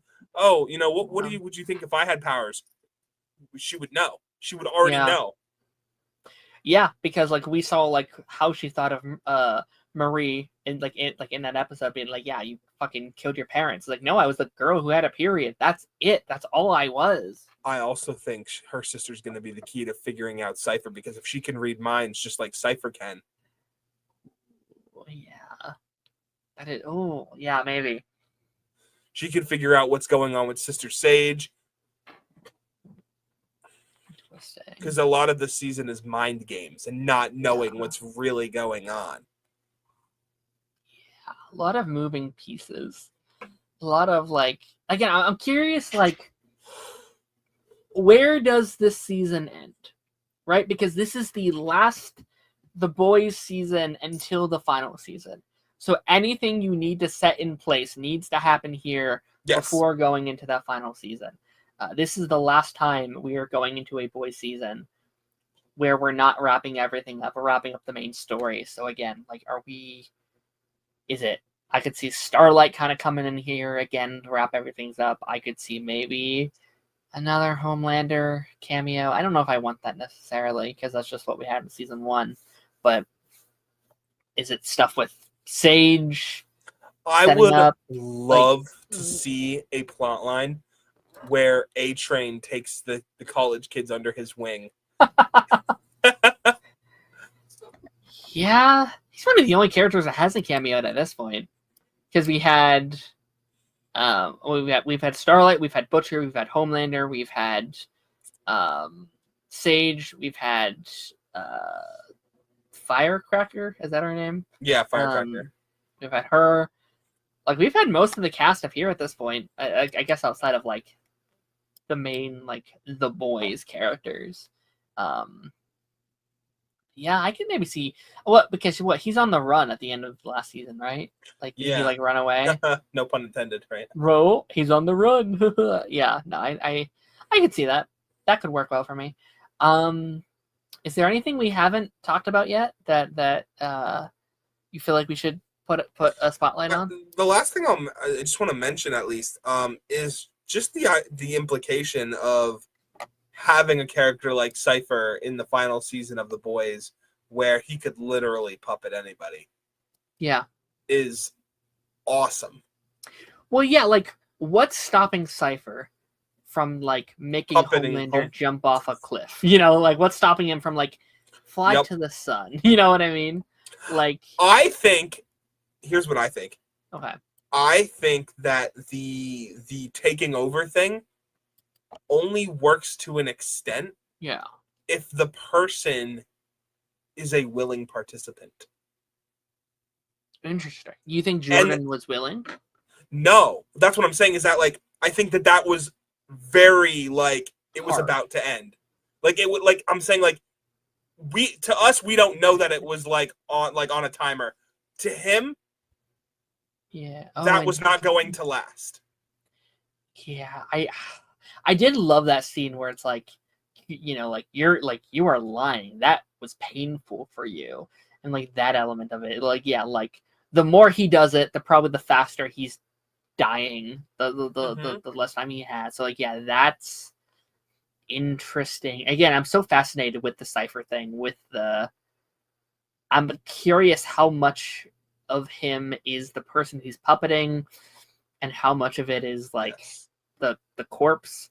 Like, there's obviously the opening scene with Sage and them, and, like, I was thinking, and again, weird, go away if you don't like the more not safe for work conversations that are about to inspire. I was like, about to get weird.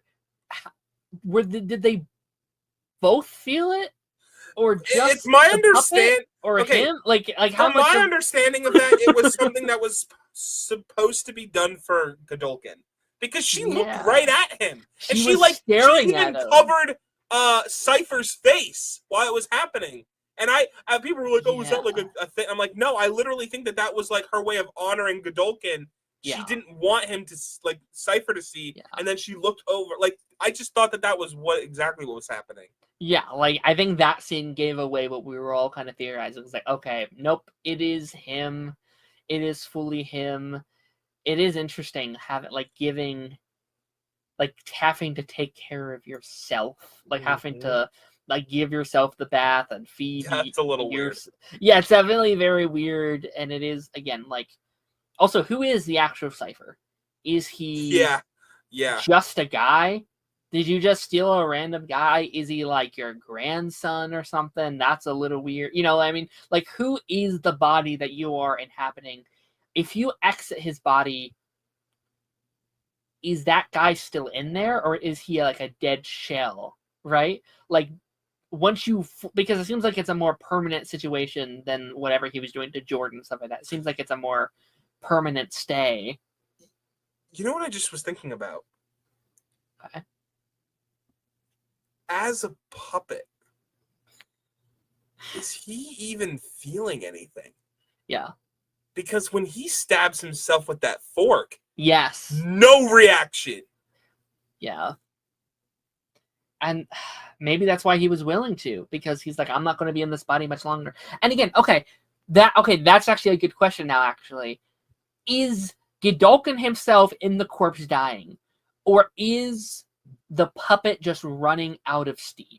Right? Maybe it's a situation where he can only get so much use out of one puppet, or their brain starts to bleed, or whatever. So maybe when she said you are running out of time, she meant the puppet is running out of time to do what we need to do in this body, in what people see as Cypher, as that person. But then he would be fine just going back into the body. He would just be there until he takes over someone else, kind of thing. Like, I'm curious about that. That's also interesting, and that goes into your Marie theory, where the season ends, he's in Marie's body.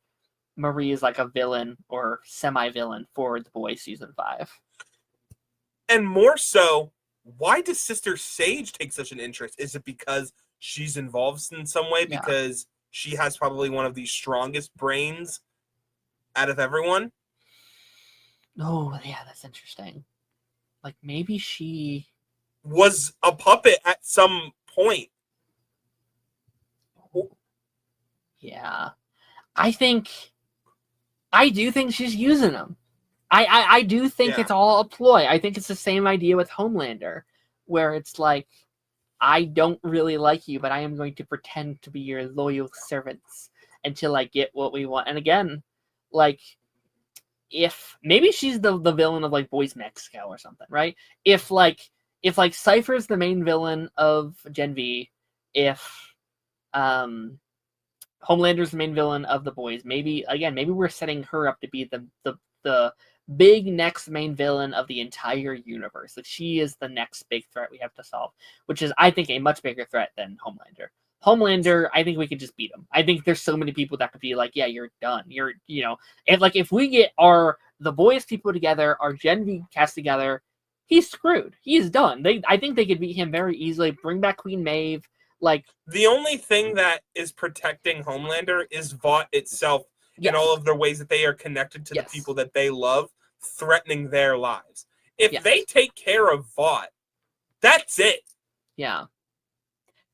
Again, I've always said Homelander's not powerful, nor is Vought necessarily powerful. What the biggest power they have is marketing. That is what they have in them. They are powerful because they say that they are powerful, and how they manipulate the system. That is all that they have. Once you see through the system, they are easy to take out. Like, that's why the Boys even stands a chance. It's like, how the heck did they get past? Because they know all the secrets. They know what's going on. Nobody else does. So I think, and again, it's almost like, how do we make season 5 last 8 episodes? Like, again, I'm curious, but I guess it makes sense though, because the world loves them now, right? They are, like, he is in charge of our government now. He's not the president, but he may as well be at this point. Like, yeah, interesting stuff. Yeah, if you don't. Oh, actually, let me mention one more character that I skipped over completely. Jordan this week as well. I loved. I loved how deep they dove into their psyche after what happened. I feel like if you do, I think most things that do like a mind control storyline, it's just like, oh, that sucked. All right, moving on. I love that we dealt with see how they right after too. It wasn't like later. It was right after it happened. It was right after there was this physical freak out. I love that a character that has been dealing with their identity that is kind of their thing, where like that's been a struggle for them. Right. Having another person be like, I am you now, you do what I say, is I think that's such a powerful storyline. I think that's so like, I wasn't me and I almost killed the person I care the most about. Like, I think that's so good. Adding to that, kind of like my point earlier, I think that just further confirms the whole thing about having to have a strong mind, because multiple times Cypher's like, oh, you're not strong enough. You just let me right in. Yeah. He makes comments, right? Like he's like, oh, you just had such a weak mind. Like, you let me right in. It wasn't even, that's why I chose you. Yeah. And to me, that's like, okay, he's looking for that. Like, he knows the signs, and that is something that matters to him. Mm-hmm. Maybe that is a contributing factor to the powers themselves. Maybe that's why he's out of school, right? I wonder if children's minds are easier to get into because their brains aren't fully developed yet. Teenagers don't know who they are yet. They don't know, what they are, what they like, what makes them them. They are still learning all of that. So this, like, he takes that job because I could go into any of their minds because they're all weaker minds, or like, I think that is a cool idea. I will say, if that is the case, I hope we get to see what Cypher's actually like outside of being a puppet. I hope he's like the most skittish, like, man that has like self-identity issues. Like, I think that'd be the funniest thing. I do kind of want to see that corpse just walking around, right? Like, I do kind of want it to be like Vecna a little bit, where just this kind of like veiny man monster walking around. Like, I think that's scary as fuck. That's a very intimidating villain to kind of bring in. Even if it was just like for a minute in the next episode, like before he gets taken over, which is the like finale. Yeah. No, I think I think in one way or the other, I think that's a character that's here to stay. I think we'll see him next season. Hopefully beyond that, but I got to see where the season ends. I need to see where next season goes. One other thing I was thinking, and then we'll wrap up from here. We've had several mentions of Queen Maze this season. It kind of feels like this is a season where they're kind of like trying to like remember this character. Like, there was even this wrap up of like, were you there when like she was there? It's like, nah, she was, she was dead after that. And it's almost like, remember Queen Maeve? Remember, like, I wonder if she's gonna come back next season, because she's not dead, right? She's just on the run to escape all that. I would like to see her come back in the final season. That'd be as awesome. Like this is finally going down. I'm gonna help out. If I die trying, it's whatever. It's fine. Yeah. And I think she needs to be there when Homelander dies as like a fuck you. Like, I think he needs that. Yeah. Yep. Absolutely. Absolutely. With that being said, we have one comment here that I will mention, and then we will wrap this thing up. Harrison James said, "Yeah, I see him as a Palpatine-esque figure, controlling minds and prepping someone for a soul transfer." Absolutely. Absolutely. But with that being said, Colonel, thank you for joining me today. This is an absolute pleasure as always. For those who don't know, where can we find you? What you're working on? What you mostly just reactions every week to shows like Peacemaker, Gen V, movie reviews every week for new releases coming out, stuff like that. Incredible. We're going to be jumping into the meat and potatoes of today's episode. Bits aside, things happened. That's very fun. Let's jump into Season 2, Episode 6 of Gen V. Now, if you guys have not been caught up with Gen V this season, we are hopping into spoilers. Things have not seen it. If you have not seen it, go away, come back later, jump in later when we talk about either Peacemaker or some of the other stuff.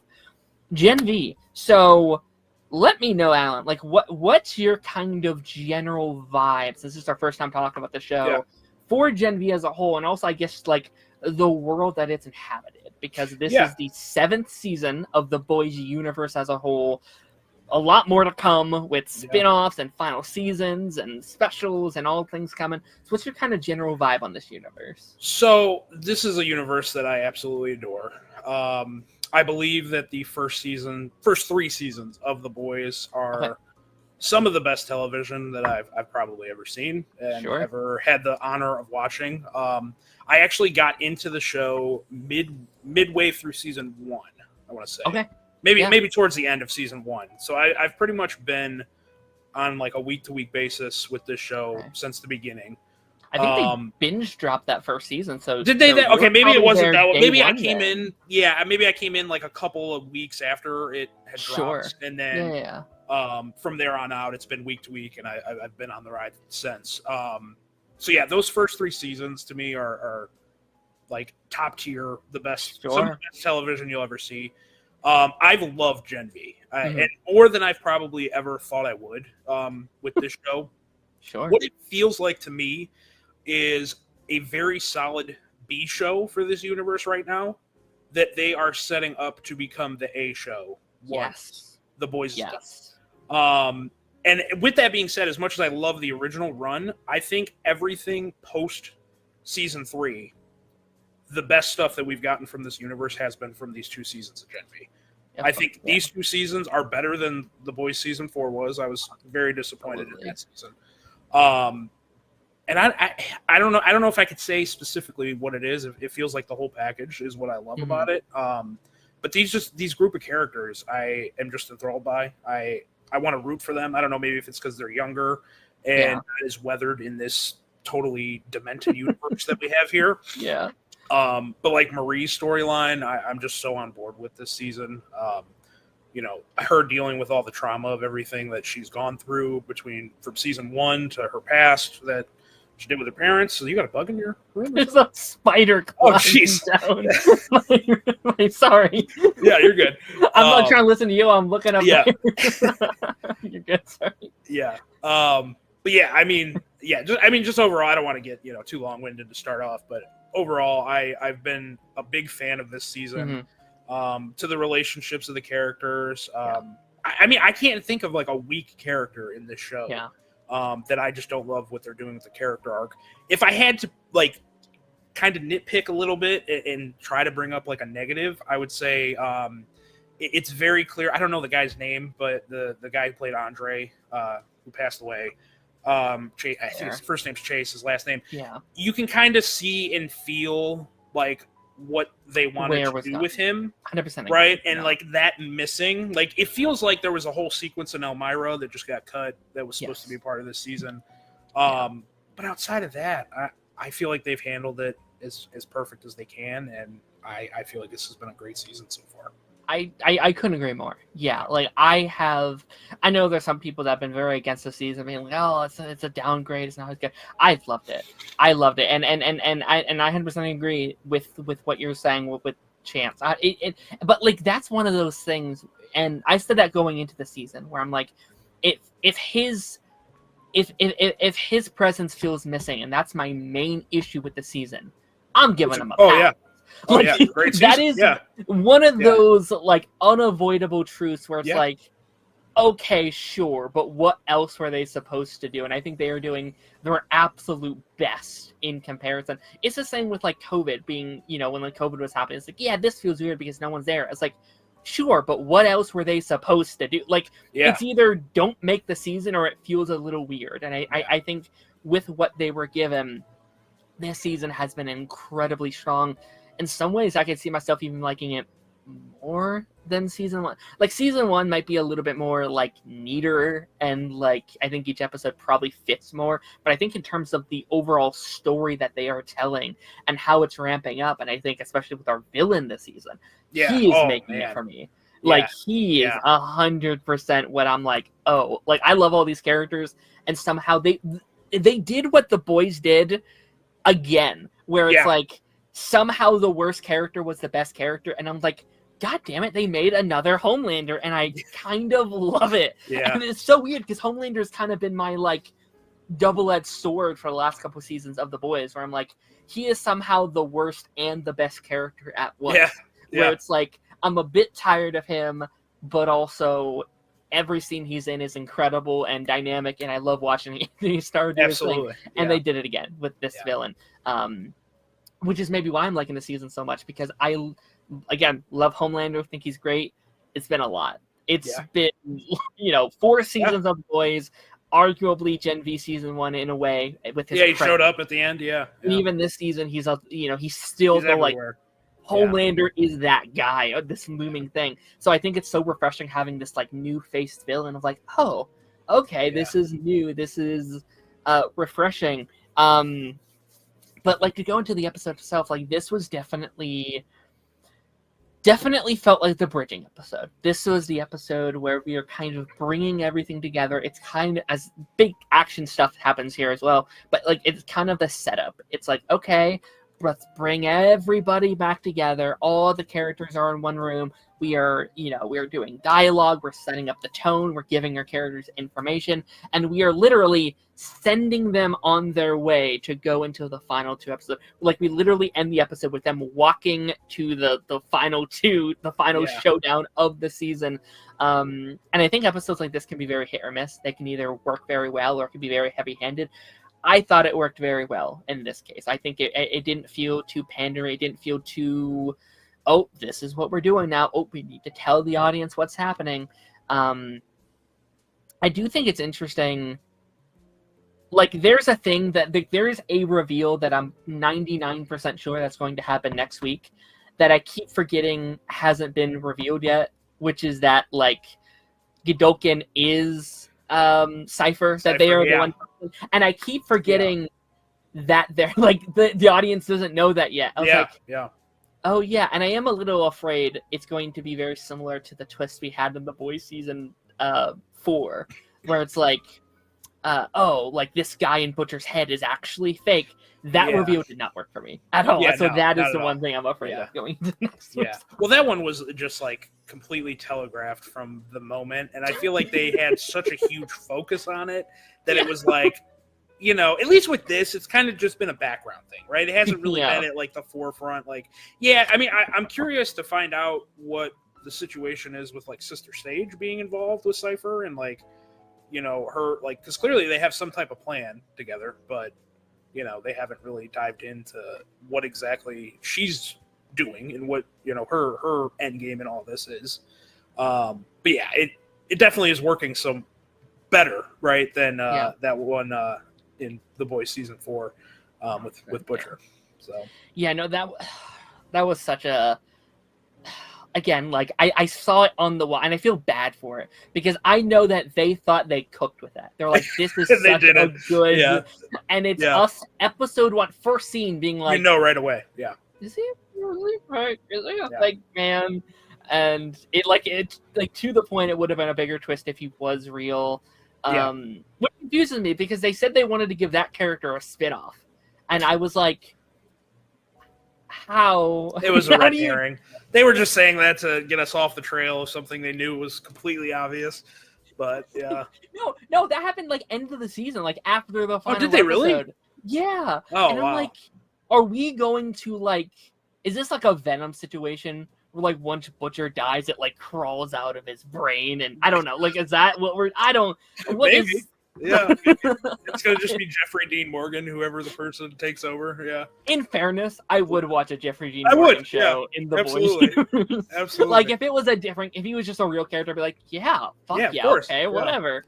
Yeah, when I heard he was gonna be in it, I was like, oh, that is like the most perfect casting for a show that you could possibly get.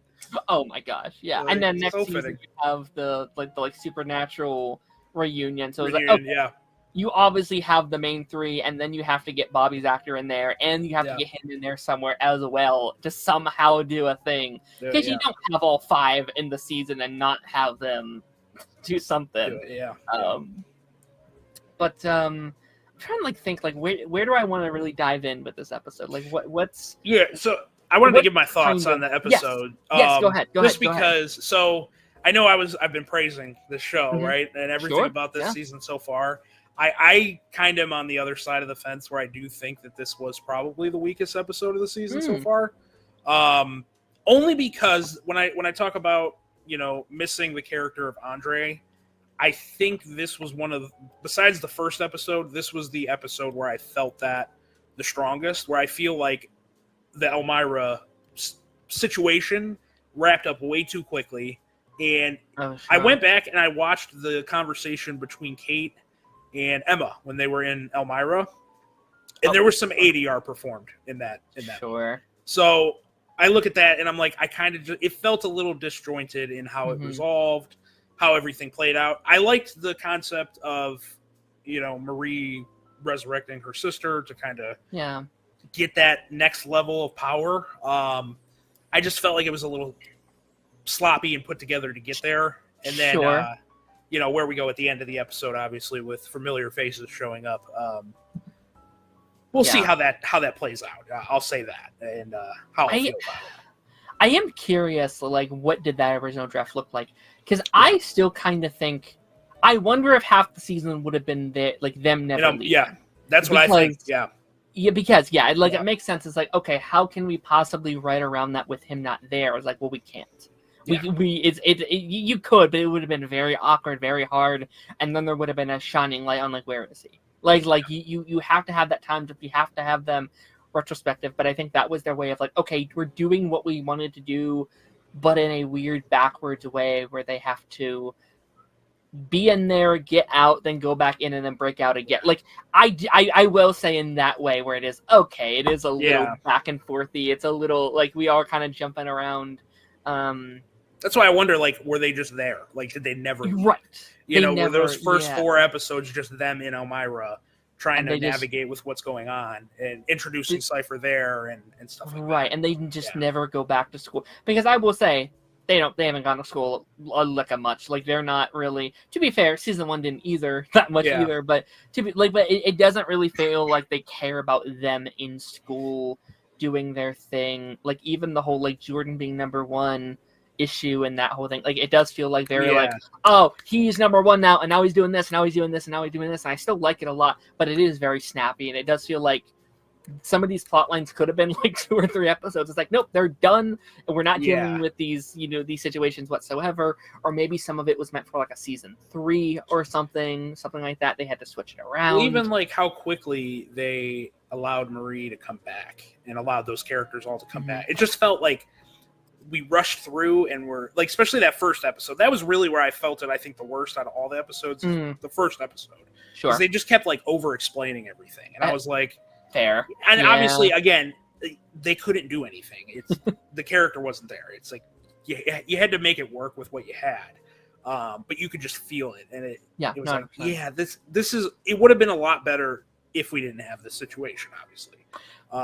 100%. It reminds me of Wakanda, kind of like Wakanda Forever, right? Where it was it was a terrible tragedy. We lost a character that was supposed to be here, but they made the best that they could have. A little sloppy, but they did it. And I can't this episode. I'm so worried about Polaris, right? I'm so curious what we're doing with him because my sensors are they're gonna kill him. That feels where his arc is going right now. It's okay. Him sacrificing himself for his children, or for the kids. I'm but would you do that? Because I do think that was the original arc. I think he would have died to protect his son and his friends and this next generation. And it's do what I couldn't. This is my way of helping my crimes I did for Vought for those many years. And again, now it's now it's almost you can't kill Polaris, because if you kill both of them, that's just mean-spirited almost. That's a tragedy. And now a tragedy for him. He lost his son, and now he's got to go too. It's ugh.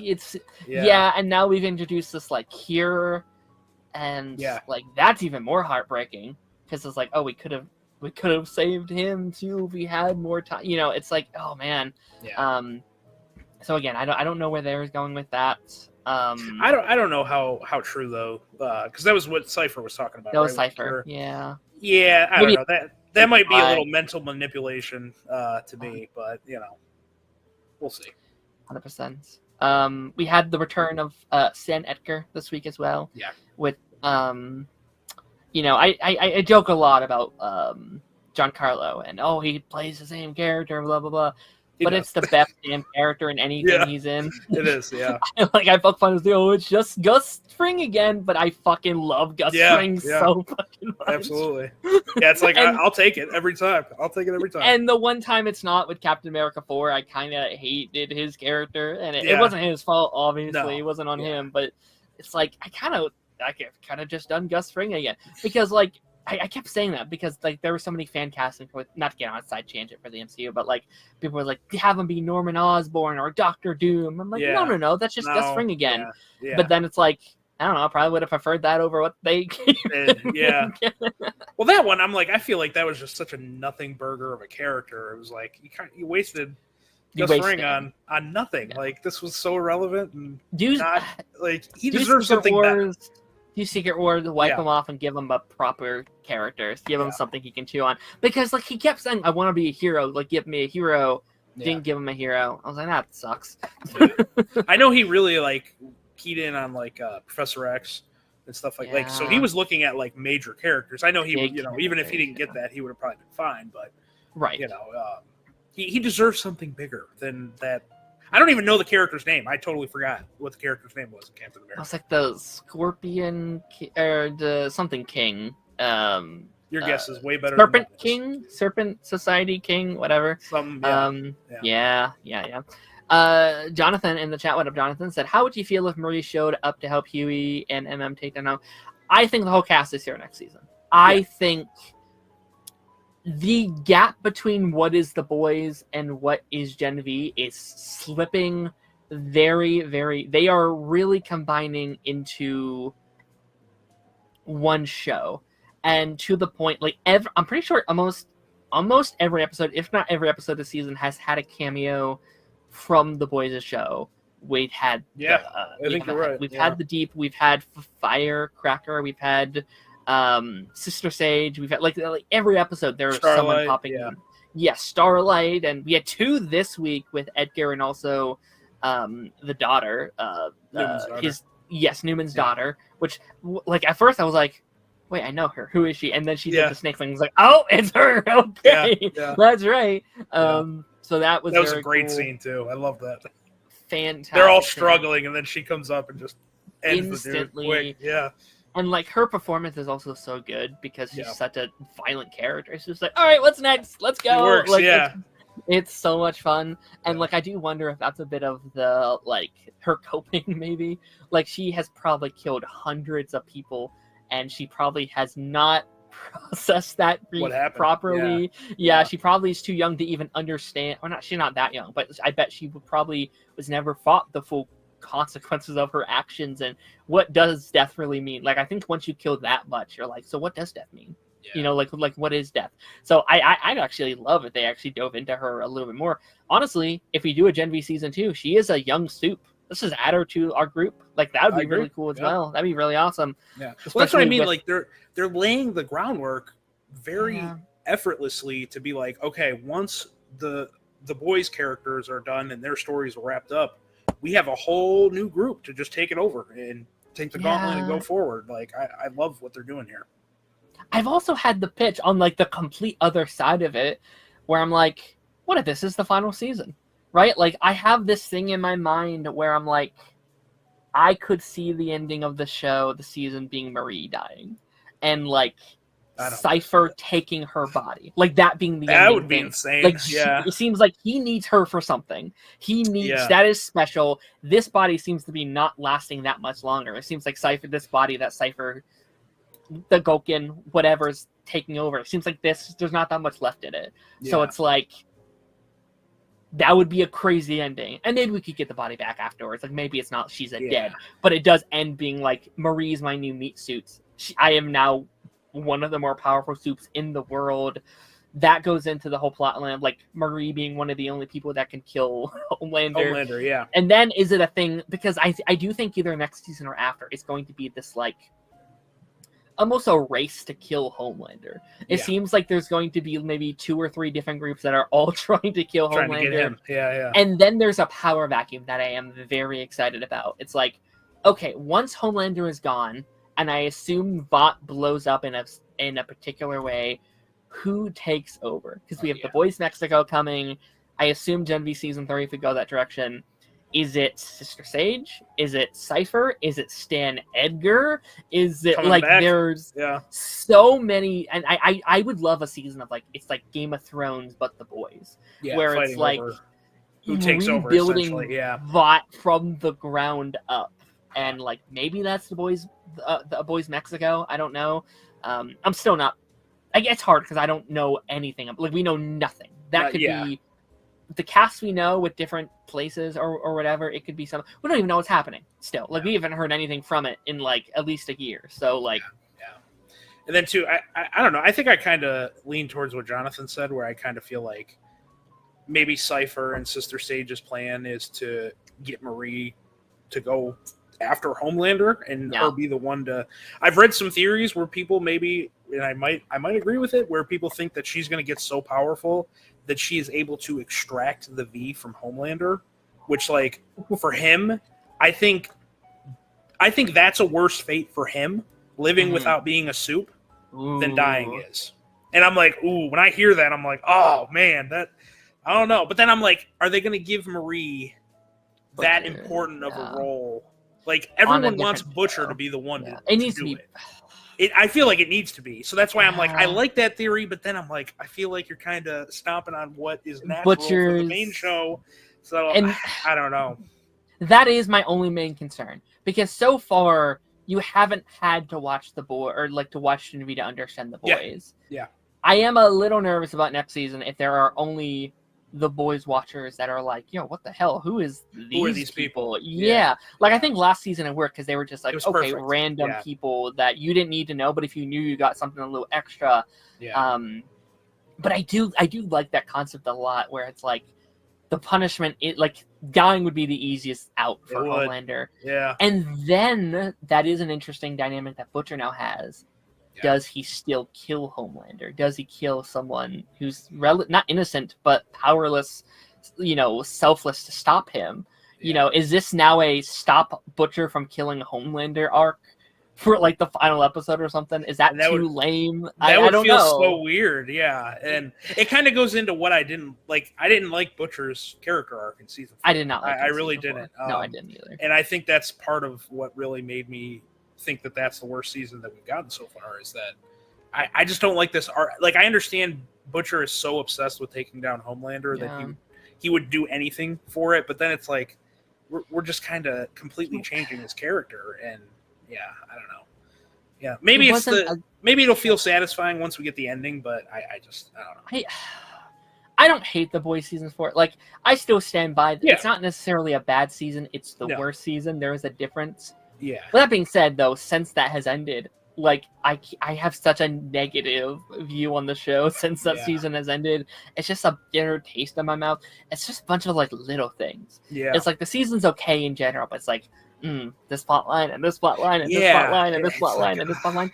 And like I am at a point, to circle back to like what you were saying at like kind of the start, where it's like I kind of don't like any of the boys' characters at this point, which is the point. Right, but they are all such shitty characters, and they are such unlikable characters. Like even the most likable characters, like Starlight and Huey, I'm kind of like, I kind of don't like you anymore. I don't know, but again, I think that's more the writing. That's the point.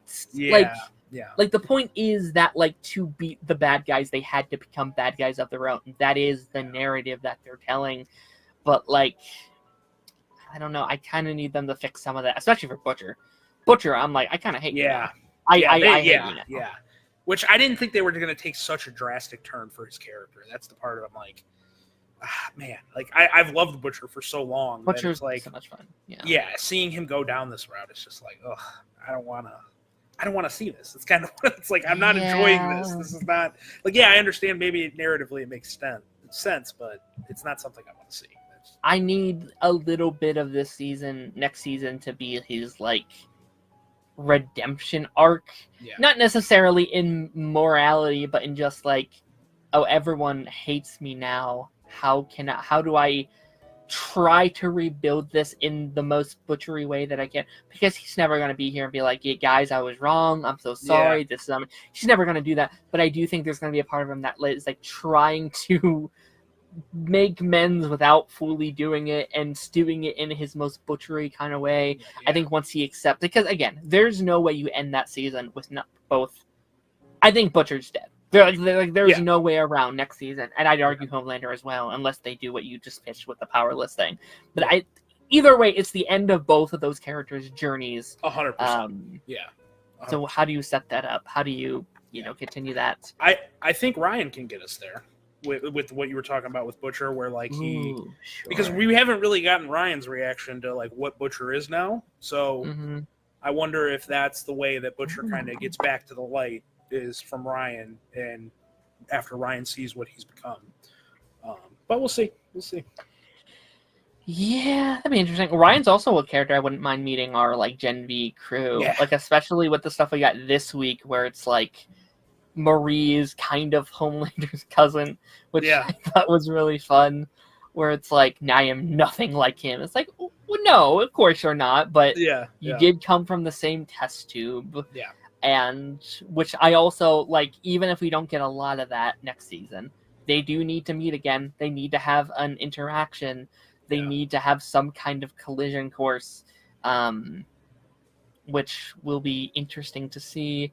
Don't get me wrong, I want that. I definitely want it to fight. I just don't want it to be the finale, right? Like if they come to a head, maybe as like a penultimate episode, but it's got to end with Homelander and Butcher coming to blows. You know, we got it. We got a sneak peek of it in season 3, and it was like the best moment of the entire show. So yeah. This is an interesting theory. Butcher is also a suit. Maybe Marie heals Butcher. Can she get rid of the cancer for like a little while, or like extract the venom thing from him? I actually really. I didn't think about that. That's a good point.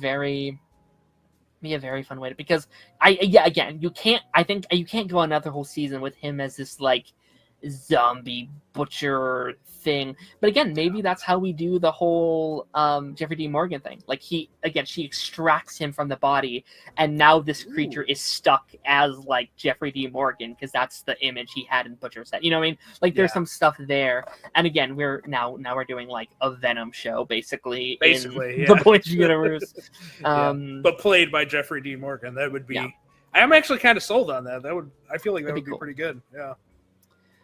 Speaking of Jeffrey D. Morgan, Taz is here, who's nothing like Hello Jeffrey there. D. Morgan. I needed a segue. How's it going? Taz, how you doing? Good. How are you guys? What'd you think of this episode of Gen V, Taz? Well, they were generational. Very generational. Sure. They were generational V. Yes. Yes.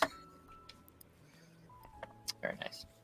I'm trying to think, because again, like I think a lot happened this week, but it was also such a like streamlined week as well. It was like a lot happened, but not a lot happened. I really liked the fight scene we had with the giant Thor character that we had with the hammer and everything like that. I love how powerful our group is, and yet not powerful at all, depending on the episode. Let's talk about Marie's sister officially, because this was officially, arguably, her first episode. You've seen her in flashbacks. We saw a bit last week, but she was an actual character this week. She is a soup, which I think I called that like week 1 or week 2, where like I was like, I think she might have powers, and we're like, no, she doesn't. No, she does. Which is a mystery still. We don't know when she got her powers. I pitched, I think, early on in the season where it's like, okay, maybe when she was in the womb, there was some like stuff left somehow from Marie and she got it, which would maybe kind of make sense because it seems like she's a lot less of a powerful soup. Like out of all the soups we've seen in the show, she's probably the weakest in terms of like physical powers. And she like she even said, it's like, it sometimes doesn't work. Like sometimes it means nothing, but sometimes it does mean something, which is seems like really premonition. Just like heightened intuition is like really all it is. It's not, I don't know. It's not. It's just like premonitions, which is, I like it. It's a cool power to have. It's also like plot device to power though, because it's just like anything they need her to figure out in the show, they can just be like, I'm feeling something. Oh no, it's Homeland. You know, like they can just like, Homelander's going to attack the president. We got it. You know, like they can just do that. And hopefully the writing is smart enough where it doesn't just be like, oh, all right, whatever. It's a MacGuffin of the episode. I don't think it's smart not to have, like, they probably didn't want another powerhouse character. Like I assume they wanted it to be like, okay, she is a soup. There's that thing. There's an unspoken thing there, but also she can't like lift buildings with her mind or melt people's faces. Like she still needs protecting from the group, and she needs Marie to be the older sister and be like, stay away from my sister. And I thought, like, the argument in the episode from them at first kind of pissed me off a little bit. It was like, you are so out of line here. Like, you know nothing about what's happening. But also, I think it's so realistic. I think she's valid in being able to feel those things. Where, why is she wrong? Yes. This is everything that's happened to you is not your sister's fault. But I do think from her POV, she spent the last, 10 years building up these emotions and these angers and these thoughts on her sister and how it's her fault. And, that day she lost her parents and her sister, and, it ruined her aunt's life as well. Like, it did all these things. I was just saying that she has the aunt constantly putting her down, constantly making her feel like the villain in the situation. So it's no wonder she would think that way about her sister and think she's a monster, but 100%. We know the difference, right? We know the difference, and it's also been a rough 24 hours for her. Like, she died. Like, she found out her sister was alive, and she died, and her sister brought her back. And now they're fugitives. There's that scene with Emma where it's like, hey, you're not going there. You're going to Canada. And it's like, she's having a rough. She's like, day. What? I'm not going to Canada. What? What's going on? No, like, anyone would react that way too. It's like her sister's back. She's a known criminal. She died. Like, a lot of emotions, and I can't blame her for struggling to deal with them. But we are in just a situation where you can't be. Like, we cannot afford these strong emotions right now. We have to be level-headed. We have to be composed and get out of this situation before we deal with all this, essentially. Right. Yeah, and I think it's the same thing that with Marie. It's like a lot of trauma that has just been not dealt with and has been building up for, a decade or however long it was. And that kind of all just came to a head all at once. And like you said, she died, right? So, like, that's obviously very dramatic. And to know you died and then got revived, it's like, yeah, this isn't going to be the most calm person in the room, if we're being honest. Oh, no, 100%. Yeah.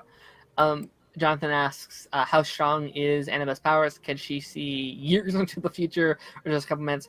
I kind of read it as like a spider sense. It's like, she kind of has just like a feeling, and she could be like over there or like over here, or like this thing is coming. Like, I don't know if she saw Sam in a van, or like Sam with the van punching through the wall. I just think she was like, something's happening over here and we need to go this way. But also, it seems like maybe not 100%. Like, it seems like that has happened to her. Yeah. But nothing has happened. So it's like, it's not dependable. But again, plot device. Like, they could do so much with that. Yeah. Yeah, it's going to 100% be... There's going to be something going on that's major. Someone's going to be rolling up, and then she's just going to be like, look, they're coming. And then she's going to be right. No, 100%. 100%. Yeah. I also want to add, too. I know this is kind of off topic. No, go ahead. I don't know if anyone in the council group or anything has talked about this. Every time I see Sam now, I can't do anything but picture Draven. I just can't. I'm like, they are identical. They have to be related. Oh my gosh. Yeah. Okay. I was like, they have to be related. I'm like, anytime. Even my wife is like, that looks like the guy that you do the streams with. And I'm like, yep. I think Draven's made a whole TikTok about it. Being like, people say I look like Sam. It's like, oh my god, they're identical. It's crazy. It's really funny. I mean, Sam's back into the mix as well this week, which I liked. Like, some of it, I was like, oh, okay, I get. Like, it did feel like we skipped a couple steps him getting there, but I guess it also makes sense for, like, okay, the talk he had with his mom last week, and he thought about what happened, and I assume maybe he went back to the campus and they were not there, and I don't know how he connected the pieces. Maybe he went. No, that wouldn't make sense. Well, no, I think Emma talked to him and kind of told them what they were doing, where they were going. Yeah. And then, like, when they didn't come back or he didn't hear anything, he's like, okay, I should go find and see what's up with that. We're doing the romance stuff again with him and Emma. I personally didn't miss that element too much. Like, I like Sam and Emma. I don't necessarily need them together. Like, I actually think Emma has been such a stronger character this season on her own. Yeah, on her own journey, I think. And also, I'd argue Sam as well, on his own journey. I'm iffy on Sam and like what they're doing with him a little bit. It feels a little bit like a rehash kind of him like learning to accept like who he is and kind of deal with all the craziness, you know. I know we got a little bit more about like why he's the way he is with his mom and that conversation and everything, but feels a little retreaded to me. I do think he's the weakest character. And even though I really liked his stuff last week with his parents, I enjoyed those scenes a lot. He is the one where I'm like, if he left, I don't think I'd care too much, and I do need them to do more with them going forward. And he kind of feels like the back pocket character, like the one that's like, all right, we're going to keep him kind of just lurking in the background until we need him for his he's our muscle. Ridiculous. Which I thought he could have handled the Thor guy with ease. I was like, oh no, he was struggling. He was getting his ass beat a little bit. So I couldn't believe that. I was like, what is happening here? Yeah.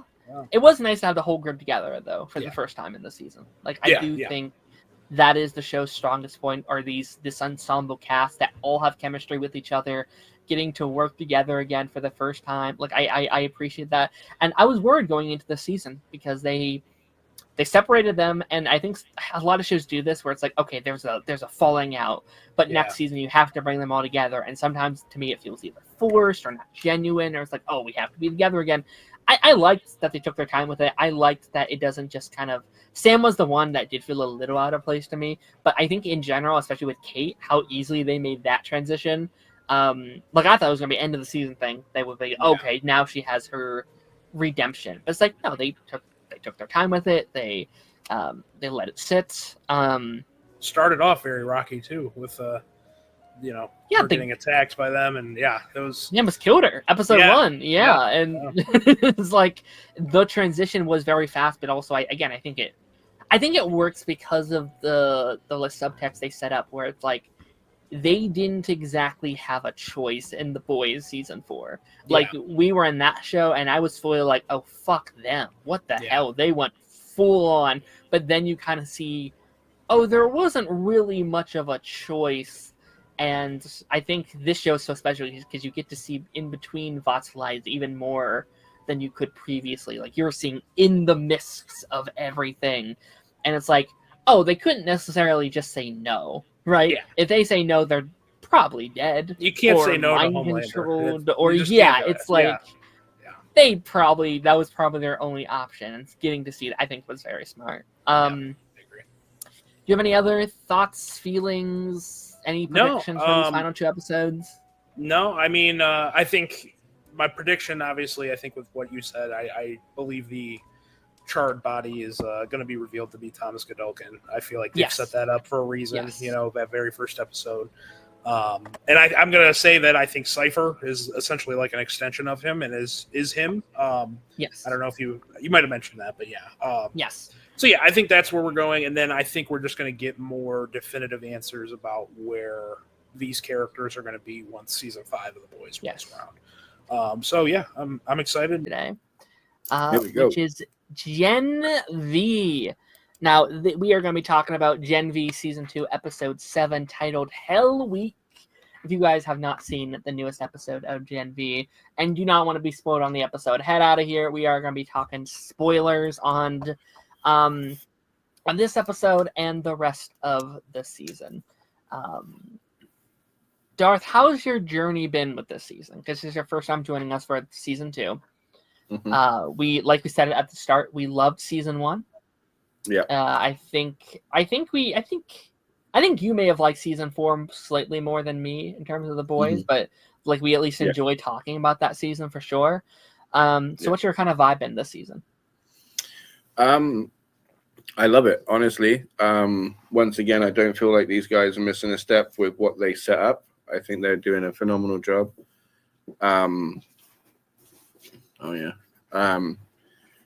Great addition with Cypher, blanking on his name, but the guy from Midnight Mass, wicked actor.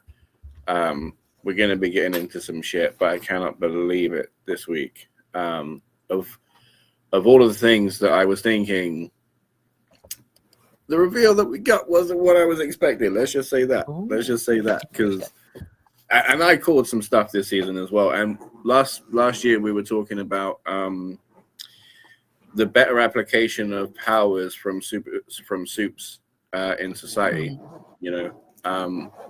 And I think that this season is kind of focusing on that a little bit in a very roundabout way, a very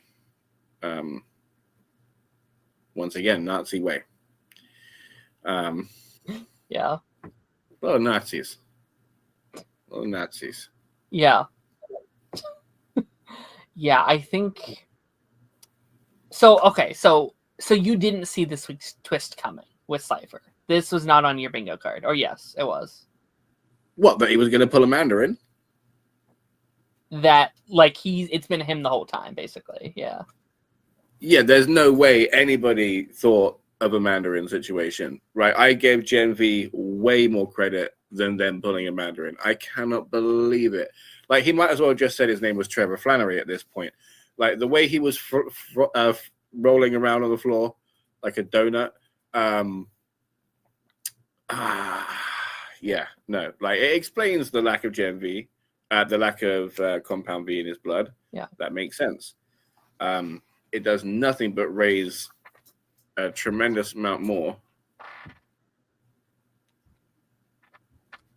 I have so many questions for this, but no, I didn't see it coming. Did you see it coming? Oh, we said this like week 2, that like he was a meat puppet, that he's just been like there's only been one person this whole time, and he's been this like empty vessel that he's been controlling. No way. I was there like. Which is good, which is very good. Like, and I don't think you're alone in that.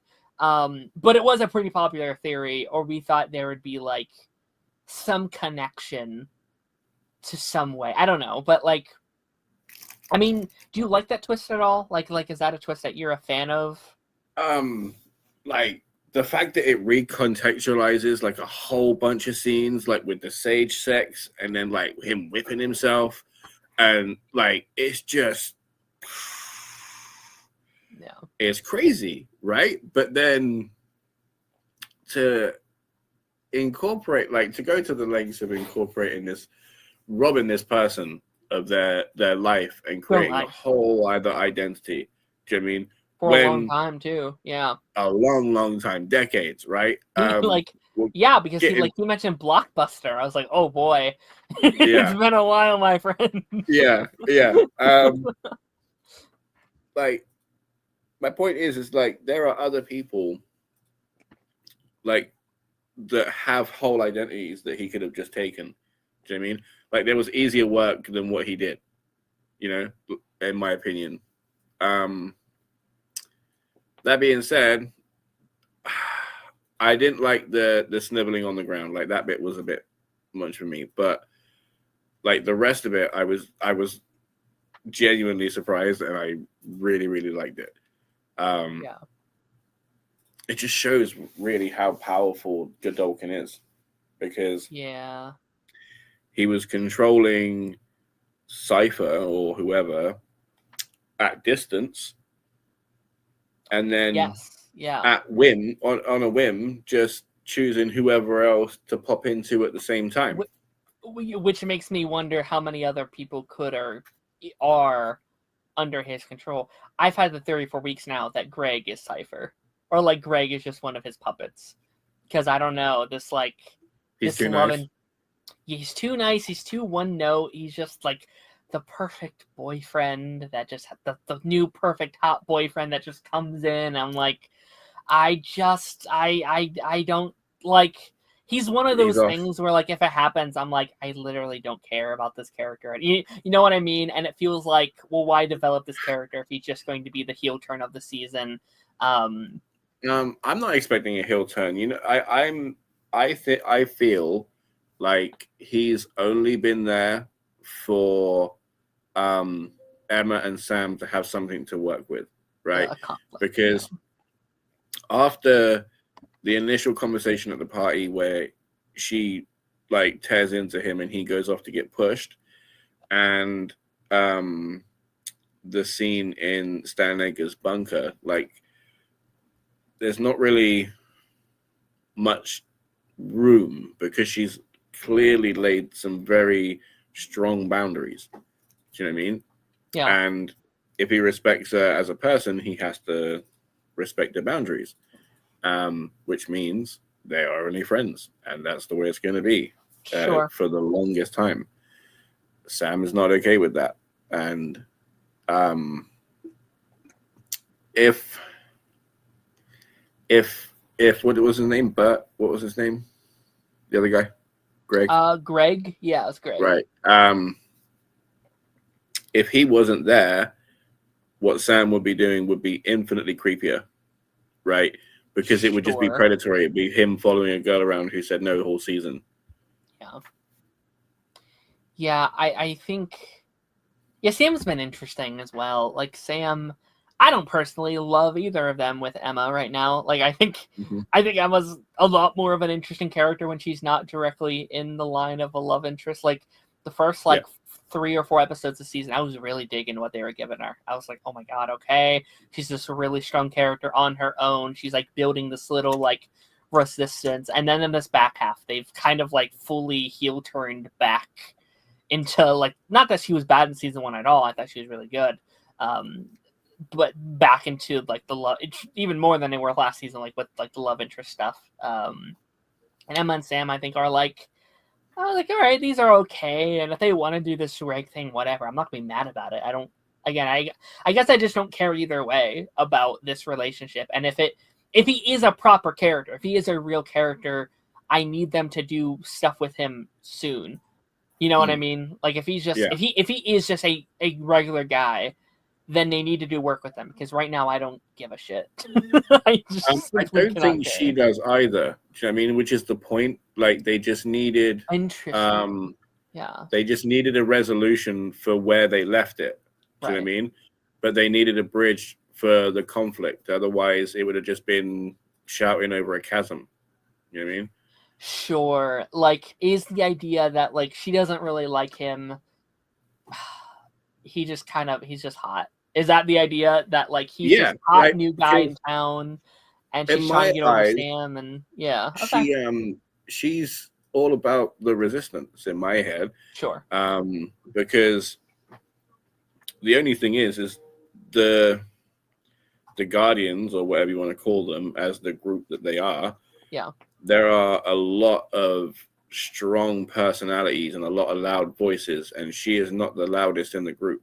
And there's only a few instances where she breaks through over everybody else's, you know? And I think that's just kind of been the case for the last few episodes, is that everybody else's thing has been bigger.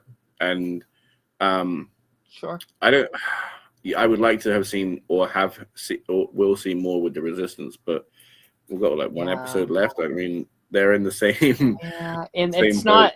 It's not really a Resistance like yet. In the end, it's like right now it is kind of just like 3 of them just doing shit. Which again, I'm excited to see. Like, do those 2 characters kind of just join the Guardians? Like you said, it's not an official team, but like that's what that's what the media calls them. And then we also have like Stan Edgar's granddaughter kind of in the picture now as well. Like she's not there with us right now, but she's in the picture. So like I am wondering if we end the season like maybe officially starting a team, because they were never a real team. This is just what the like media has called them. Right? It's like, oh, this team that the uprose against Homelander and, you know, the like, government, right? But like I do wonder if like, because again, like this final episode is going to be the last piece of media we get for the boys before the final season of the main show. So I am wondering if we like end this season being like, okay, we are an official team and we're standing up against what's happening in the world. Maybe connecting it all the way back to Starlight at the beginning of the episode, and you know, whatever they got going on or whatever. I don't know. Be interesting. I do question her involvement, and I wonder. I did write a note down for her actually, because I wonder, because all she said is it could be Homelander's nuke, it could be a weapon, but we saw how manipulative she was. Do you know what I mean? Like Marie said no, so she's like, "Oh, you're a hero. You kind of have to do this now because I said something so nice that if you don't do it, you're not what I say you are, and you're a piece of shit." Right? Yeah. Very manipulative. Starlight? Yeah. Yeah. Right. Yeah. So, my question is did she say everything she knows? You know what I mean? Because I don't think so. Yeah. they are a very good investigative team. I think Starlight knew. I don't know if she knew everything, but I do think she knew something about Odessa. I question whether it's to do with the weapon that she was talking of, or if she knew that there was some kind of depending on her level of knowledge,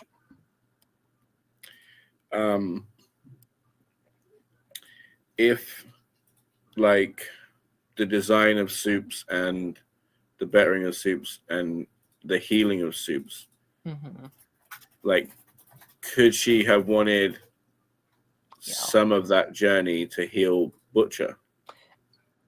That's what we mentioned this. I don't know if it was last week or if it was the week before, but like we talked about that very thing where like, oh, now that we know she can heal people, that's 100% how we fix Butcher. Because we are not doing the like Venom Butcher for a whole season next season. No. Like that'd be terrible. Because I did not really like Butcher last season. I think he was one of my weakest links personally. I didn't like the Venom stuff. Yeah, like they are 100% like. I think I pitched it like 2 weeks ago where it's like, okay, she does the thing and she does something to him and it like leaves his ear or something, and like the goo leaves the body, and then maybe that goes off somewhere or something, because like they've teased that maybe Jeffrey D. Morgan will get his own like The Boys show or something, which doesn't really make much sense to me, but maybe when exiting the body it keeps the image that Butcher has of him. I don't know how that works, but either way, I would bet money right now that this is how we fix Butcher next season, is Marie and doing all that jazz. Okay. Because So sorry. No, I just want to kind of get like a timeline down, right? Because in the 1940s, Godolkin was, I'm assuming 20 to 40, right? Mm-hmm. How old would you say he was in the first scene when he had the gray hair? Maybe in his 30s. I mean, should we go off the actor? Like, how old is that actor? Let me see. You got to think, right? He was apparently right-hand man and best friend with Frederick Fort, right? And both of them had their own thing, right? Because you had Fort and he had Stormfront, right? And he says she was the first, right? But I am struggling to pinpoint when precisely Godolkin got powers, right? Because if he had powers prior to the fire, when he sat there banging on the door, that was pure bullshit, because he could have controlled everyone in that room to stop what they were doing. Yeah. Okay. So I looked it up just because I was curious. Again, this doesn't mean anything, but the actor is 33 years old. Ethan Slater is 33 years old. So I could see mid-30s to early 40s when that scene took place, or whatever. Has to be would say early 40s, right? Because in the 40s they're supposed to be renowned geneticists for the Nazi Party, right? That's so then, Huh? That's how old the actor is, not the year. Yeah. So what I'm saying, it has to be 20s, right? So in the 40s. So we're by 65. So 67. He has the fire, right? So say he's around 40 then, right? 40s, 45 latest. In 65, he made the university with Vought for the purpose of Odessa, which is what he was working on when the fire happened, right? Mm-hmm. But again, my whole thing is like, when did he get his powers? Because he didn't look in any way powerful prior to the fire. Right. Yeah. And no, again, yeah. It again, that whole if he does if it is said that he had his powers before the fire, I can't get over how performative that bit on the door was. Right. Which like then led him to be in the situation he is in now. It's crazy. That can't be the case. So one would assume potentially he got his powers after. Right. If he got his powers after, or even before or after, the question is, were his powers designed, right? Because if he got his powers after, by golly, they are perfect for his situation, right? Because if his power was just turning into the Human Torch, he would be screwed. Yeah. Right? The fact that he can control everybody and then carry on his business as a doctor, kind of ideal. I need a lot of backstory next week. I need a lot of lore dumping because which would actually make sense, because this in many ways felt like a finale. It felt like everything the Legion has been building to, the way it even ends. I was like, if that was the final episode, I'd get it. Right? I think it sets up things very well. I need, from the promos, it's like, okay, they're all fine. They're all together facing him off again. So, I need to see... I want to know more about Cypher. How long has he been doing this exactly? Because, that was, the big question we were asking over these last couple weeks. We were theorizing this puppet thing for a while, but our thing was, okay, is there a real man inside there? Is he brain dead, or is there a living soul banging trying to get out? And we now know it's a soul trying banging to get out. Who was this guy? Right? Did you just find him off the street? Were you just oh, he'll do? Took his identity, wiped it all clean, and say, this is mine now? Or was it planned? Was it, because we had even said okay, maybe it's his grandson, or great, or something, maybe it's his actual relative or something, or they volunteered. Again, we now know that's not the case, obviously, but I guess it could be, but unlikely, very unlikely with what he was saying. But again, a lot of that stuff I need unveiled. I want to learn more about the history of Vought next week and his involvement and what he's actually doing. And I do love his motivations at the end too, of just being or not just last week, but the whole season being I am trimming the herd. I am I have built this industry, and now it's a joke of all these stupid, low level superheroes. Almost this quality over quantities thing, where it's okay, we are the best of humanity, but let's get rid of the people who are not the best. You know what I mean? Which I think is real Nazi shit.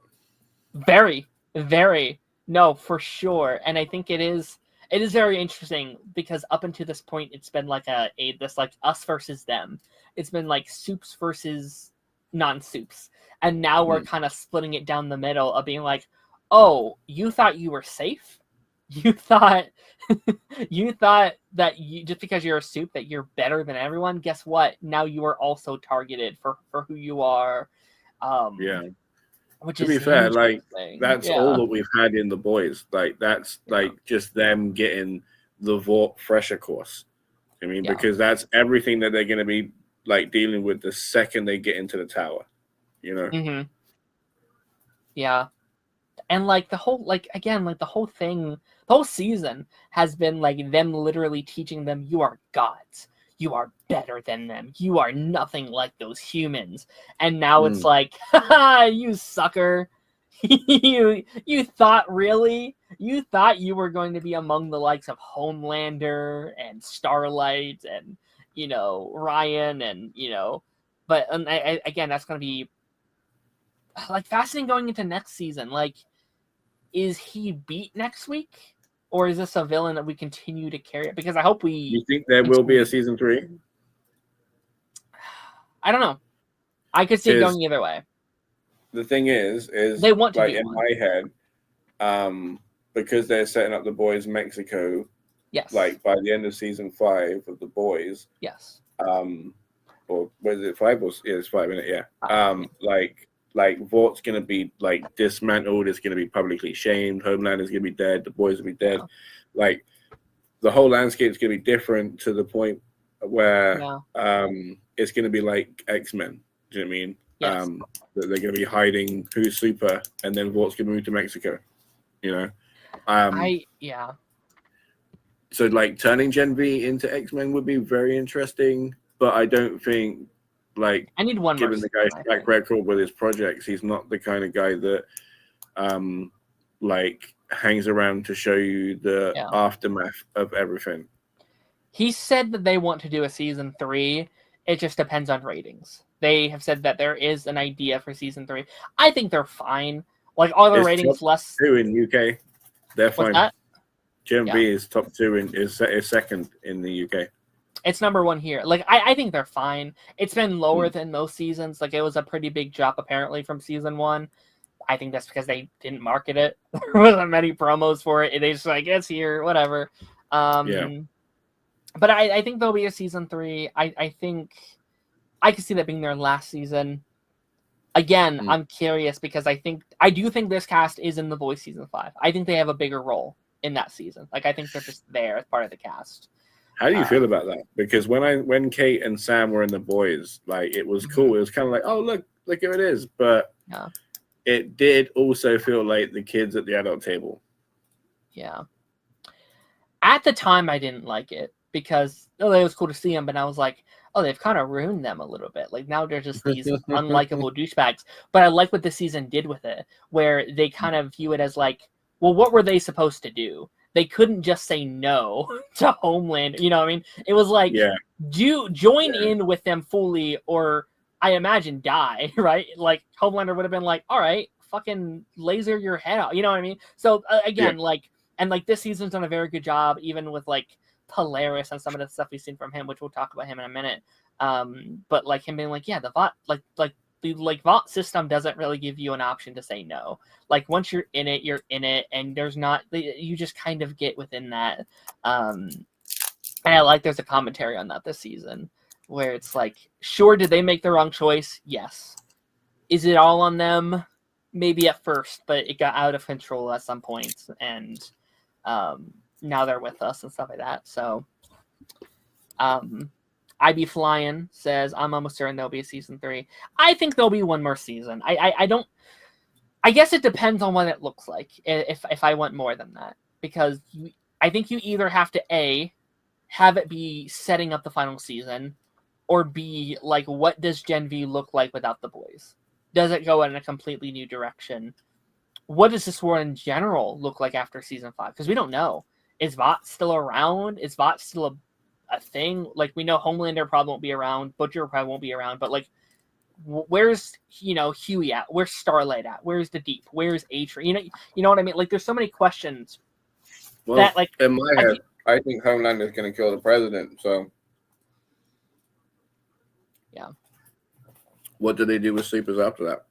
Right. They talk about them putting them in the military, and then he's going to come in and kill the president over a territory dispute or a pissing contest, or what you want to call it. And then they're going to have no choice but to ban soups.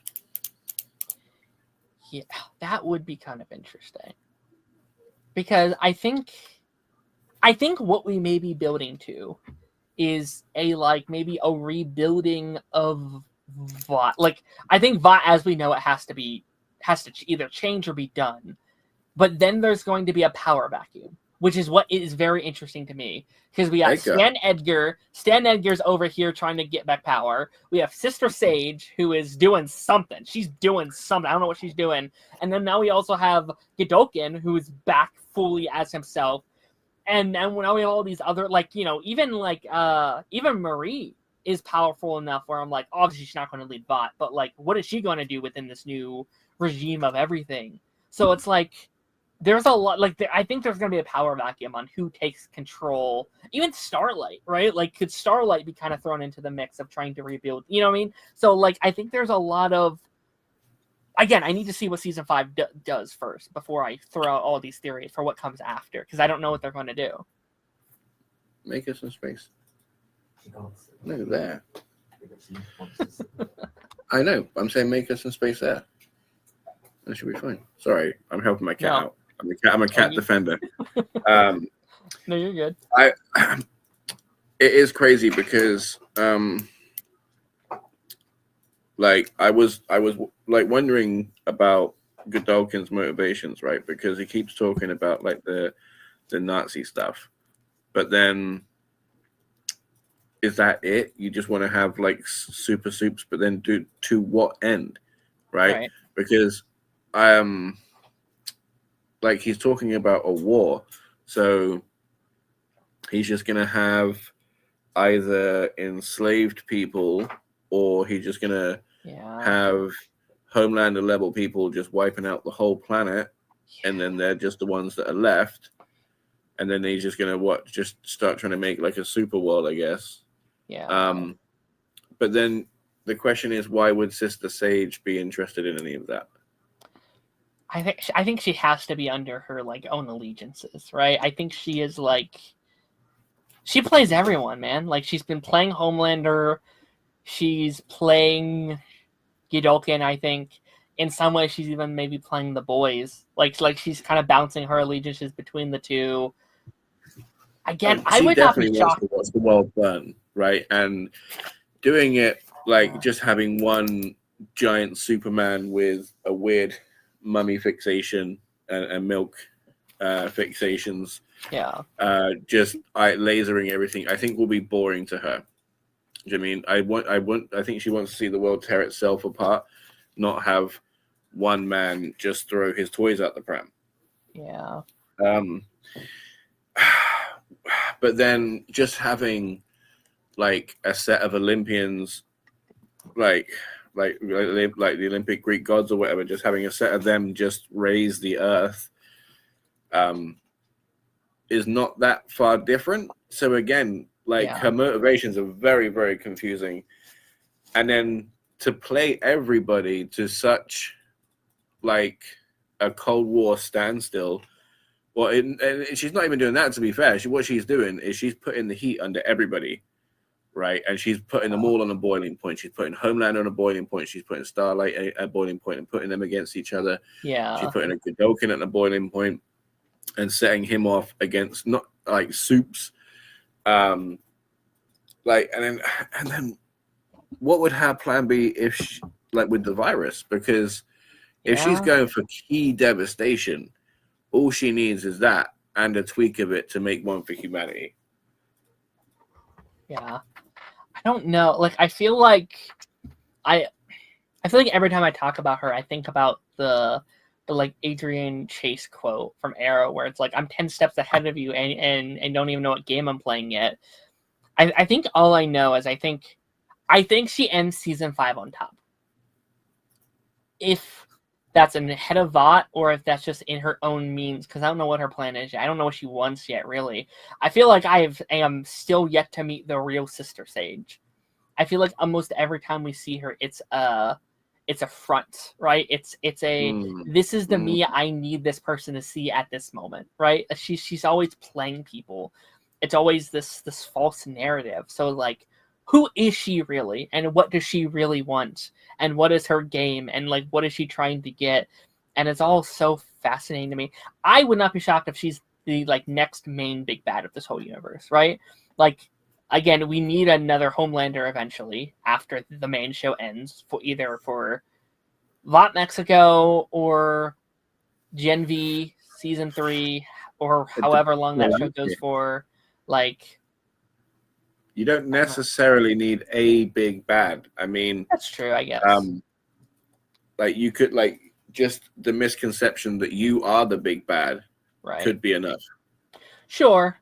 I guess there doesn't need to be like, I guess each show could kind of just do its own thing, and again, it just depends on what, like, it's tough because I don't know what like the Boys Mexico is yet, right? Like I don't know anything they're doing with that. It could be connected to all this. It could be not. It could be its own thing altogether. Again, I don't know what Gen V's doing. Obviously, we have the prequel still coming as well, but that's going to be its own thing, right? That's not going to. Wait, what prequel to the Boys? The Vought Uprising, I think it's called, with Jensen Ackles and it's with Soldier Boy and Stormfront. Those two actors coming back, which that makes sense. Which I'm very excited. I think that's my favorite. That's my most anticipated out of all the shows right now. Really? And older Jensen Ackles playing his like 20-year-old. I love Soldier Boy. I love Soldier Boy. Yeah. I mean, he doesn't really age, right? Like that's the idea, that he stays the same age. But he looks the same age. 50. Yeah, but I think he's always kind of supposed to have looked like that. Like if you look at the old footage. But I'm excited. I love Jensen Ackles. I'll watch anything that man does. Let me go through some of these other characters as we kind of head towards the end of this. So while you're doing that, I know, like, I've written a note, like, what gets in your head, but Annabeth is a real shitty person to keep making Marie feel like the bad guy. Right? Because if you're coming in with that revelation now, one, that you're a super as well, so you know shit's not in your control, so you should be putting 2 and 2 together. And 2, you saw death coming and said nothing to nobody. Not even I'm really just. You mean like to the parents? Anybody, like anything, like, and as well, yeah, because they would have known, you know, like one, like having, like they would have put 2 and 2 together because they would have been on watch. Do you know what I mean, for like anything out of the ordinary? So then, yeah, I think things could have gone a little bit differently if everyone was just open about it, you know. Sure, I mean, sure, and like, but then, sorry, as well, just to keep doubling down every chance she gets to keep Marie the bad guy, and to just hate you and just like keep her in care, keep her out of your life when she's trying to reach you, not like responding to the correspondence. You know what I mean? And then, like, the second she saves your life, you're like, okay, yeah, maybe I'm a little bit, like, not as picture perfect as I might seem, you know? I think in her defense a little bit. I think the original, because that was a big reveal this week, that she saw her parents' death and she didn't say anything. In fairness, she was, like, 9 at the time, and that was the first time something like that seemingly ever happened to her. I assume she probably doesn't have the assumption, oh, this is really gonna, it's probably just a bad dream, right? It's probably just like I don't know, I have bad dreams all the time, and I'm not like, yo, mom, you just got ate by a goat today, be careful around goats. It's like she wouldn't assume that, right? And I think this stuff, yeah. I had some frustrations last week with her at first, where I'm like, you son of a bitch, don't say this. This is not her fault. But also I'm like, okay, she just came back from the dead, and now she's a criminal of the state, and they're on their run. And like, she was having a rough day, so I was like, okay, I'm gonna let it go. I'm gonna let her have this. Is she sometimes a little unlikable? Sure. I know, but it's been the whole time they've been separated. Like, she's been actively keeping it that way. Yeah. At the cost of everything to Marie, her freedom, her sanity, like, to help her grieve. You know what I mean? To help her move on, to help her have her family. Like, Annabeth sat with her perceived family, you know, or what is her family, because she says it's her family, right? So she's fine, she's calm, but you're pushing somebody away just to have a bad guy in the situation. Mm-hmm. Yeah. And they're suffering because of how you want to feel towards them. That's fair. So, okay, so is your thing that, like, she should have reached out to Marie sooner instead of holding on to all that baggage? Okay, fair. 100%. Fair. I mean, again, that's the logical thing to do, right? That is the best thing to do. I can also understand there's being a lot of confusion around it, like. But do you remember episode 1, season 1, right? Where she's leaving Care, and she's like, "You cannot come back here, and any kind of shit, you're going straight to like some psychiatric place where they're just gonna lock you up, and it's gonna be hell on earth." Like, do you remember like how opposed she was to stepping out of the line? Like, we are where we are, but she was trying to be so like down the middle as to not offend or disrupt anything or anybody. Yeah. On the threat of just never seeing daylight proudly again. Yeah. You know? All because of her sister. Yeah. Yeah, like, again, I'm not saying she's made the right decisions, but, like, you know, neither of them have made all the right decisions. I think feelings are complicated sometimes. I think, like, she's had this, like, I think the aunt was probably one of the biggest things that held her back, because I bet that aunt has been in her ear every day being like, she killed your family. Like, she is, you know, like, don't contact her. Don't do this, dude. Don't do this. Was that the right thing to do? No. No, the aunt seems like a piece of work. The aunt is the one where I'm like, no, like, that's clearly, that wasn't her fault. She didn't purposely murder your sibling. That wasn't her purpose. I love that. That might be my favorite line from the whole show that we had this season, where it's like, I was just a girl who had a period. I did not do any of this. This is on them. And they gave us this shit. Like, I love that stuff.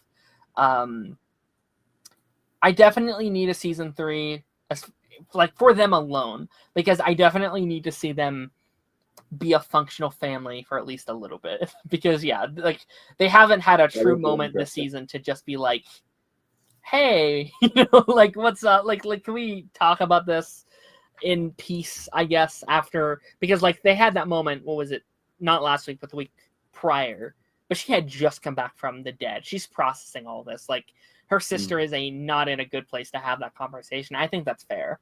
After having your, like, throat slit and reuniting with your sister, and then you're on the run, and then you're at a stranger's house. You know what I mean? Like, they have not had a peaceful moment in weeks. So, I don't know. I need more from her, though. Speaking of feelings and functional/dysfunctional, how do you feel about Jordan Lee and Marie, and the fact that Jordan struggles to say I love you? I love them together. I think they're some of my highlights of the show. Jordan has been interesting this season, though, because he does, like, they do kind of feel like they're just kind of in the mists of everything. Like, they are just kind of a supporting character for Marie this season. The I love you thing's interesting. I guess I haven't given it much thought because, like, everything else going on, I guess it feels like almost like it's under the back burner. That is interesting. We have that moment, though, in episode 3, where it's like, I love you because I don't know what's going to happen, and if this could be my last moment to say it, so I do love you. But then there's that trust that keeps getting broken, which is interesting. Like, you left me before, and then they had the bit this week where, like, well, you left me again. Like, she promised she'd be there, and then she left me again to go do this. And will that have consequences? I imagine what Marie does this week is going to have consequences when she hurts the crew by lifting him up by the blood. Like, that's just as bad as what Kate did last season. Which she was going to have push them again. Which I think that's the worst bit of it. Not that she did that, because I think that could be forgiven. But she told Kate, hey, if I do this, will you do this to them? It's like, whoa. You said, like, that was your main thing this whole season, was condemning her, and now you're going to let her do that too. Like, that, that I think is going to be hard to come hold back it over her head as well. Like, real shitty thing to do. Yeah. Which I get it. I understand. Like, she's been through a lot, and I understand. I actually really love they don't just, like, forgive her instantly. I like that there's some consequences to what happened. like I said, at like the start of the season, I was like, okay, maybe by the end she'll have a redemption. It's like by episode 4 she has it. Like they don't spend much time on it, but I think it makes sense that like she would understand what she did pretty instantly and how that was wrong and how she made the wrong choice and how she instantly sees the way of the Vought. For season 1, they didn't really know what Vought was. They were just kind of like, some of them did, but it was all a facade. And then once they were in it, they were like, oh shit, we made the wrong choice. But now how do you come back from that? Yeah. And they could have easily been like, episode 2, all right, they're all back together or whatever. I like there's still consequences. All like 7 episodes into the season, there's still not trust, and now there is. Now that Kate does what she did, like she was willing to not get her powers back, to not hurt them again, which I think is all the proof you need for her to be, okay, they are good, they are with us now, which I think is a nice way to do that redemption. Like, I think it could have been a lot sloppier under a different writing team. In my head, like, I kind of said, like, I feel like Jordan needs to either commit and say, I love you, or they should probably break up. I mean, because if they're on 2 different roads, like just being in a relationship and learning to love someone who already loves you is very interesting and challenging, I would imagine. Do you know what I mean? Most people fall in love at the same time. Right. You know, so I not that it's any unfair pressure. It's only natural for Marie to say what she said, and it's very sensible and admirable of Jordan to not just say, "Oh, I love you too." I promise you the heaven and the stars, just because Marie said it first. You know, the fact that they're sticking to how they feel. I couldn't applaud them enough. Yeah. But again, I do feel like they have to, like she has to jump in or not, you know. And given how Cypher's been bullying her all season about her insecurities and indecisiveness. Yeah. I wonder, like, because that's the real challenge, isn't it? Is whether she can, like, because she keeps saying I'm there and she stands there and fights, but in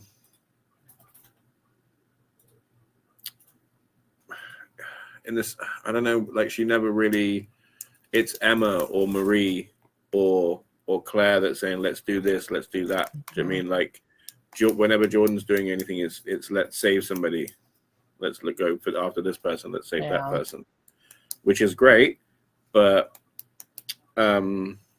I think it shows that there are leaders in the group, and Jordan is one of them, which is fine.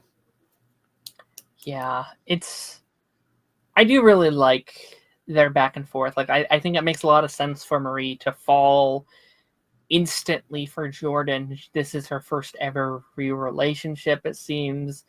I think she's always looking for that love and that connection that she did not have because of what she did. So it makes so much sense to me that like she would instantly be like, I love you. This is how I feel. And I'm sorry if this comes sudden for you.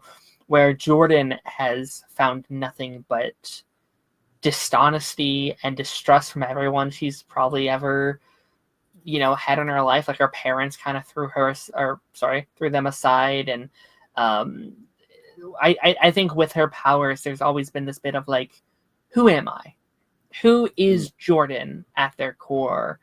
Is it this side of people that look at me, or is it this side, or like who am I? So I think someone being so confident in their identity and being like, this is how I feel, it probably is a struggle being like, is this how I feel? Is this who I am? Is this what I want to do? And I like that, and especially someone who keeps leaving them, and it's probably like, okay, if this is how I feel, should I feel it? If you're going to keep disappearing on me, if you're going to keep kind of abandoning us to do this thing, and obviously there's a reason to do all these things. She's now she's hurt you.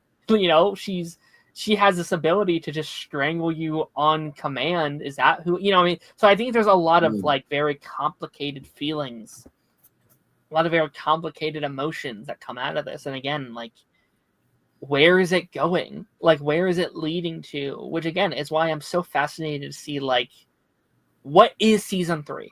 What does it look like in the new regime without a Homelander, maybe without a Vought? You know what I mean? Like who are these characters when maybe it's a little calm for a while? And obviously it won't stay calm, right? It's a TV show. There's going to be a plot. There's going to be something that comes up. But like, I don't know. I don't think we really. Like, because they're gonna have to grow next season. Yeah. The same as any season. Sure. I mean, yeah. And I think it'll be interesting to focus on everybody else. I mean, because like Emma as the character is really leveling up, and I think like she's like a mini, you know, and I think she has like a lot of potential to do good, and a large amount of good once given the right means and the platform to do it. You know, now that Andre sparked that fire in her, I can only see it getting bigger and brighter. You know what I mean? What that means in the world of the boys when it's so violent and there's so much debauchery. But like I said, I think she's like a mini Starlight, and then I think she could have her own movement, you know, and do really well with it, because she is very much unlike her grim mother, you know, and they're definitely not the same people. So I don't think that they would have. It'll be really interesting to see everybody's like admission to the Vault Tower to see how they interact. I mean, because Polarity and Emma's mother like looked into the fire, and then they both blinked and just turned around and pretended it didn't exist, and then told the whole world to come hither, you know, and led them towards it, which is crazy, just so that they didn't burn. I have thought about it. I have thought of, like, I don't know. Have you seen Cobra Kai, that final season of that show at all? No? Okay. Not. No, okay. There's do you care about spoilers at all for that show? I'm fine. No. Okay. So, like, that whole show is like, okay, Cobra Kai is bad, it's bad. And then they end the show being like, well, let's turn it into something good. Let's turn it into something, like, positive. And that has crossed my mind, where it's like, okay, maybe The Boys doesn't end with, like, destroying Vought. It comes in, like, changing it, or changing into something different. I was like, what if these characters become the, like, new Seven? Right? It's like Starlight rejoins the team as the lead, and it's like Jordan and Sam and Kate, and like, what if they kind of make this team and they're the new heads of it, and that's Gen V season 3 or something like that. I don't think that's likely. I think that's pushing the boundary a little bit. Because there's like a whole bunch of heroes, like not even at the university, that could fill the Seven. Unfortunately, that would be great though. I genuinely would love that. That would be really, really cool. It's probably too early for that too. Like, maybe that's not a Boys season 5 thing. Maybe that's like down the line if we keep doing, you know, Gen V to a point. Like, that's how we end Gen V or something. I don't know. It's just me throwing out an idea. Question. Yeah. Not for just for the room, but like, I was wondering, does Thomas Godolkin sleep, right? And if he does, sure. Like, what happens to Cypher? Sure. Or does he sleep like a cat, and then like he's only kind of like front level napping while the back of his brain still got like the mind lock on, or has he got him chained up in the basement, like, or is he tie himself to the bed like Moon Knight? You know what I mean? Like, what level of preparation does he go through here? I assume there has to be some, like, because he has to take care of this body, right? Like, it's just like anything. Like, if he can't just let this body rot. So I assume he has to literally take this vessel to bed each night, but kind of keep he has to keep control of it still, though, right? Like he can't just be like, all right, good night, I'll see you tomorrow. He'd be like, I'm out of here, dude. Fuck this. The controller needs to sleep. Yeah, that's a good point. He can't be awake 24/7. Like that. Maybe will you're kill right. you. Maybe he puts himself to bed, but he has to like tie himself up before he does so. Like he ties him up and he's like, all right, good night. He goes back to his brain or whatever. I don't know. Because like, unless like he knocks him out with sleeping pills, right? Because the Trevor Flannery person like was like, oh, this has been so long. This has been so long since I've been out of this body. Like there was no, like that's the first time he's been awake in a while. I mean, he's got no nightly routines. Could he just say like, just sleep for the next 8 hours? Could he like give a command being like, sleep or whatever? I don't know. Like Kate. Yeah, just be like, just sleep for the next 8 hours. I'll come back. I don't know. And then I don't know. That's actually a very good question. My other question is, what are his powers specifically, right? Because he said, like, just assume that I'm always watching, right? Mm-hmm. So, like, is he like just low-key in the back of everybody's brains, just surveilling stuff without their knowledge, and he's just in the whole room, but then takes control of the one that he needs? But how is he doing this all from? Because you got to think, there's the big campus building, and he's off down the road in the teacher house bit. You know what I mean? The dean house.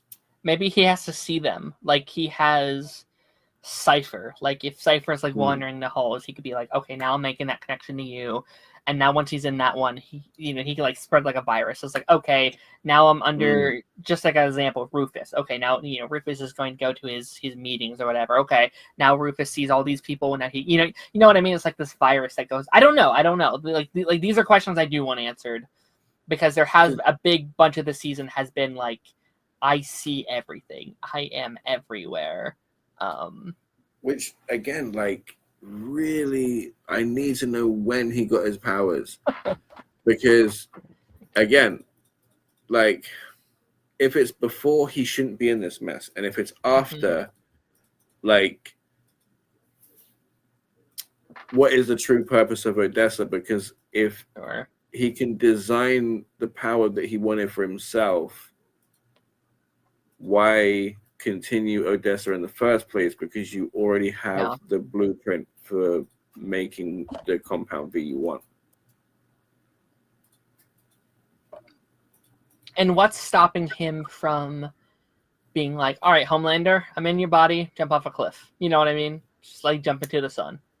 You know what I mean? Like what's stopping him? Like he is so overpowered. I don't know how you necessarily stop him. You know what I mean? Like he should. Yeah.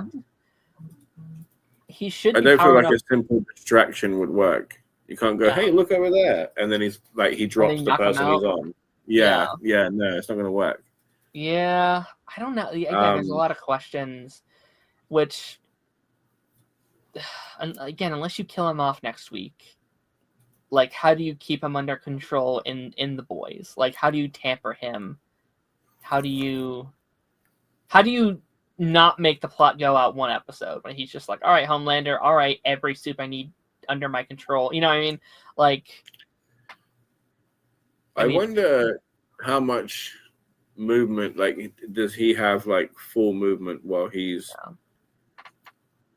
walking around? Like, could he fight? Could he fight and get 3 people to fight with him? You know what I mean? And then, like, if he's busy over there fighting like 5 different people, that is could you whack a anti-soup collar on him over here? Yeah. I mean, because like in their hallway fight, he was only controlling one person at a time.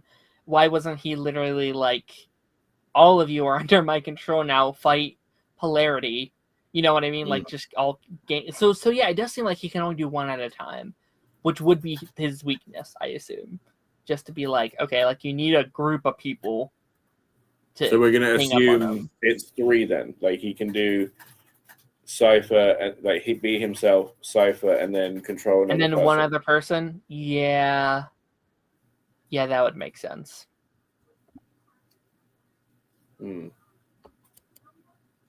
I'd flying says he probably has to enter the mind of his target, so he can only control one at once. That is interesting. Is it like a focus thing where it's like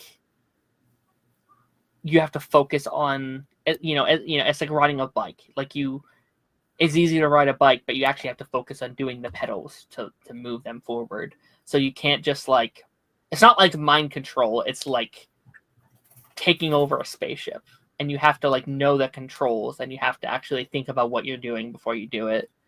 Maybe. But then but he would still have full awareness and autonomy of himself while doing that. Yeah. Which is a lot. Yeah. It is a lot. And potentially doing that with another person. So like it's like when I was on acid and I was in like 3 different planes of existence at once. Like he's literally living 3 existences at that point.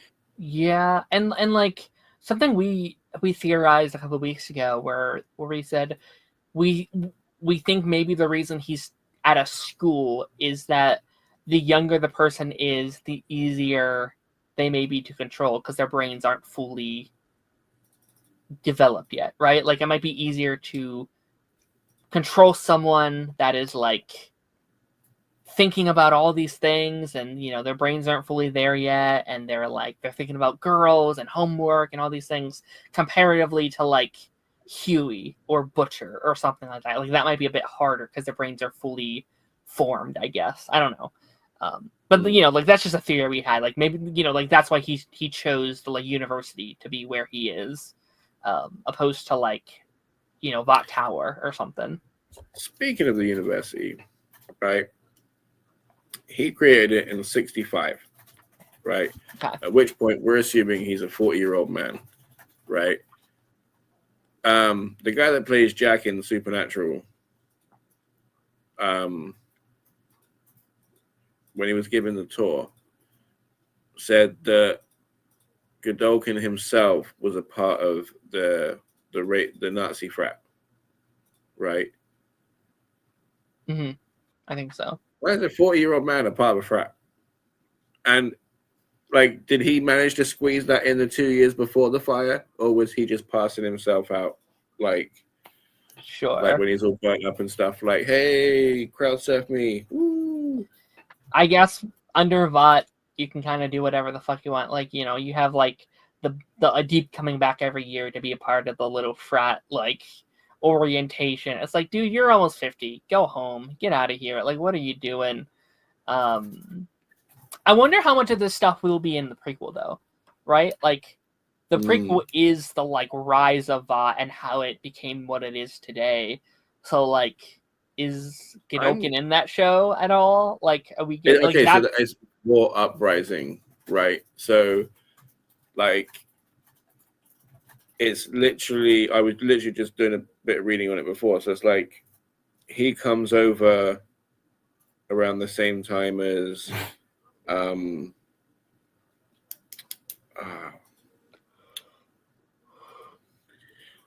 Oppenheimer, right?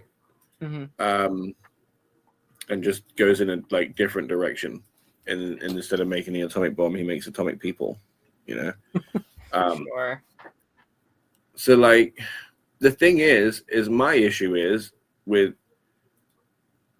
like doing a Vought Uprising show is it's gone from boo Nazis to yay Nazis. Do you know what I mean? I don't want to yay Nazis. Sure. No, for sure. I hope that they're still like, because we have Stormfront in this show. Stormfront's the most unlikable character I've seen in TV in a minute. You know what I mean? So I hope. I'll be curious because there is like a whole cast of characters that aren't just Jensen Ackles and Stormfront. Like they announced the cast a couple months ago, and it's a full-fledged cast. So they're going to be showing the origin of Herogasm. They've said it's the first Herogasm. Yeah, or like one of the first ones or whatever. So that's going to be interesting. All right, I think like the last main character I really wanted to mention, Polarity. I loved him. We healed him this week, which I think we kind of talked about on here a couple weeks ago of like that possibility. I said that he was either going to get healed by the end of the season or he was going to die. And I am glad. I do think in the original run he probably was supposed to die. I think that's probably what they were doing. And then what happened with Chance, I think they literally swapped their storylines. I think Polarity was probably going to sacrifice himself this season for the kids or whatever, and Marie would heal Andre. And Andre, yeah.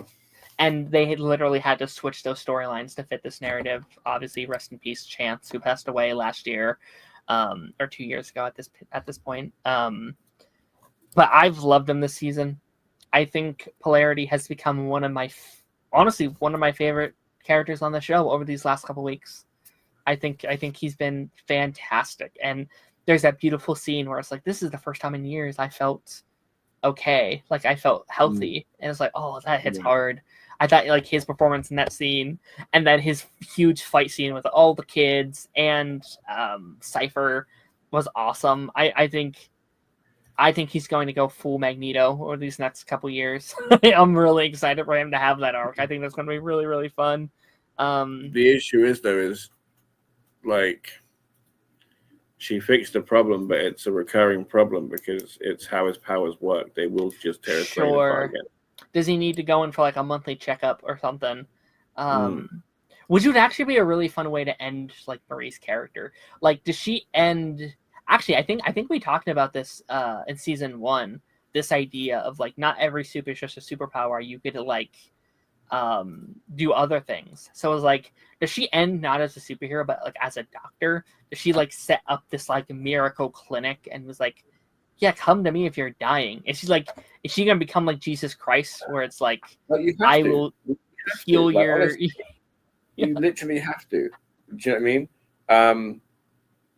It's the same way that like if you're Superman, you have to do Superman stuff. Yeah. You can't literally just sit on the sofa and just eat popcorn all day if you're Superman. Like you have to do Superman stuff. And like, what are the extent of her powers? Like she brought someone back from the dead, and like this caused a big conversation where we're like, how long can they be dead for? Can she bring anybody? Like, are we going to be like bringing back zombies? Like I don't think so. It has to be a trade as well, like because she's trading life force.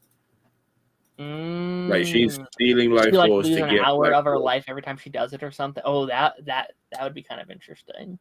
Because she's already like literally she's hurting everybody. Do you know what I mean? Like we don't know. Like every time she's helping somebody, she's costing somebody else. So it's really interesting what the cost will be and whether she herself will be able to fix it. Because even if that is the case, that'll end up in a paradox itself. Because and like, what all can she do?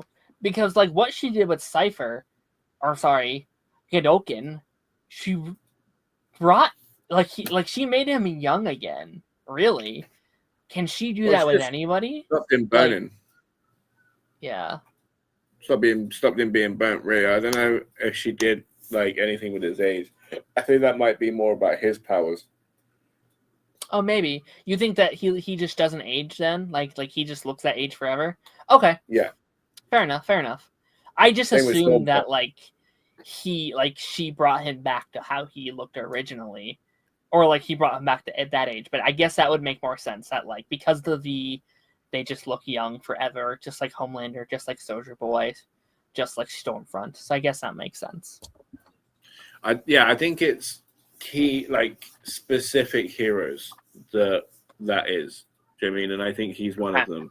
That makes sense. He's a hero, like specific soups, as per the design. Do you know what I mean? Like I'm gonna be really honest with you. I'm still expecting Vought himself to come out of the woodwork and say, "Hey, I'm not dead either. I'm a superhero." Right. Blah, blah, blah. Because how the hell he's gonna turn his wife and his best friend into a superhero or a super and not go, let me see what I get. Yeah. Or even design his own at this point. Stan. Stan Edgar's Vought or whatever. That'd be crazy. I'm so curious about that, right? Because he places the emphasis on Vought being a pharmaceutical company, right?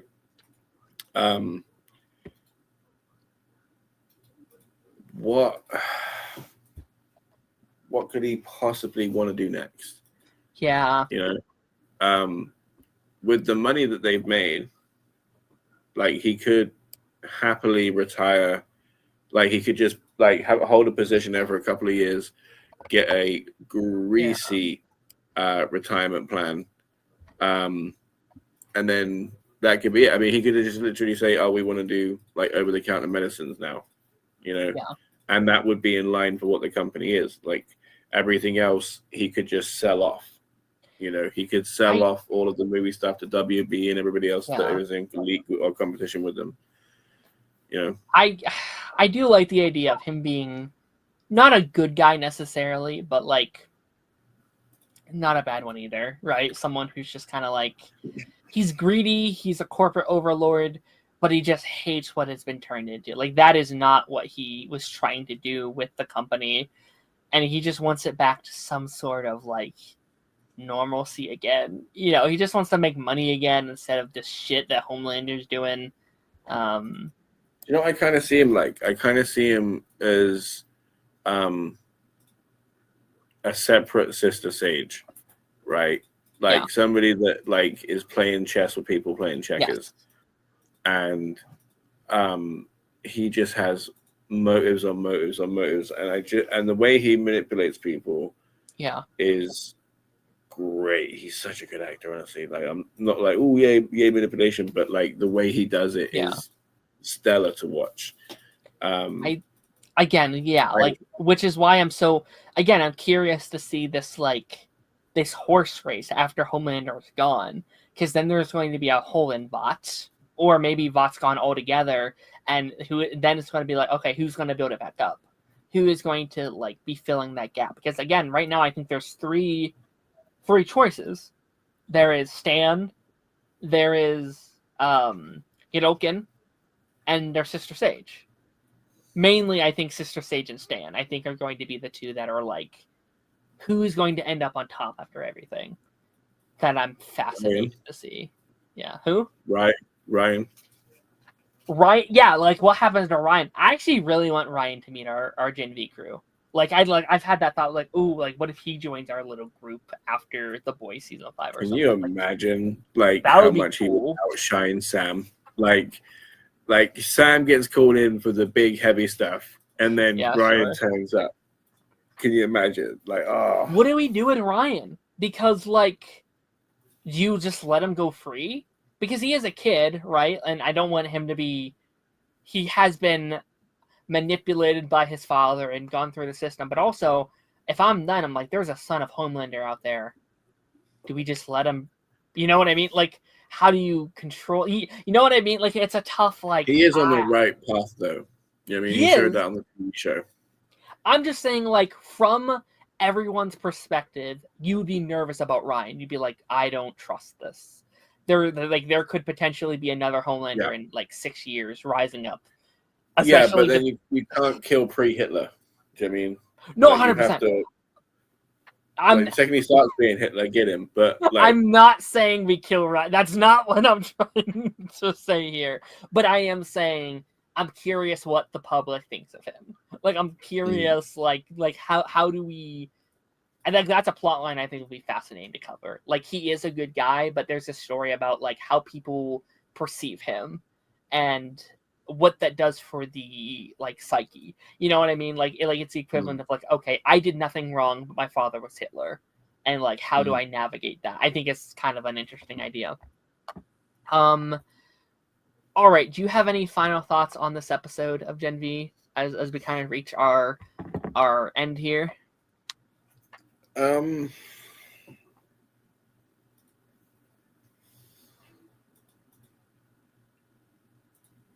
Considering the fact that you're talking about Vault Uprising being a show, this could be the way that they set it up. Mm-hmm. I agree. Yeah. Which, if that's the case, I have enjoyed season 2. There have been some phenomenal moments in it. Like, it's been really, really good. Nobody's let anybody down. They've done really, really good. But I question what other storylines there could have been than Cypher. I mean, because I understand that the world is burning in like the boys and stuff, but that doesn't really touch God you. I mean, that much. So I wonder what else could have been told. Yeah. Understand. But it's very good. It is very good. I did like the reveal. Again, it really made me rethink everything that like happened. When he's spitting in his own face, calling him a weak little diaper baby. Yeah. And he's like, "Oh, I should just end it all now," you know. And he just stood over himself with a fire extinguisher, which is crazy. I know, crazy. Like he almost killed himself, which probably would have been, I would never say this about most people, but probably would have been for the world's benefit if he had done so. And now it's like, oof, I don't know where we're going. I'm curious to see how we wrap it all up. See, my thing is again, like Stan Edgar, right? Because he's like, oh, we could use Godolphin to control Homelander. But then he's always a man of insurance. So, like, what insurance would he have for Godolphin? Yeah. He needs something, you know? And it's just like... He doesn't have any loved ones that we know of left. Unless he has a secret family. I mean, I guess he could. I guess we know nothing about him, really. Like, everything we knew about him was Cypher. And Cypher wasn't really real. It was a persona. Creation. So it's like, we know nothing, really. And now I need next episode to tell me who he is. Who is this character and why? What is he up to? And where is he going? And I wonder how, like, Nazi his superior soups are. Do you know what I mean? Right. Like, is he going to be racist with it, or does he just want the most powerful? I mean, right. Because his whole thing is using people. So just because he's using Sister Sage, there's nothing to say that they are true allies in his eyes. Does he keep like a horrible piece of shit? Like, Starlight's one of the more powerful soups we've seen, but she's not against his cause, I assume, right? So does he take her out? Where it's like, no, she's good because she's powerful, kind of thing. You know what I mean? Is it like, like that's going to be interesting as well. Alrighty, we are going to read through a bunch of these comments that we got while we were going through our convo, and we're going to call it a night, I think. Naruto in the chat. Speaking of the show you've been watching lately, Naruto's in the chat. He said, "You see, Netflix is launching amusement park called Netflix House." I did see something about this. I didn't fully read it. I saw they were doing an amusement park. I was like, okay, I guess. Any things you want to see there? Any themed like parks or rides you want to see in a Netflix amusement park? No, but 100% they're gonna have like a whole Squid Game area, and it's gonna cause nothing but arguments when they're playing red light, green light. There's gonna be Squid Games, Stranger Things, obviously. Yeah. I don't know how the IP works with some of those because they like adapting all these things from other companies, but like One Piece would be really cool. Avatar would be cool. Where does that go to as well though? Like Avatar is one of those middle. It's like, are they allowed to? But like. Yeah, what are some of those older shows? Orange is the New Black. I don't know. Some of those older. Oh my God, can you imagine the Bird Box ride? Just everybody blindfolded. You're blindfolded? That would actually be kind of sick, actually. You put a blindfold on each person, they have to go in. That would actually be kind of sick. IB Flying says, only thing I'm waiting for only thing I'm waiting for on Netflix is the final season of Stranger Things, which starts in a couple weeks here. It's about to start. Wait, no, Sunny in Philadelphia. Their new season was perfect.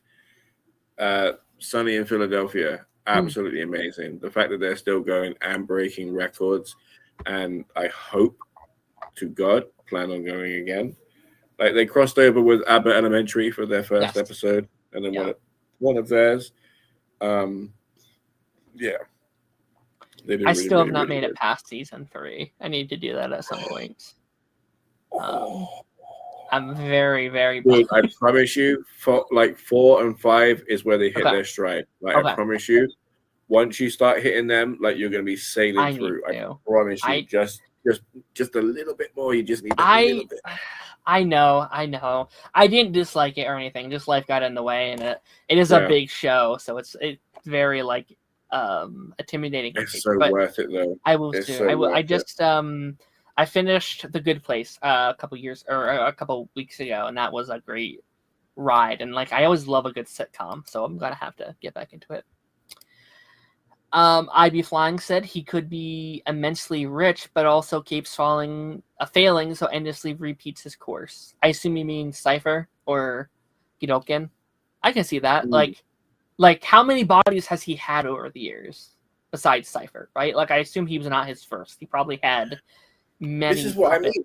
This is exactly why we need to know when he got his powers. Like that is key to working out everything. Because if it was before, the guy's a fucking idiot. Okay, he's a genuine fucking idiot because he could have stopped the whole room from killing themselves and giant tentacles sprouting out of his best mate's ass. Like it's ridiculous. Yeah. Harrison said Soldier Boy looking like Green Hornet in Vought Rising, and I'm here for it. Yeah, the set photos are not set photos, but like the posters they put out were pretty fun. I wonder when that comes out. Would that be next year? I don't know. Well, it's gonna be after The Boys, right? Yeah, it would have to be after The Boys. I don't know how I feel about 2 The Boys seasons in 1 year. Like I love The Boys, but I do think it has to I think if you do too much of it, it's too much, right? I think it's a less or more kind of thing. So I hope they stick to the 1 a year template. Yeah, it has to be. Otherwise, they because again, at what point do they become what they mocked, right? Because that whole slate that they did last season was ridiculous. Ridiculous. Like we're gonna be here for the next 8 hours talking about 59 projects or something. It's come on now. That is, I think, a good criticism for the show. It's you start out the show being like, oh, this is why these suck. But you're really just doing what you mocked this whole time, which I like those kind of things. I'm not mad at it. I enjoy it. But you can't mock them and pretend to be better than them and then also be like, they suck. I don't know. You can't have your cake and eat it too, I feel like. Oh, well. Harrison I read that one, sorry. Jonathan said you can have a predictable story and still have it be good. Everyone knew Bucky was the Winter Soldier, but it was still a great movie. I would agree to that. That's in response to the title of the stream where I said, has Gen V Season 2 been too predictable? Just because I know a lot of people did No, not by any means, in my opinion. Okay. The fact, so basically, Liam said to me, it's dude, one of your favorite characters is turning up from The Boys. I was like, ooh, I wonder who it could be. And I reeled off a whole bunch of names. And he was like, no, I'll tell you what, they're human.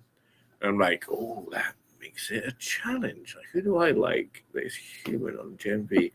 And Stan Egger did not come into my brain whatsoever for whatever reason. That was a nice moment, yeah. And then and then his granddaughter rocked up, and I was like, she's not human. She's very much a super. And then he rocked up, and I was like, it was so cool. I weren't expecting him at all. And then the fact that he's going to be in the finale and a whole bunch is hinging on him and his motivations and actions is very, very, very exciting. The reveal, I saw it being Godolkin. I saw that coming, but that's really it. I mean, everything else has been quite a nice surprise, to be honest. Fair enough. Yeah. I've still loved the unexpected. Do you think we get any cameos next week? Because there's been a lot this season. Like, do you think we end the season with a Butcher or a Homelander or like a Huey or I'd like Starlight to come back. I feel like you have to make that thing come full circle from the first episode. I don't know. I mean, do you think that each show stands well enough on its own that they don't need it? Do you know what I mean? Like, I know we're kind of like, oh, everything's so apocalyptic. Like, it's apocalyptic here, it's apocalyptic here. Why not bring all the apocalypse and have a big apocalypse together? We can have a big hurrah, and then just be like, Rick and Morty, just dance in the fire. But they do stand well enough alone that you could just have two separate apocalypses. Yeah. I think season 1 felt very on its own, where I felt like you could just watch that show and be fine. This season, I kind of feel like you need the boys a little bit. Like, I think if you're just watching this season, there's going to be things where you're like, who the hell is this guy? Or who is this character? Or like, what are they talking about? And, who is, who is this character that they mentioned? And this, there's like so many of these little things that you are just going to be, I think, lost. And I can understand that criticism from people who just enjoy Gen V on their own without it being directly connected. And I really? You feel that more for season 2 than 1? I do. I think so. I think there's things you would be lost on. Like, I think like when like Soldier Boy shows up, you're probably going to be like, who the hell? Like, who is this guy? Wait, do you think he's coming this season? No, I don't think so. I don't think he's showing up this season, but he's in The Boys season 5. So, yeah. Right. I don't think he's in. I mean, he so could. They're gonna have I him guess, fight Homelander then. Yeah, I don't know. Anyway, okay, last couple comments. I think speaking of Soulja Boy, I think Soulja Boy might turn into a John Walker type character. He's still bad, but he's a necessary bad guy. I've never seen a bad guy. Yes, sorry, yeah. I think I've never seen him like fully evil. He's been more of like, I guess just a dick, right? Like he was never a good guy, right? He was never morally great, but like, I think comparatively to like, let's ask Mother's Milk that question, shall we? That's fair. I don't know. I just mean like on the scale of like Homelander and Stormfront. Like he but like he was like a staunch racist. He is. Oh yeah, no, he is. Yeah, no, for sure. And like went out on the beat, like just hurting so many and killing so many people. I think he's definitely still evil. bad. He's still no. He is he's still a bad guy. Yeah, I'm sorry. I wasn't trying to like I see what you mean in the fact that he is racism. vulnerable. He is vulnerable, like because, like what he mocked Homelander for is exactly one of his traumas about being Soldier Boy. I mean, the fact that his dad didn't accept him, called him weak, a shortcut taker. Sure, yeah. So then he's like passing on the same trauma and the same pain. Sure, I guess. Let's just jump right into it because we have a finale, we have a premiere. I want to spend time on these episodes just a little bit to have that conversation. Gen V season 2, the season 2 finale of Gen V. Now I've had a blast talking about this season. I've enjoyed this a lot. Now we have not talked about the season previously or this universe, I don't think at all. So tell me your feelings on the season, your feelings on like the show as a whole, and just like this universe. Like what's your general thoughts on this universe and what's leading up to the season, I guess? Well, I'll talk about Gen V first. Gen V season 2 specifically, I do think had a few kind of minor crushes because of the tragic death of what was his name? Chance, yeah. Yeah, so I do think that they had to rewrite this even so badly last minute, and that negatively impacted this even in a little bit of a way where they probably would have had a better story previously. But because of those implications, they obviously had to work with what they had. Yeah. And I like the angle of what they did with his character throughout the season, because his death actually meant something throughout the season. I really did enjoy that. Now, saying that, what I do think about the boys' universe, I love the boys' universe. It's great. It's like I'll keep getting every single season of this universe. I mean, we're down to what, like 7 seasons if you include the boys' Diabolical? Yes, 7 seasons, so, which is crazy to think about. Yeah. I've been watching this in day one. Like I was the boys season 1 guy back in 2019, and I love that show. I'm not my least favorite season of this universe is probably season 2 of the boys. Oh wow, really? Yeah, okay. I don't know why. That season particularly, I don't think I like Homelander's Nazi girlfriend. Stormfront, yeah. Yeah, well, that was her name, yeah. And so you might not like the prequel then, because she's one of the main stars of that show. But I love Soldier Boy, so that's the problem. I love Soldier Boy. So I'm really conflicted. Like I'm excited for it, but I love Soldier Boy. Like I was at the panel at Comic-Con when they announced that show, and my mood went from here to here in a minute. Like shit, it was like I was excited for Soldier Boy, and I still am. I'm still gonna watch it. I'm hoping it'll be good. A prequel in the boys' universe fully works. That's exciting, yeah. So I'm really hoping for that. And the boys recently, like I know a lot of people didn't love season 4. I liked season 4. Season 4 was good. I just think it was a full setup season. Yeah. And when it comes to setup stuff, like for example, Harry Potter 7, they're usually going to be one of the worst in that particular franchise because they are all set up for something that hopefully will be significantly better. And that's what I think the boys season 4 was. It was all set up for the boys season 5, and that's kind of what I think Gen V season 2 was. It felt like a lot of setup for the boys season 5. Yeah. Which isn't necessarily a bad thing. It's just it can similar. I had a similar. I won't talk about that much, but I had a similar reaction with Peacemaker's finale with setup and all that. And I don't. Well, I do think setup is good. Sometimes I think it plays a bit too much, and I think Gen V and the boys have recently had this problem. Yeah, this has been a conversation. Yeah, like this is a conversation I've had with a couple of my friends this year. Where is it like, because Gen V season 1, I think the strengths of that were it does kind of feel isolated. It kind of feels like outside of some cameos and some lines, and like the cameo from Soldier Boy won't make much sense if you have only seen this show. But for the most part, I think you can enjoy this season or enjoy season 1 without it, and you can watch it on its own.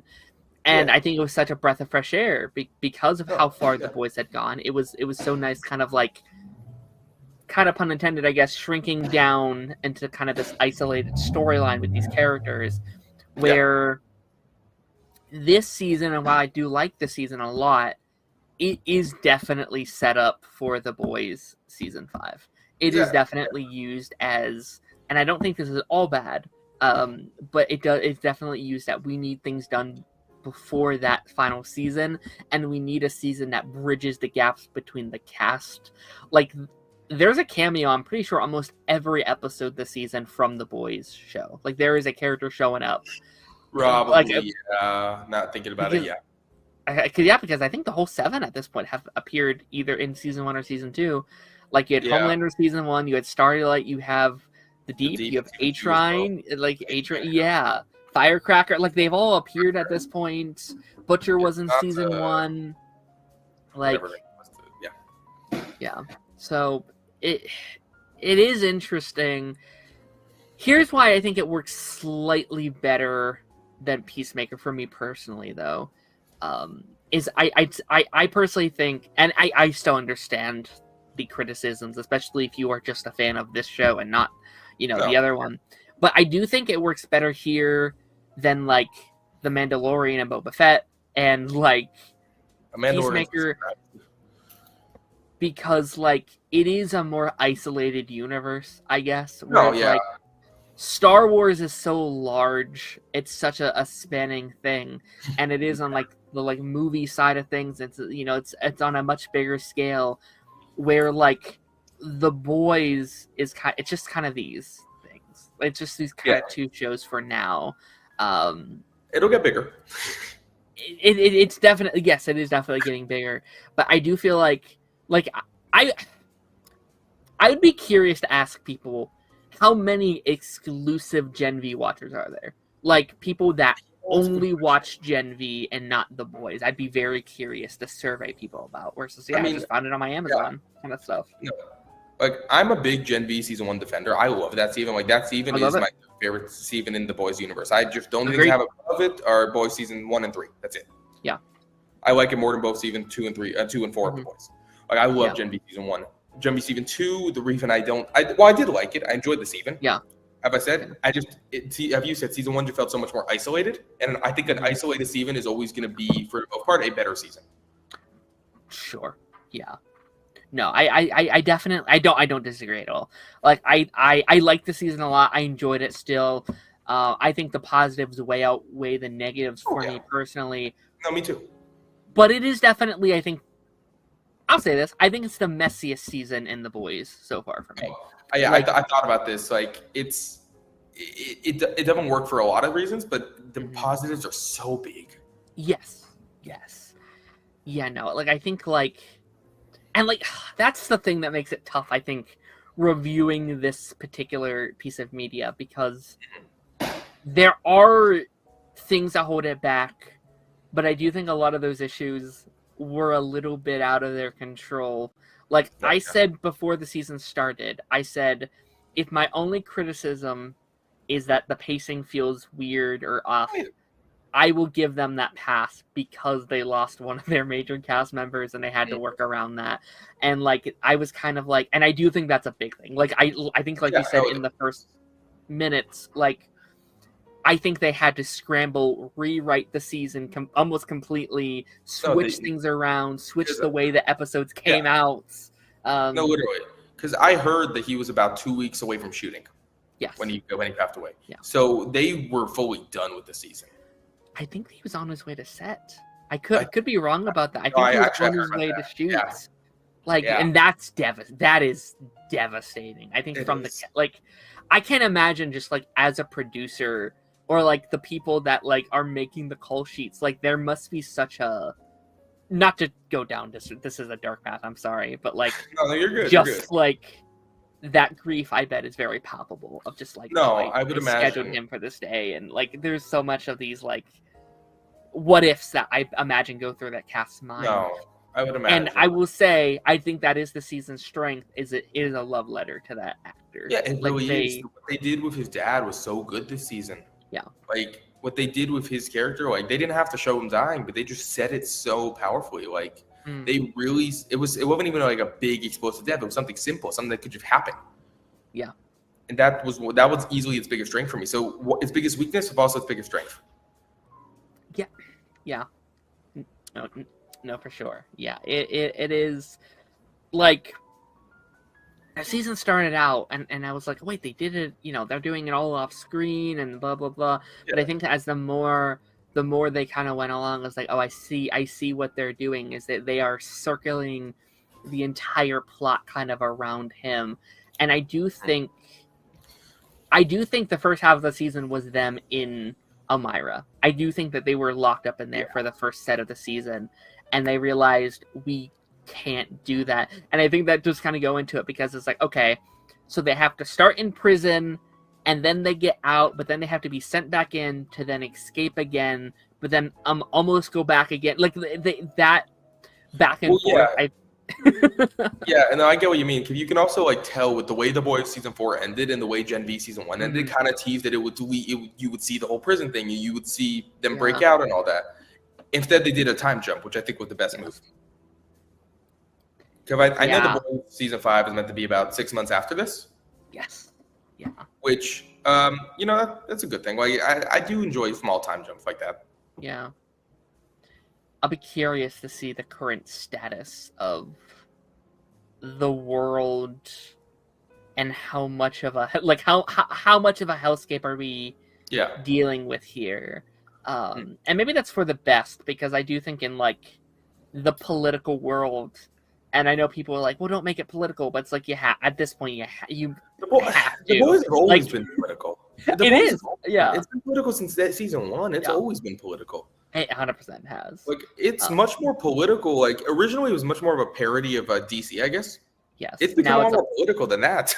It's about the world and politics, and like, I just think a certain group of people are just now realizing it is the thing. I think it's that like Euphoria meme where it's like, is this meme about or is this play about us? Is this us? No, literally. Sorry. Yeah. No, literally. No. Yeah. Yeah. No, it's always been political though. The people who say it's not political just aren't watching it. It's always been political. Yeah. They just are now offended by it. Yeah. Sorry, what I was going to say, another one of my biggest strengths about Gen V Season 2, and I just remembered, was we really get to see Homelander's world. Like, kind of a buffer in between seasons. And I really enjoy that. Because I don't think The Boys Season 5 would have explored it too much since it's the final season. Mm-hmm. I think you would have explored the first few episodes, but really quickly would have been, I think it's going to turn into just what the story of the season is.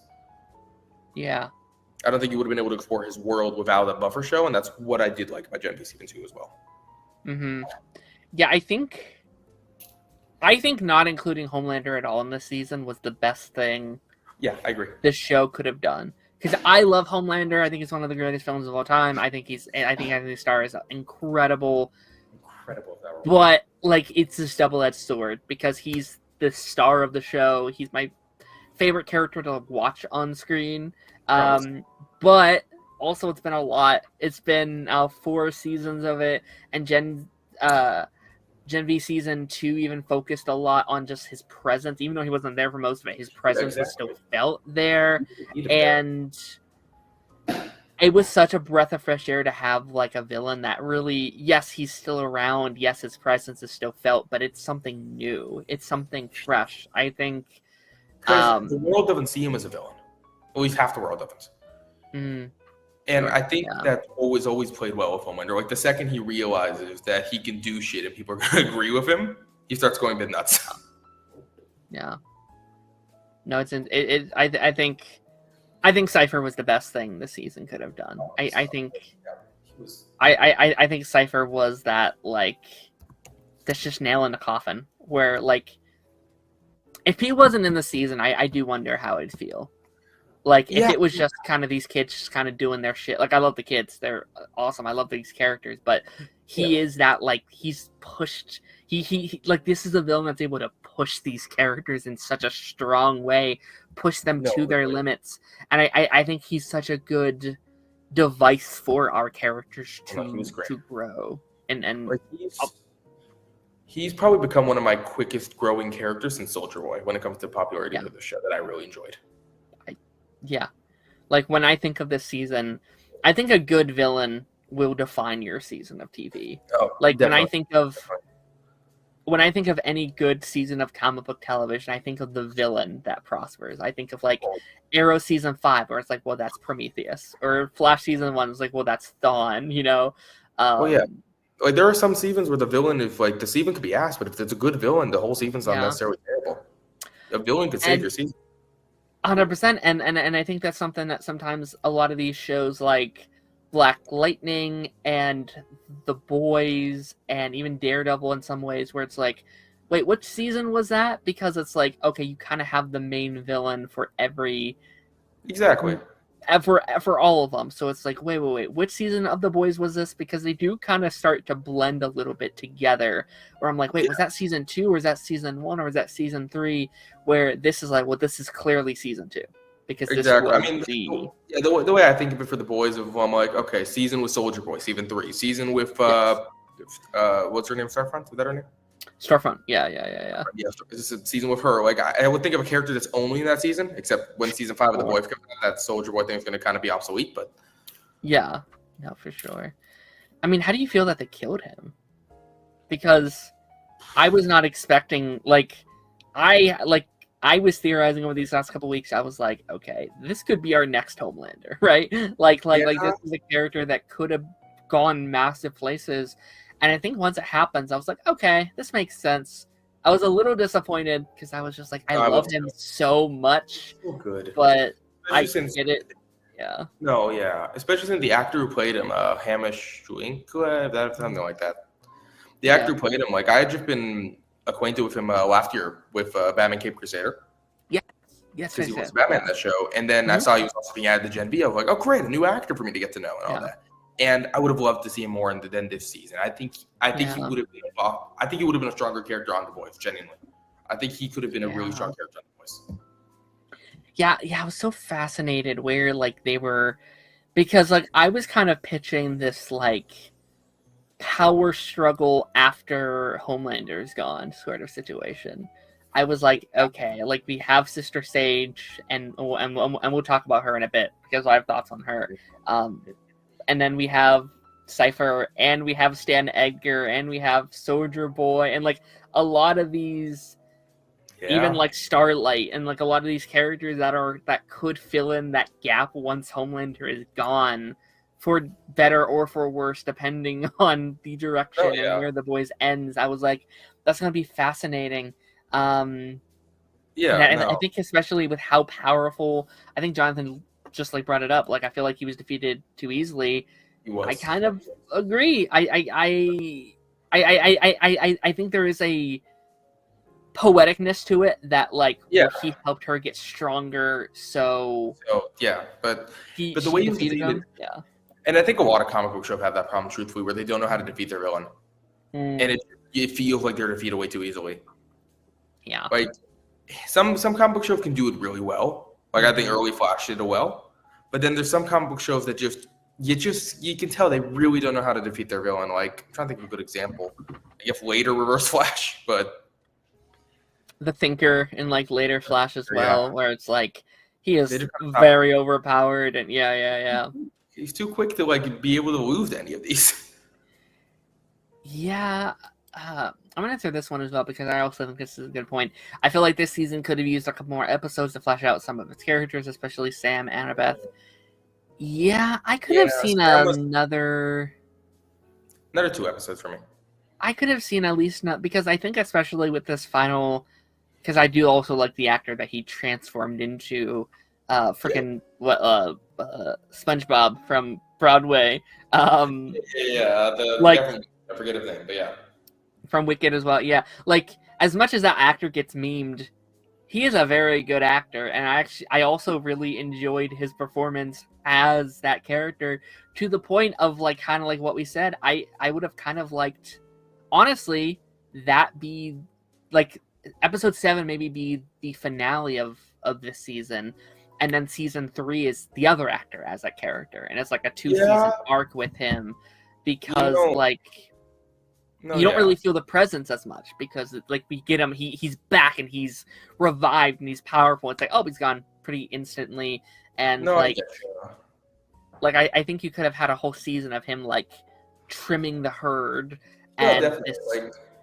Like I'm wondering if we're gonna see a post Homelander world, or like, because we don't know when The Boys Mexico is gonna take place, but The Boys Mexico also might be a prequel. We genuinely don't know. Yeah, there's a statement. I think it is in present day. I'll try and find the official statement. I would imagine, because the way they talk about it, they usually would say prequel. So I would imagine it's present day, but even then, it's going to be in a different country. It's not going to be, we're not going to see really a post Homelander America. Yes, sure. I want to see if I can find the post, because I did think it was interesting. But like he was talking about, like The Boys Mexico kind of follows what this world is looking like post what happens in the season. Oh, really? And like I do think that's interesting, and like it's kind of been hard to talk about the future of okay, wait, this might be the comment here, hold on. Eric Kripke said, I think it's hilarious. It's going through the bumpy rapids of development. It would take place at some point after The Boys season 5. Okay, I guess it's not. Yeah. Okay, you know what? I do remember that quote. You're right. I do remember reading that earlier. Mm-hmm. Okay, that's good then, because I really do want to see a post. So, like, as much as I love The Boys, I do think they're ending it at the best place they could. Agreed. So, and a show really have to learn to do that, where they really have to learn to end at, like, when they have the best opportunity. Like, realistically, a show should end at their peak, which is a bad thing to say, but really they should. Yeah. And, like, if Game of Thrones had listened, they probably would have done better. But anyways, The Boys season 5 is going to be such an interesting season because they're hyping it up so much. So I'm really hoping it lives up to that hype. Yeah, I agree. I think it needs to end now. Like I've had my ups and downs with the show for sure. Like especially in the last couple. I think 4 for me didn't work as much as I wanted it to personally. 4 was the messiest season before Gen V season 2 for me. Yeah. I think 4 was a very messy season for me. It had its ups and downs, and I think they need to land it for me. I think they really need to just cement it because I do think it's been one of the more consistent TV shows of the last several years. Like again, people meme on season 4. I have my problems with it, but it really is going to depend how they land the cards and how its reputation is built. Like, yeah, there's very few other shows I could say that really had a great run in the 2020. Like the only other one I can genuinely think of off the top of my head is Superman Owens. Yeah. Like, and I mean, it's a finale that's like good. Yeah, I mean, it doesn't help. There's so many that just don't get to finish, right? There's so many shows where it's like, oh, we're canceling you after 2 seasons, or whatever, and yeah. Exactly. A lot of shows, specifically with Netflix recently, a lot of shows don't really get to finish. They don't get to, it's like, very frustrating. I'm a huge advocate of Give Me Legends of Tomorrow season 8, but like, yeah. No, I think shows are getting better. Not to go on like a side tangent, but like it feels like shows are trying to get back to that a little bit. Like you have shows like Invincible and Friendly Neighborhood Spider-Man that are like, oh yeah, we're trying to put out a season every year. Invincible is the most confident I've ever been that a show is going to get 7 seasons. Like, genuinely, I am so confident that show is going to get 7 seasons. Oh, I mean, Amazon loves it. That's their... No, Amazon is so trustable with picking up their seasons. That's what I respect about Prime right now. Prime is doing good, yeah. CW really wasn't trustable. Freaking HBO is very 50-50. CW was for a long time. They were for a while. Like, CW was that one network that was like, oh, we'll pick up our shows because the ratings didn't matter up until a point. Because it's like, oh, yeah, but our shows go to Netflix, and that's where people actually watch the season. So they'd pick up all their shows, and then they bring in a whole bunch of stuff. Yeah. I also don't like when people say like something looks like the CW season because that wasn't really a term until like 2022. Yeah. Like prior to 2022, CW was seen as like a decent place for superhero media and all that. Mm-hmm. You get the Flash season 7 and stuff, and then but I mean, when people say like, oh, this looks like a like CW suit, it's like you're thinking of Smallville. Like you clearly have not seen the suits of the last like Crisis onward, where they were doing these very expensive, very well-looking suits. Well, genuinely, I don't know if James Gunn will be able to make a Flash suit better than Grant Gustin's final suit. In terms of comic accuracy, at least, like that suit was so comic accurate, if not unbelievable. CW has some I mean, they've had bad ones too, for sure. Like it's not all forgivable, but like it's all great. Yeah, no, don't get me started on Diggle season for Spartan. Like, did you see the Green Lantern like prototype they were going to make for him? Yeah, it looked not great. No. But yeah, I'm trying to like. I'm kind of looking at these characters and kind of where they landed, and it's hard to single them out, I guess, because they do kind of like. It is kind of broad, like thick strokes, I guess, with the characters this week. Like it was definitely very like plot heavy first, and then kind of like, then they try and focus in. Like I was like, all right, what does Sam do this week? And I was like, well, nothing really. And it's like, all right, what did Emma do this week? It's like, well, I guess nothing really. So it's I feel like they just didn't know how to write Sam's character really. I wasn't a fan of Sam this season. He didn't do anything this season. He just was there. I liked his farm stuff. Like there's that one episode where he like goes back to the farm with the family, and there's that fantastic scene with like him and his mom on the swing. Brilliant. I was like, oh, maybe I was wrong about his arc this season, and then they instantly forget quite literally all of it. Like, it instantly goes. Literally, like other than Homelander, Sam might genuinely be the most broken character on the Boys universe. Yeah. And I feel like they're not leaning into that enough. Yeah. Who's such a psychologically damaged character? The only other character we've seen like that is Homelander. It's fascinating. Like I do love the kind of bits where we like, because I think the first half was really doing him and Emma both pretty good. Like I like this idea that like, okay, you ended last season with Emma fucking with his mind, and it's like slowly unraveling, and he's slowly seeing the consequences of his actions. And then you do the farm, and I also loved Emma as this kind of like independent resistance fighter storyline on her own. And then the back half kind of like just kind of drops all of it, where it's like, oh, she's in a love interest with two guys, and that's the story for her, and now it's Sam is just fighting over her again. It's like, no, exactly. Those are the elements I didn't love so much of season 1, that they're just kind of like, oh, we must bring it back full circle. Yeah.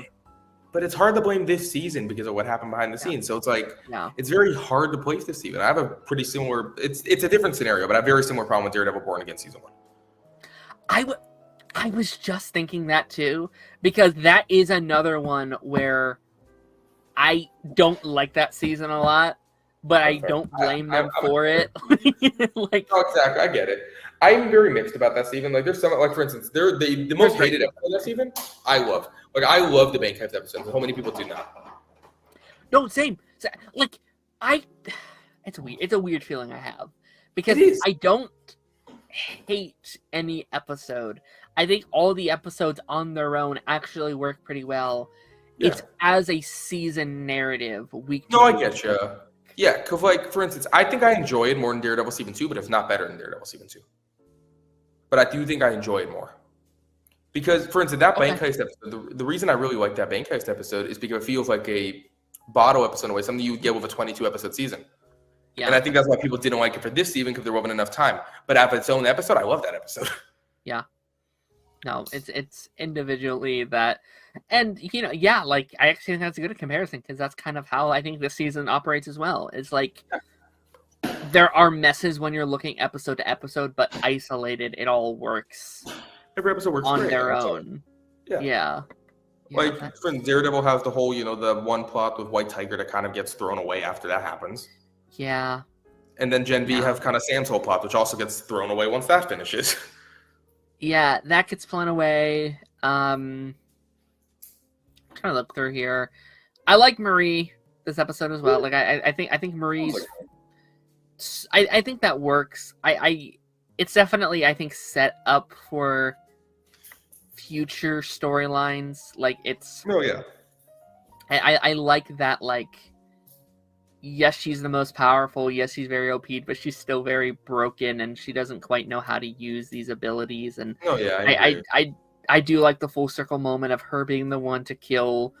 I like that too. Cypher. Like, I think that scene, even though I think it's a bit rushed, like, I like that scene a lot. I think that really works. Yeah, I've always liked Marie. She's always been one of my favorite characters, but I do think I liked her more in season 1. Okay. But not to say she was bad in season 2. I just think she had a lot more story to tell in season 1. Yeah, she has my favorite moment this season, where she's with her aunt, and she's fully unloading her trauma, and it's just like, I was just a girl who had a period, that's fucking it. Like, people keep putting this shit on me, but I did nothing wrong. Like, I like that she finally gets to confront that. That was absolutely incredible. That was early in the season, like episode 3 or something. It was 3, yeah. It was episode 3. Yeah. And then, like, okay, here's what I'll say. I really liked the scene last week where she, like, is trying to get Kate to control her friend, and it's this big moment. I will say that's my one issue about this episode, is they don't really address those actions. Like, that is a big deal. Like, she is doing the same thing that they berated Kate for doing for this entire season. And people have issues with Kate this week. But it's not because, like, they don't even mention that moment. Like, there's the thing with Jordan, and they kind of officially, like, break up, I guess, this episode. And it's like, but, like, you keep leaving, like, it's because you keep leaving me and I can't trust you. It's like, are you sure it's not because you tried to choke them out and, like, control them against their will? Like, that I kind of wish there was more of a shined light on, is like. No, I get you. maybe there's a little bit of darkness in there anyway. Like, it's meant for good, right? But like, Vought also says that same thing, where it's like, yes, we're doing this, but it's for the greater good, kind of thing. So, like, I wish they shined on that just a little bit more. A little hypocritical in a way. Yeah. And I'll tell you this, like, I didn't actually see this until talking about this right now, but I have a lot of same problems with this season of Gen V that I had with Peacemaker. Yeah? Yeah, okay. There are a lot of, specifically also with the finale, where you said, like, it should have ended with episode 7. I think the same thing with Peacemaker. Right, I think Peacemaker would be a much better finale for episode 7. And I'm realizing that I have so many similar complaints. Like, I love both seasons, but I think both seasons are so structured so poorly. And both I don't know which one I like better. I would have to think about that, but it's a very interesting thing, though, that both came out around the same time, and I have very similar opinions of both. Yeah, both are very Nazi forward as well. Like, they have a lot of the same, like, literally, a lot of the same ideas. And both of them had their one problem. You know, Gen V Season 2 had to get entirely rewritten, and Peacemaker, let's be real, James Gunn was overworked. Yeah. He was running DC. He had Superman and Creature Commandos, which he was also working on. Peacemaker Season 2 kind of was the tail end of that, and where he just didn't have enough time to work on it, which he should have. Agreed. I want to talk about... I cannot find the actor's name here. Doug. Doug is a character that we officially met this week. The, like, real Cypher, if you will. I fell in love with this character instantly. I thought he was so charming and likable. Oh, he's awesome. And he killed him instantly, which I'm not mad about. I'm totally fine that you did that, right? But I was like, no! They did such a good job. And actually, I think that's the strength of the show. They make you care about these characters very quickly. Like, I think they have very likable, endearing characters that, they really do. An episode ago, I hated this character. It's like, this motherfucker, right? And now I'm like, oh yeah, this guy's awesome. This guy's great. Literally. And the boys have always had that strength. Like, episode 1 genuinely made me fall in love with Huey and Butcher. Like, I fell in love with them by the end of episode 1. Even Robin, right? Like Robin was such a likable character in the 5 seconds. Yeah, the littlest screen time we possibly could have for a character. And yeah, I think that's strength. And I think that's where the boys premiere really stuck. Like, that's kind of why I stuck with the show, because the character was so likable. Mm-hmm. Like, and a show really needs a good pilot for that. And I think the boys and Gen V both did that great. They both have 100%. Yeah. There's some pilots that don't do it. Like, for example, Invincible didn't hook me until the last 5 seconds. Genuinely, and then that 5 seconds kept me for the rest of the show. So. And that's, I think, the bit that is, I think, the experience that most people have, where it's just like, oh, it's a fine superhero show. It's a basic whatever. Okay, I'll watch more. And it's like, oh fuck, it's not. All right, that's interesting. Literally, and literally, the boys they did this thing Invincible did at the end, but within the first 2 minutes. Yes. Where you think it's just gonna be a normal show, and then just Robin dies. For sure. The Polarity stuff this week, I think, was a highlight. He's been for sure. I think he's been one of my MVPs. I think him and Cypher have been my two, which I hate saying that, the two adults have been my MVPs, and this is nothing against the children, because I love them as well, but they have just been so good. In fairness, I've said all season that I think they kind of gave plot lines to Polarity this season.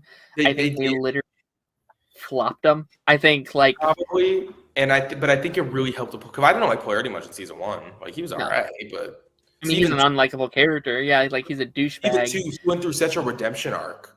Yeah, and I'm like, oh my god, he's great. Like, genuinely, he became one of my favorite characters from this universe really quickly.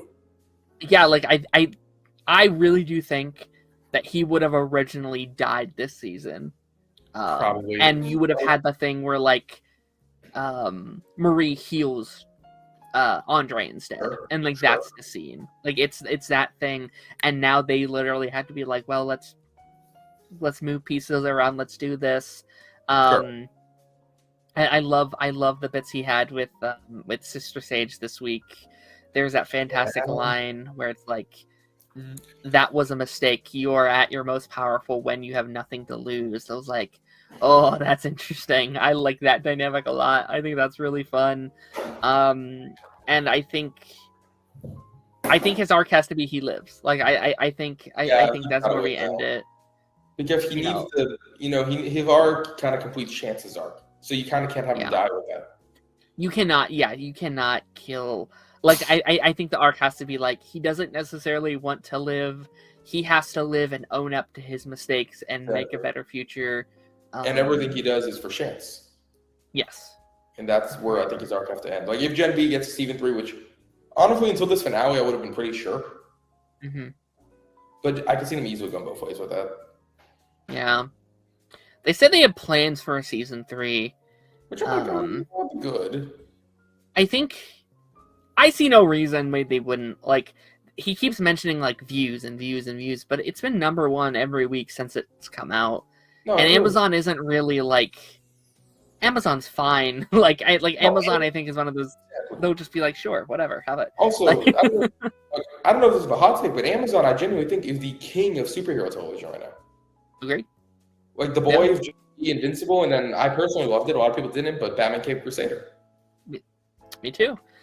And that's been my big defense of the upcoming Spider-Man Noir series that comes out next year. Prime, yeah. Like, because people are like, oh, but it's Sony. I was like, yes, but it's also Amazon, who have a fantastic track record as superheroes. Exactly. Also, when people don't trust Sony, I feel they always forget that Sony made Spider-Verse. Like, they just choose to ignore that. Yeah, Sony's a weird studio. But it depends on who they hire. They just hired really, really, really weird people to make the villain movies. Yeah. It's like a lot of people aren't giving Clayface a chance because of that. I'm like, that's a whole different studio. Yeah. Also, Mike Flanagan, just saying. Yeah. And then you have Joker, which also has a mixed reception depending on who you ask. Like, yeah. I agree. Yeah, like Joker 1, I genuinely think is such a good movie, but it's such a bad DC movie for me. Because it doesn't feel like a DC movie. But it's such a good movie. It works as a movie. And I'm one of those weird kind of Joker 2 defenders. Okay. Because I like a lot of that movie. I hate a lot of that movie, but I like a lot of that movie to a point where it balances out for me. Mm-hmm. So it's like, there's parts I hate, there's parts I love, so it's like, I think that the opening of Joker 2 is so creative. Sure. With the Looney Tunes going on that, so. I don't love it, but I don't hate it. I gotcha. Like, I think I just kind of, I was like, some people okay. despise it. Yeah, I was like, it's okay. It's okay. Don't get me wrong. I was disappointed. Like, that was my most anticipated movie of 2024. So I was disappointed. Yeah. But it doesn't mean I didn't like it. Like, for instance, I was disappointed about Captain America: Brave New World this year, but I still liked it. I still enjoy it. It just disappointed me. I'm looking through. I mean, we kind of already mentioned it, but I guess we kind of only talked about it from Marie's POV. Like, what was your thought on Jordan and Marie's conversation about, like, I cannot trust someone in a relationship formula. Like we could be friends. I could trust a friend, but I cannot trust you in a relationship, kind of thing. It's a problem I have with a lot of superhero shows where you have to, when you date someone in those type of universe, you really have to understand that they're gonna disappear, that they're gonna do shit. Yeah. Unless you genuinely don't know their identity, then hey, fair enough. But especially coming from a different person with power, I really do think Jordan should have understood. Yeah, again, I think it's just the wrong argument. Again, I think it should be, you tried to choke me out yesterday, Marie. like I understand why you did it, but also I can't trust you. Because like Jordan's whole thing is like identity and control, and I think especially what Cypher did to her this season, or did to them this season, it's like, well, now someone I trusted did that to me, and I can't trust you. Like, I think that should have been the direction that they leaned into a little bit more. No, literally. Like, they really should have leaned into a lot more of that, because I've always thought the dumbest argument in a superhero show you can have is them really not trusting you because you're a superhero. Mm-hmm. It's a dumb argument because you kind of sign up for it. Unless you dated them before, you kind of sign up for it. Yeah. And especially if you're another superhero, it's like, I feel Jordan should have understood that. That is true. I also like defend these kind of stories a bit more though, because I also understand these are teenagers with very that I get. Tough emotions. Like I defend the Amber scene from Invincible a lot. Like people bash her so much. I was like, sure, I understand it's a frustrating scene, but also I think she's a little valid in feeling that way. And people, I understand. I understand why she feels that way, but also the reason I do defend that scene is, didn't she start dating him before she found out he was a superhero? Yeah, 100%. So that she didn't sign up for it. That's why I do defend that, because she didn't sign up for it. She found out about it while she was dating him. 100%. If you sign up for it, it's hard for me to defend that, because as I said, they signed up for it. They knew what they were getting into. Sure. Yeah, and then it also just comes down to like how are you having that conversation once it's an issue? Like, Are you coming out of it being like, well, fuck you? Or is it like, I'm struggling with this. Can we talk about this? This isn't as easy as I thought it would be, kind of thing. Exactly, yeah.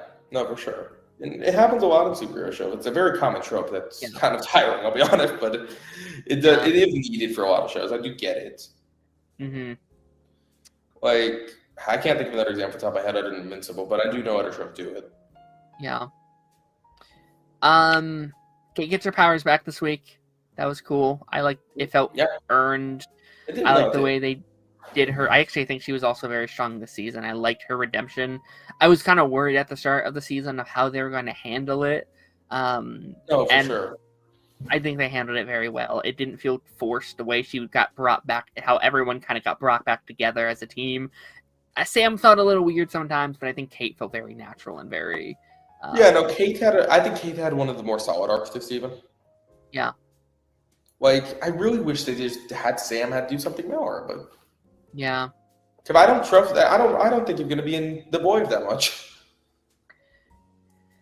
I am wondering how are they going to navigate that, because and that's actually a good transition to the ending is the ending is definitely them bridging the gaps and kind of being it felt like when the MCU has a little tag at the end of the season where it's Gen V will return and it says in The Boys season 5. It didn't do that, but it kind of felt like that's what they were doing. If the Boys season, for instance, if they do have plans for Gen V season 3, is The Boys season 5 going to be required viewing?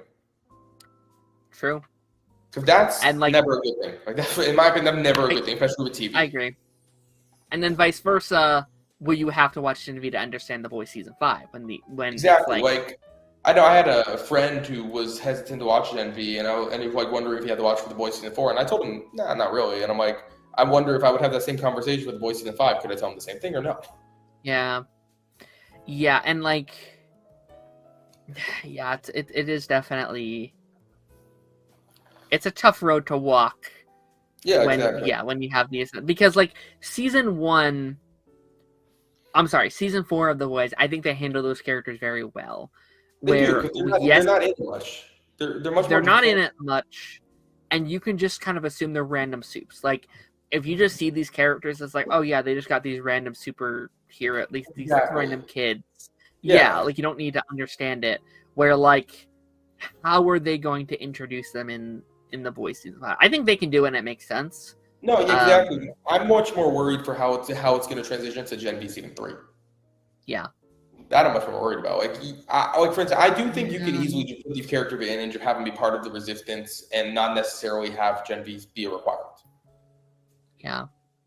But they have to do it well, because I don't think homework is a good thing for these shows. Literally the reason Mandalorian season 3 is viewed as it is. Yeah.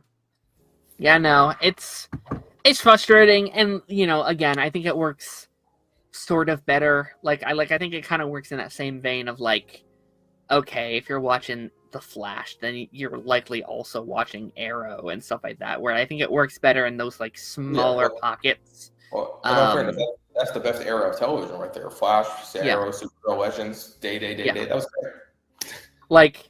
Those shows also had moments where it's if you're watching Legends of Tomorrow or something, it's who is this fucking guy in the future who's missing an arm? Like, if you hadn't watched AR, you're not going to know what the fuck is going on. You know what I mean? So it's like, I think sometimes in these cases it can work, but I do think now homework is just such a hot topic for people. And now it's like, yeah. The MCU's really had that problem recently. It's like, what I love about Thunderbolts and Fantastic Four, even though Thunderbolts, you have all these characters come together, you don't need to watch a single one of those projects to get Thunderbolts. And that's what I really like about it. And Fantastic Four, it was literally its own thing. That's what I like.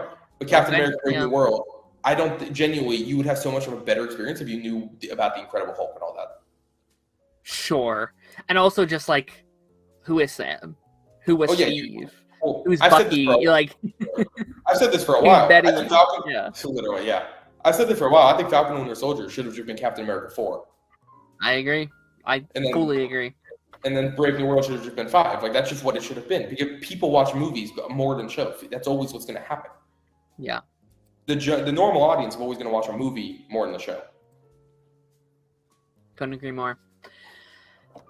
Anything from Gen V Season 3, I'm sorry, Gen V Season 2, or like this final episode that we haven't mentioned yet that you would like to bring up? I'm trying to think. The season just overall was a very mixed bag for me. Fair. Because I really did enjoy it, like, a lot. But it's one of those things where it's like, I was a bit underwhelmed by it. Okay. Fair. I'm trying to think if there's a specific thing, but I can't think of one. Yeah, I think we mentioned most of it. I mean, you have the ambush shit that people keep mentioning. I think it's I think it was a clever way to do it because I didn't love the butt thing for a lot of the season because like up until this point I was like, okay, you're diving into like the boys' territory in terms of like, I don't know, the like gory experience, I guess, where like I felt like season 1 still had stuff like that, but I felt like it was kind of more reserved. Gen V has always been a lot more reserved than the boys. It still has some crazy stuff, specifically with blood. Yeah.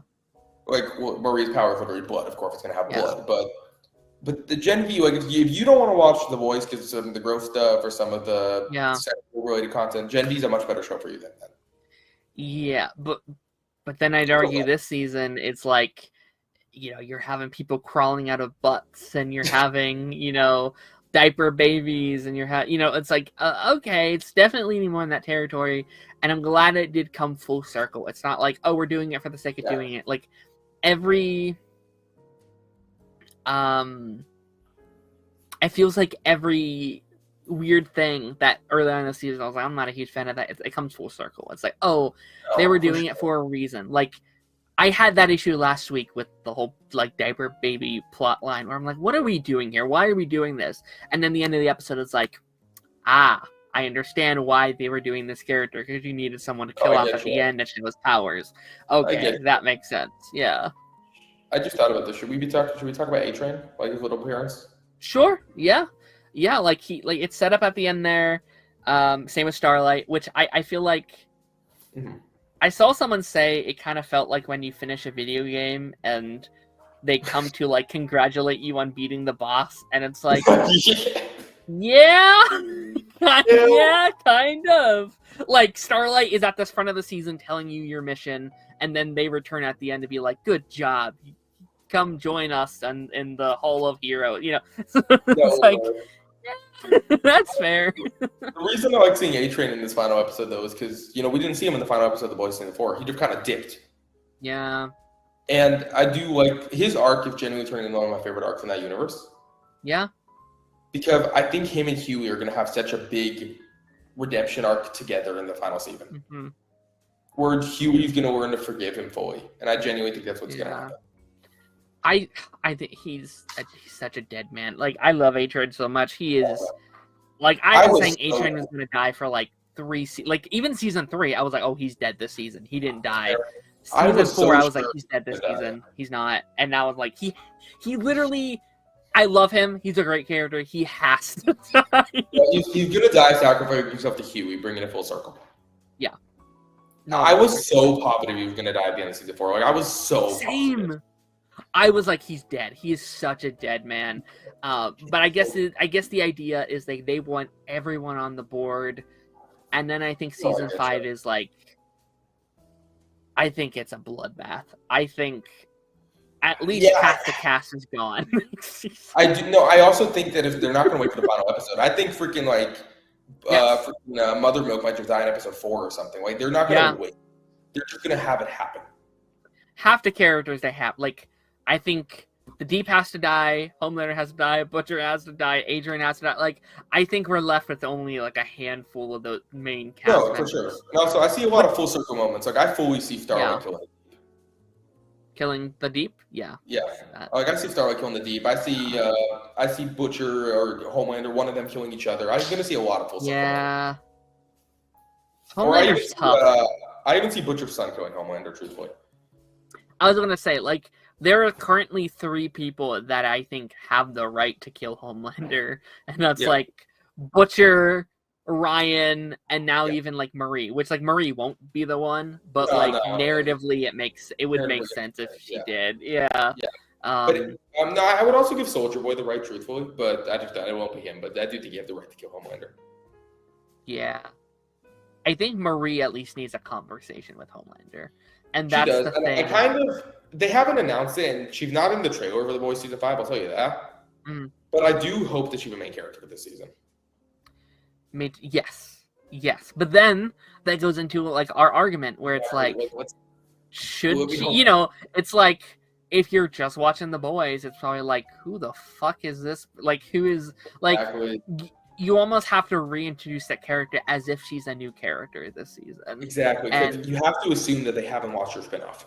Yeah, like they have to. Which honestly, though, like could work because Annie's the only one that really knows any of those characters.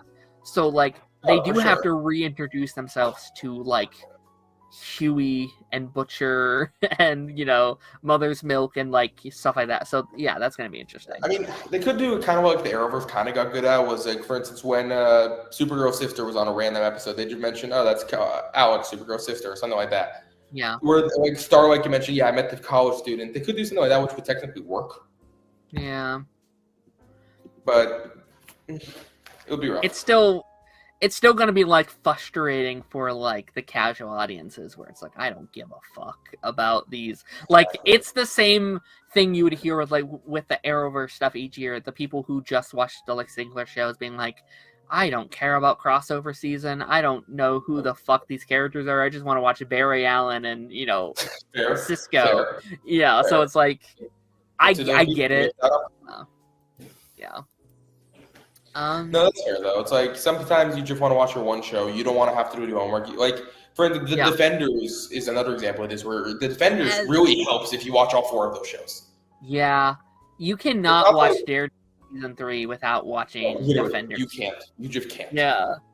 And like the Avengers doesn't have this problem. The Avengers, while I do think it's a good movie, Avengers peak, but you don't need to watch really any movie other than before the Avengers to have a good time. Yeah. It helps your experience, but to have just a good time and understand everything, they introduce everyone perfectly in the Avengers. Mm-hmm. And I think I watched that without watching anything else. I think I did too. Yeah. And similar thing with like Civil War and Ant-Man, you don't need to watch Ant-Man before that. They introduce him perfectly in that movie. Yes. So you can do something like that, but they got to do it perfectly. Mm-hmm. I agree. Alrighty. I think with that being said, I think we've covered most of what we can mention for this season. So. Now waiting for The Boys season 5. Next year. Yeah, that's gonna be. I'm excited. I'm nervous. I think with the ending of season 4, I was kind of a little turned off from it a little bit because it felt like so real to reality a little bit to me. Fair. Like it paralleled life so closely. I was like, yeah. I was like, I don't know. But I think this helped. I think this helped get me back into like the headspace. I was like, okay, we're going to something cool. Yeah. Oh, Really quickly, we didn't mention her. I do want to mention her. Sister Sage, we somehow completely forgot about. No, we mentioned her a little bit by name. A little bit. What do you think about her? Because her and Cypher's dynamic is not what I thought it was. No, like it wasn't either. I thought their dynamic was very similar to the Homelander and Sister Sage dynamic, where it's like, Fair. kind of pretending to be there, but really I'm after my own means, and she's still after her own means, but it did feel like a genuine partnership and maybe relationship that didn't necessarily have a lot of strings attached. She needed him obviously, but she seems like she's genuinely cared and she's genuinely heartbroken with what she had to do. Yeah, I've never been a huge Sister Sage fan. I liked her in The Boys season 4 enough. But in general, I just thought she was an unneeded character for The Boys. Okay. She was cool and all. It's like an interesting power, but I never fully liked her. I did like her dynamic at Gen V probably a little more than a Homelander. Mm-hmm. But even then, she's probably one of my current least favorite characters in that universe. Interesting. Well, what I think is interesting about this episode, and I'll be curious to see if you feel differently next season, but I think this is the first episode we truly see her. Where, like, every time we see her, it's an act. It's what people want them to see. It's like what Homelander and what, was it Butcher and stuff like that in season 4, where it's like, this is just the version I want you to see in this moment. And it's this, like, I'm 5 steps ahead of you. You don't even know what game I'm playing yet thing with her. Where this episode was like, oh, that was her. Those were real, genuine feelings and emotions. Like when she's asking him to, like, move in with her, like that's her there. Agreed. That's not some act. So yeah, I wonder how she'll be. Because I assume she'll be the main character for The Boys season 5. Like, she's got to be. So I am curious how they'll, like, deal with her and her character and all that. Yeah. And also, I just thought about something else I do want to touch up on, actually. Okay. Yeah. Do you think that The Boys are going to continue doing their, like, one season a year thing? Where they do, like, the Boys season, like, they do a Boys season, then a Gen V season. But if they do that, then, like, the next year, for instance, are we going to get The Boys season 5 and The Bot Rising? I think they have to be very, very careful. I love The Boys. I do, but it's a moderation kind of show. It is a sometimes food kind of show, because if you do it too much, I'm even to that point now where it's like we've had 7 seasons of kind of a lot of the similar stuff. It can get stale very quickly, but also we're about to have potentially 3 shows on at once with maybe Gen V Mexico and the prequel. So they can handle it. Like, they can handle it, but they can. But then you're gonna have that thing where it's like, well, there might be a break sometimes in between the seasons. Like you might have to wait. They also have to be different enough. Like what I loved about the Arrowverse, so every show was a different experience. Sure. Yeah. You were getting different out of every single one. There was not a single show that felt like a different show. Like they all felt different in their own right. Sure.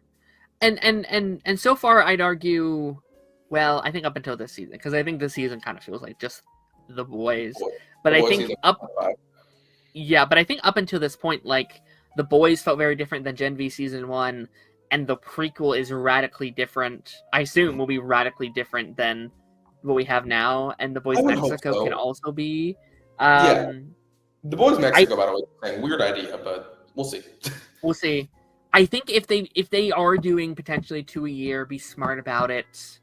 Yeah, exactly. And have it be like, okay, this is airing in January to February or something, and then the next one's in like December or like November. Like have them be very separated in the year. Exactly. Because the reason I brought up the 1 a year thing is if they do 1 a year, then we won't get Gen V Season 3 till 2028 at the earliest. Yeah. And I really don't think that's a great idea. Yeah, we'll see. But we gotta see what happens, because I do see the Boss show dropping next year, right? They just started filming. Yeah. So, okay. So like, I guess I'm okay with that because I do think the first one needs to come out kind of you don't want the momentum of the final season to drop off too much, because there are going to be people that are like, well, very similar to like Avengers Endgame. There are going to be people who are like, well, I'm done. This universe is over. You have to kind of get people stuck with what's next. So I think VOT Rising is okay if it maybe comes out again, maybe end of 26. So like it'll come out 26. I'm seeing November. Like genuinely, that's what I'm seeing. Yeah, like a Thanksgiving time, or like around this time next year. Yeah, I'm seeing this time next year, or maybe early 27. But I don't. As much as I think they should keep doing the one season a year thing, they're getting too much content to a point where it's going to be way too much to just do one season a year. Going to be too much, yeah. Especially when this is a studio that is making fun of Marvel and DC for doing these things. Like there's, man, I'll be honest. Like there's that line with I forget his name. The guy in the suit. I'm forgetting his name right now. From what show? The Boys, Gen V. Both. That was in this show tonight. He can't talk, or he should not be able to talk. I'm playing. The freaking. We're both thinking on it. Fuck. 1 sec. Yeah, he's like used to be a clone of Black Noir. Black Noir. My goodness, it was gone. Yeah. I knew it was Black something, but I was like, Black what?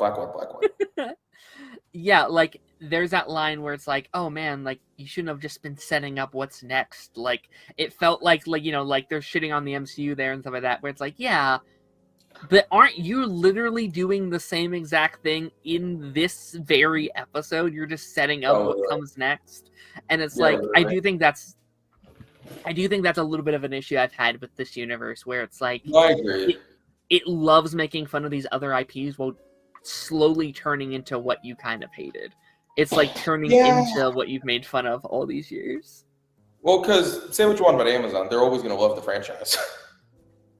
Yeah. Oh my gosh. Yeah. No. I mean, again, like Amazon they're just like Disney. Like they are a corporation. Like they are a $1 billion corporate empire that. Exactly. It's like, and Amazon and Disney are the two ones that are going to franchise the most. Like, I'll only mention this for a second, but like, for instance, Amazon, freaking Paramount. Yes. They, with their new head, seem not to be franchising with the cancellation of Dexter Original Sin and all that. And I think that's a terrible idea for that specific idea. Yeah. But like, I'm a Star Trek fan. I'm kind of worried about what's going to happen with Star Trek with that. Yeah. All right. Let's go through these comments and then we will move on to our next show. I'll be back in 1 minute, actually, if I have to go get my shirt. Okay, go ahead. I'll go through these comments while you do that. Cameron Walker said, "I don't think The Boys Mexico is not happening. It hasn't been greenlit yet. I see no reason right now why they wouldn't do it. It seems like they want to, and the show is still a big IP for them. I think they're just waiting for The Boys season 5. I think they're just waiting to see how that goes for them, how people are feeling. Again, like we said, we already have VOT Rising filming. Like it's done or started to be done filming. Like it's good on that front. So again, I think they're waiting. And I think that's the same with like Gen V season 3. I think they just want to just finish The Boys out, and then there's probably going to be a meeting with Amazon and the cast of these shows and stuff like that. Be like, okay, what do we want to go? Like, where are we going next with everything? And they'll probably make a little bit of like a game plan within the couple shows they have working. It's also, I'm surprised that The Boys Diabolical never got a season 2. Like, I think that had potential.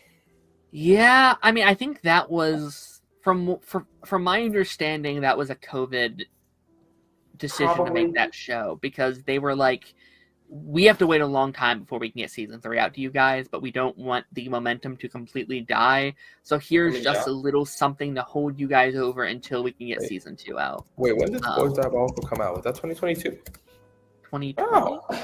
Was it 2020? No, it was 2022. Two, really? Okay. Yeah. Okay. No, I kind of thought that because I knew The Boys season 1 and 2 were 2020 and 2019. Yes. Okay. And I knew season 3 of The Boys of 2022 as well, I believe. Yeah. Yeah. So they would have had a 3-year gap if there wasn't for that, or like 2.5 year gap or whatever. 2.5, yeah.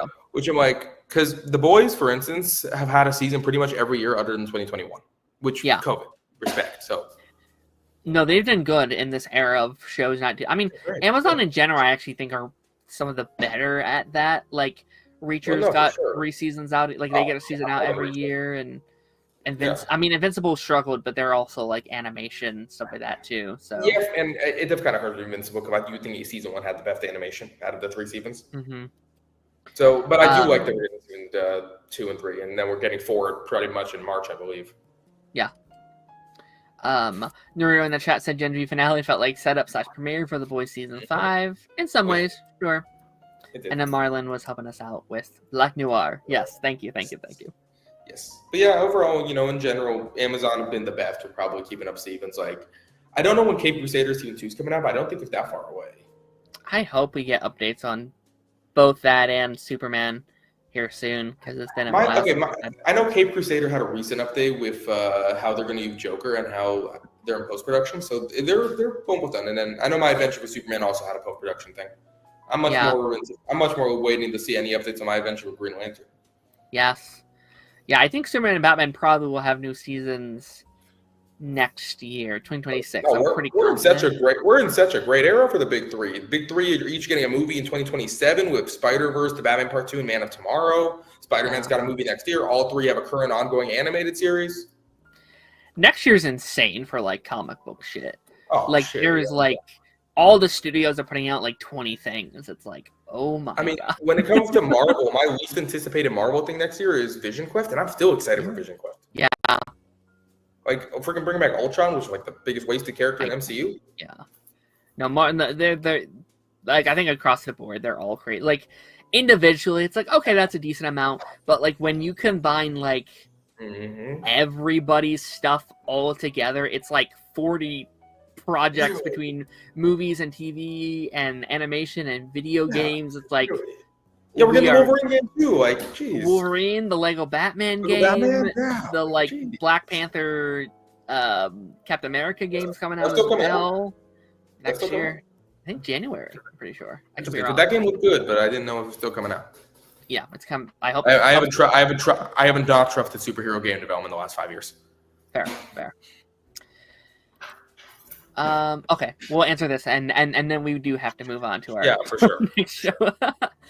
Do you think Gen V characters will show up in The Boys season 5? Yes. Absolutely, yeah. I don't know how much, but I think we get that. I think they're. You know what? I would not be shocked if there's like one episode dedicated to it. Like maybe they're not in every episode, but there's at least one episode that's like dedicated to the 2 teams teaming up. Which, like, say what you will about like the homework thing, that's hype as fuck to me. I cannot wait to see these dynamics punch into each other. Like, I want just the like Arrowverse feelings where it's like, oh, the characters are here and here, they're teaming up together, they're fighting whatever. Oh, I've been looking for that Arrowverse feeling for years. Like, I watched Doctor Who this summer, New Who. Yes, sure. And I'm gonna watch Torchwood soon, and maybe Class, we'll see. But I'm waiting for the Arrowverse thing. I kind of got a little bit of it with the crossover that David Tennant had towards the end of his run. Mm-hmm. Yeah. But and I think The Walking Dead might give me that feeling, but it's a feeling that I've never been able to find with anything else.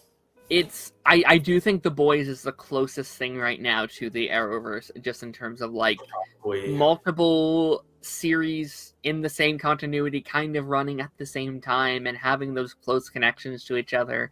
I mean, I'll be real. Peacemaker season 2 gave me some of those vibes, actually. Sure. Yeah. I would agree. At least in like the first half, like there's like you have the like Justice Gang showing up, which is cool. And then like Lex and all that. It's like it felt connected. It felt something that the MCU has really been not doing well in the last few years. No, they've been agreed. Don't forget the Spider-Man Noir. Yes, we already mentioned that a little bit ago. It would take all day to mention everything that's coming out next year because there's so much. We didn't even mention Lanterns. Like there's so much. We didn't mention DC like Lanterns and Supergirl and Clayface. Like too much, too much. So I'm excited for it. We're eating well, but it's like really. I'm a comic book fan. I'm so hyped. As someone who like does these shows a couple times a week, it's like I love it. We get stuff every week, but it's like I don't know how I'm gonna fit it in. Like that's just all comic book stuff. That's not. I mean, if you look at the other, No, for sure. Like, you know, are you a Reacher guy?